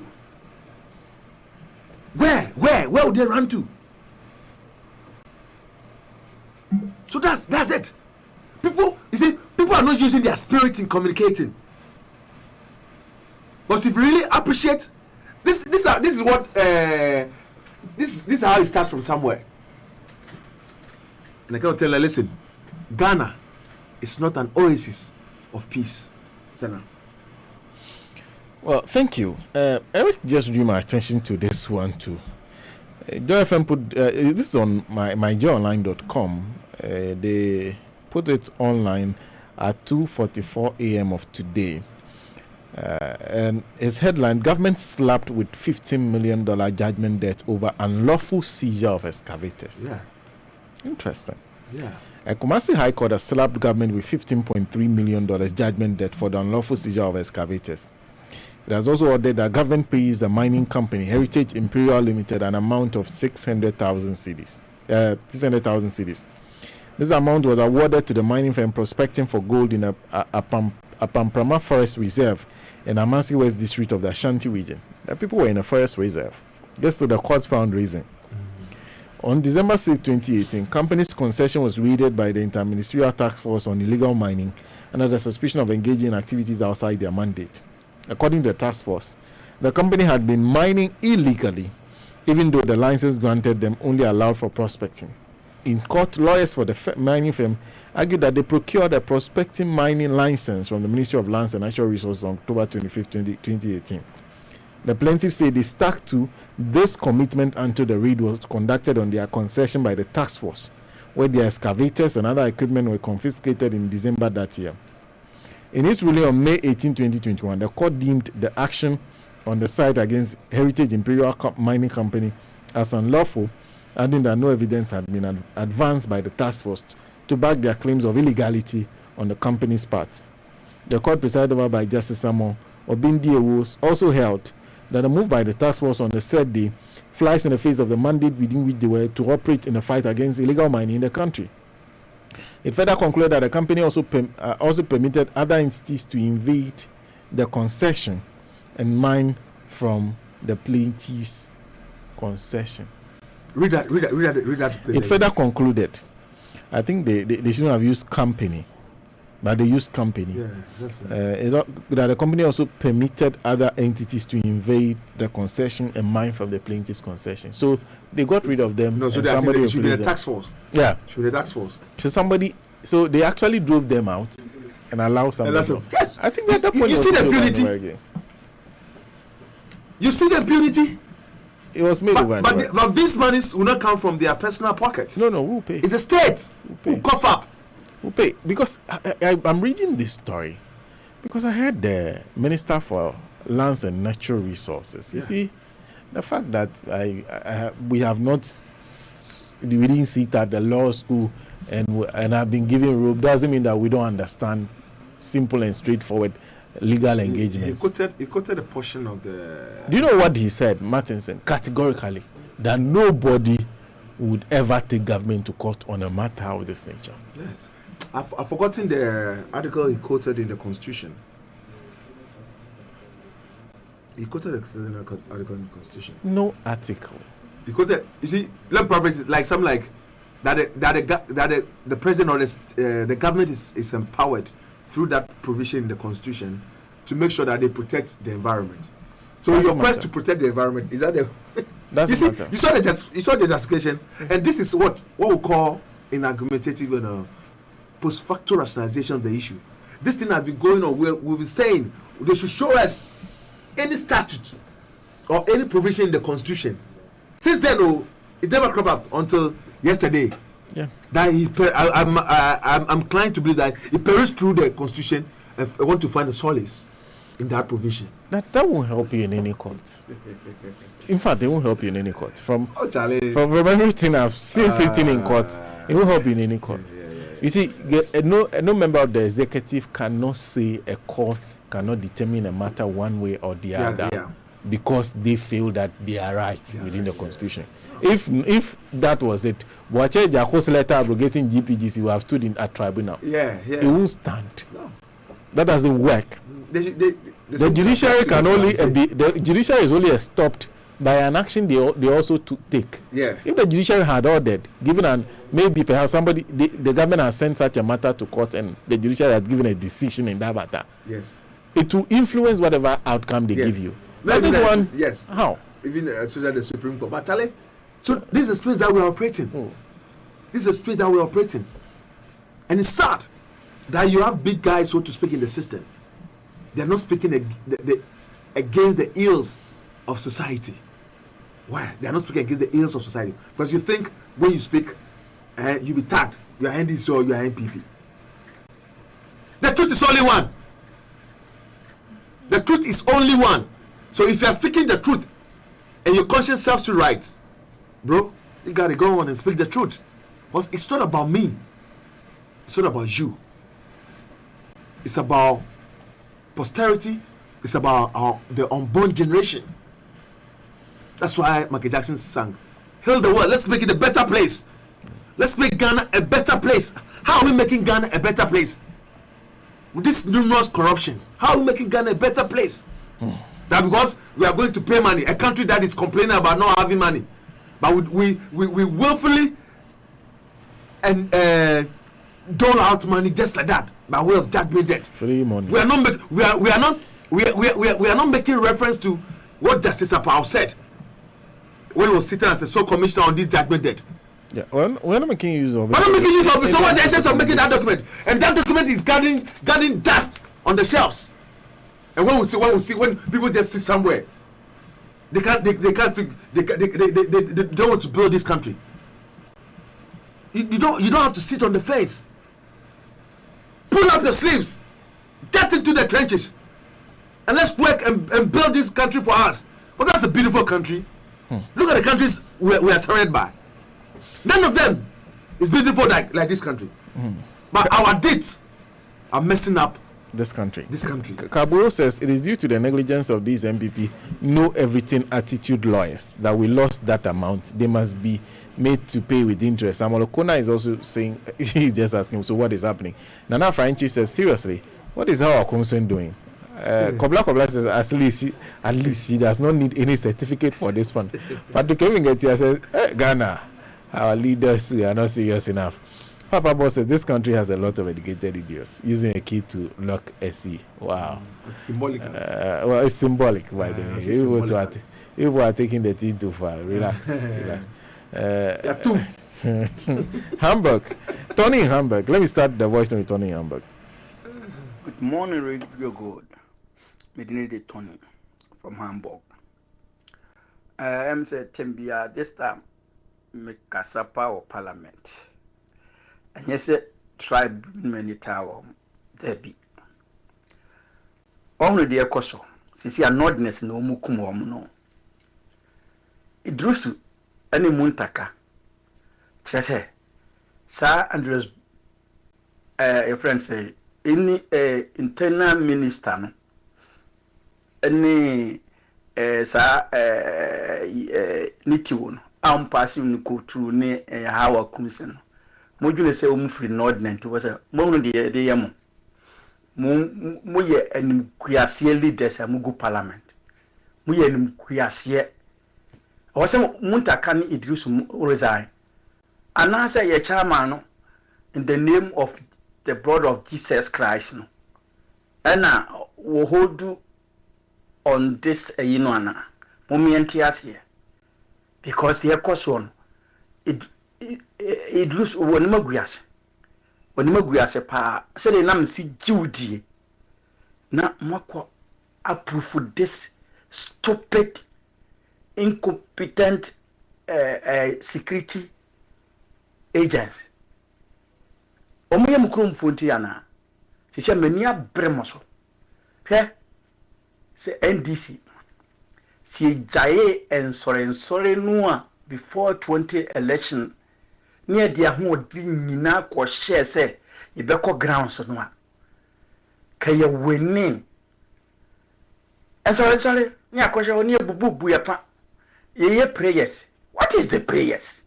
It's prayers bring Ghana for the whole world. Ghana for bompa ye che obia prayers ben na boy o man mundu ma hu odi nyina na wo chairman Much Pentecost, 98% they will never ever vote for NDC. Sound the whole world. Conservatives no.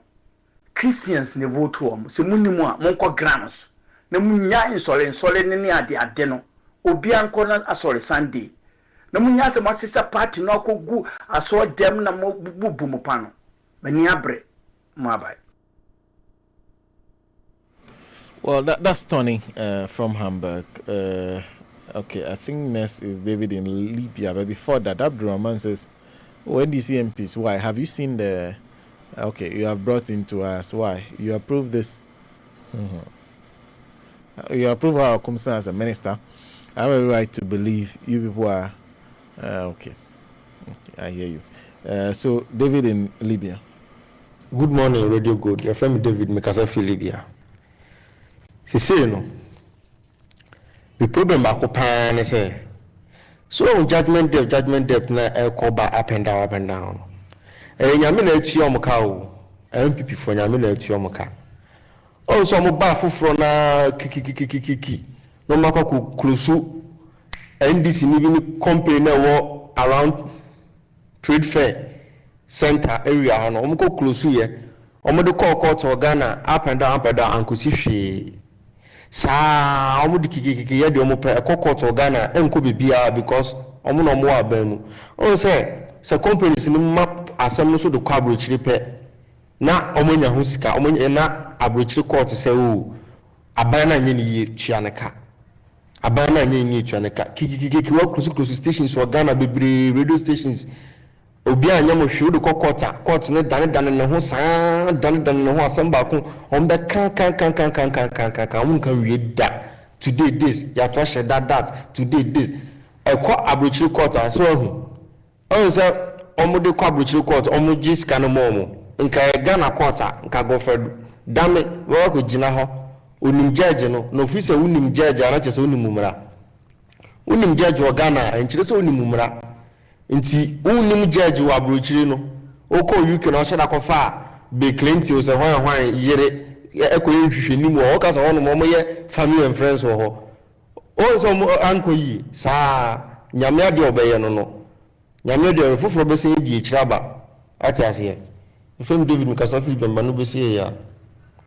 David, thank you. Lengi Chawanante says, note you gullible Ghanaians, the 170 million euros that the president has in his arm with his intention of establishing a bank is a host. He has taken it personally. Let's assume his intention manifests. Who are going to be in the helm of affairs in managing that institution? Open your eyes. Your president is ripping you off. Abdul Martinson, they lie through their teeth, the nose, the eyes, and the esophagus. I was awaiting for you to add the medulla oblongata. Abdurrahman, point of correction. They thought Ghanaians have starch in their brains. Kobla. It's a big fat lie. If the people were having guns, how come none of the police were shot? Why?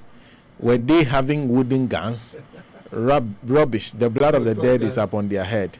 Lengi Chawenati says confiscation of the asset is the only solution. Let's follow the women procedure they followed. Katie Amon must be dealt with. Drill ship. I mean all the judgment desks. Abdurrahman, there's no sunshine in the government speech. So in conclusion, we do not have photosynthesis to flourish. Okay, I get it, Martinson. Tijani Osman says Ghana police can lie pow. Tim Thomas says Ghanaians should blame NDC MPs. Someone once told me that if you have a problem with the police in Ghana, it is not the cell that they will put you in that's the problem. It is the lies they will tell against you. They will finish you one time. This one comes with no name. Good morning, Senna. Good morning, Radio Gold. Ghana is boiling. Ghana needs change. It's hard under Akufo-Addo. Akufo-Addo is trying to kill Ghanaians just for selfish interests. Only to kill Ghanaians to make his people rich. Why? Why is it that police people are lying to us? We all saw it on YouTube. Even the journalists, some of them record it. We all saw it. Which of the people were holding guns? And where did the police get the gun from? Look at these lies. It's a lie.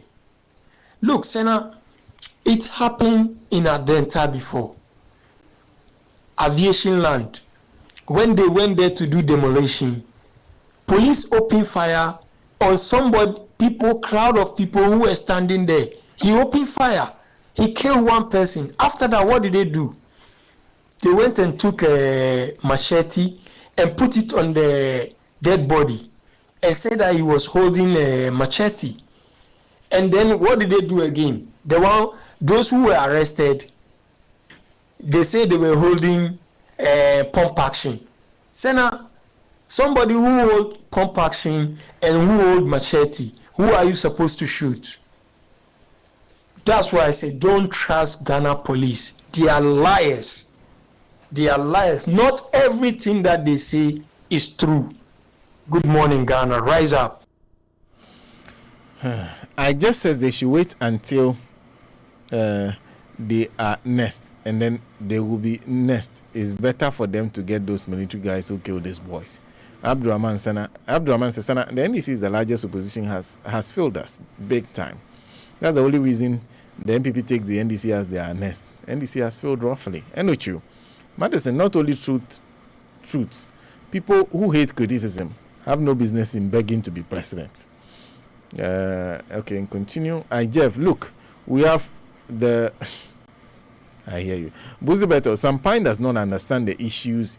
He's exposed his ignorance on the show yesterday. Okay, I think Sampine listened to what you listened to. So some more of the messages. Lengi Chawinati says, now I understand why J.J. Rawlings was not flown for medical treatment. He was a stumbling block. Abdurrahman Matsinpa, how a Rastaman remembers Michael Jackson. How can a Rastaman remember a Michael Jackson song? Who told you I'm a Rastaman?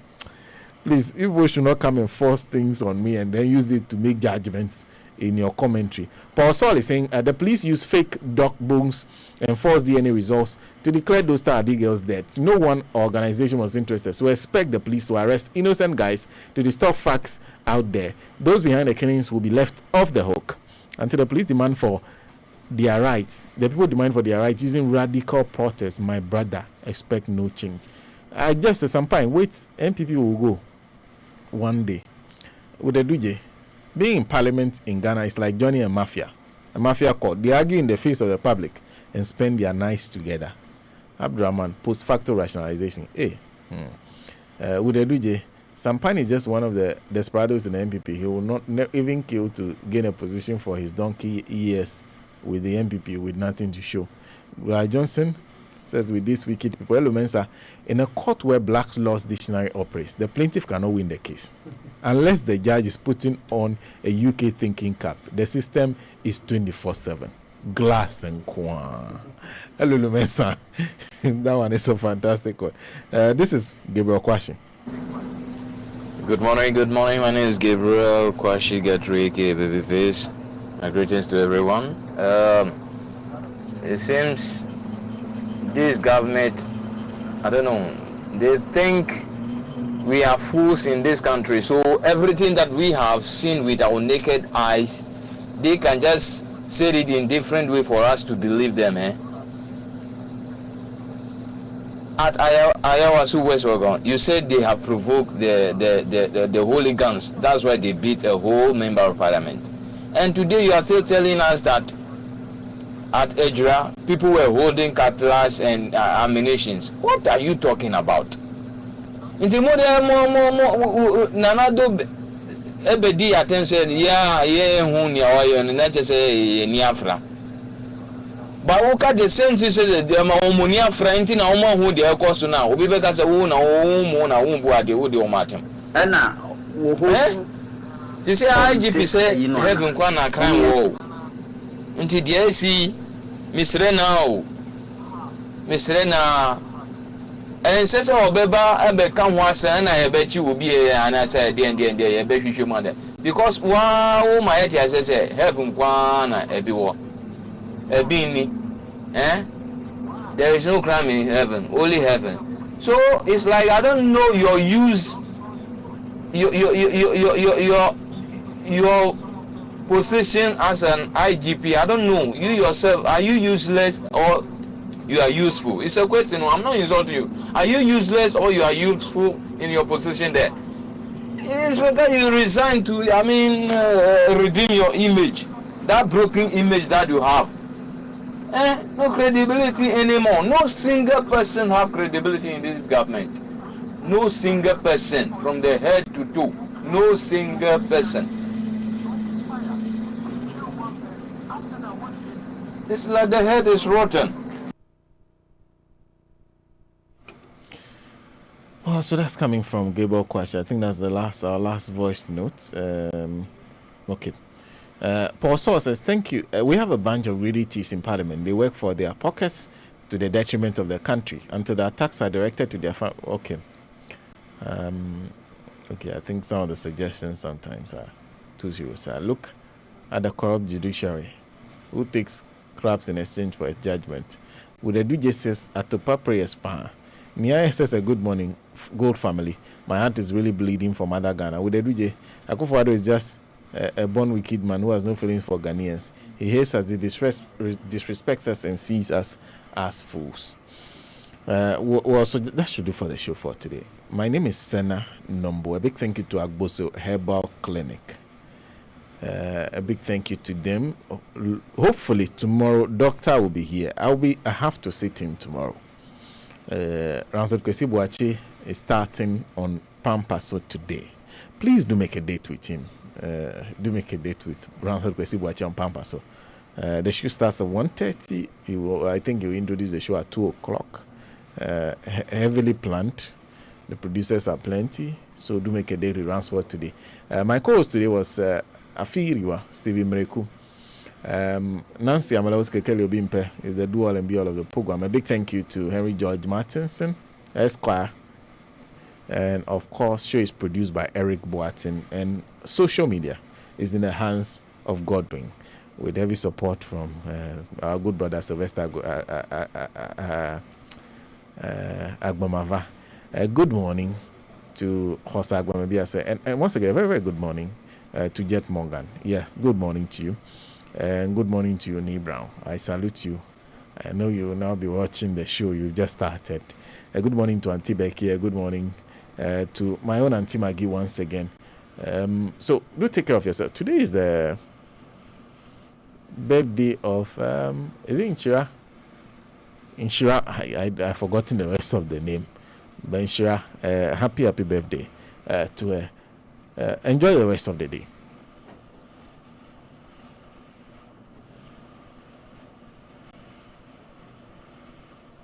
La sesele novien ebeta me susu onye von beto me goglo asimate watio de menye ma obasinu do anye amenyowa apenu nyele do me vedi kadi nechi me kunoche enyale hu nyento okple me daje mele me uche egazunya Etieta Kenya fotola magano do me vena so dola. Jalelelelelelelelelelelele. SSLO yo ewa nubla mi pa.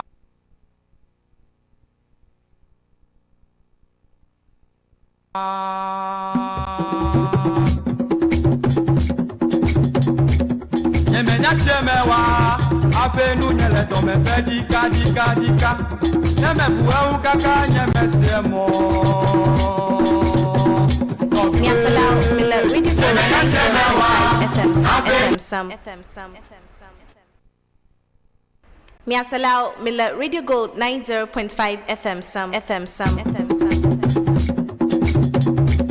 Nyemenya chemewa apenu nyele do me dika nyeme buau kaka nyeme semo This radio station rule the era with us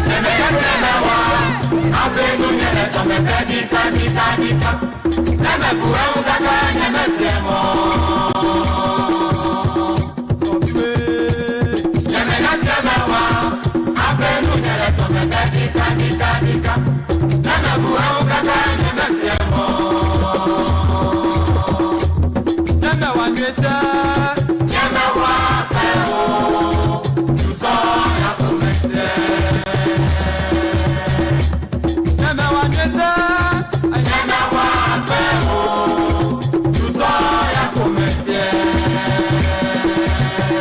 iye ya japeno no me kwaji nele hata nuja kale komete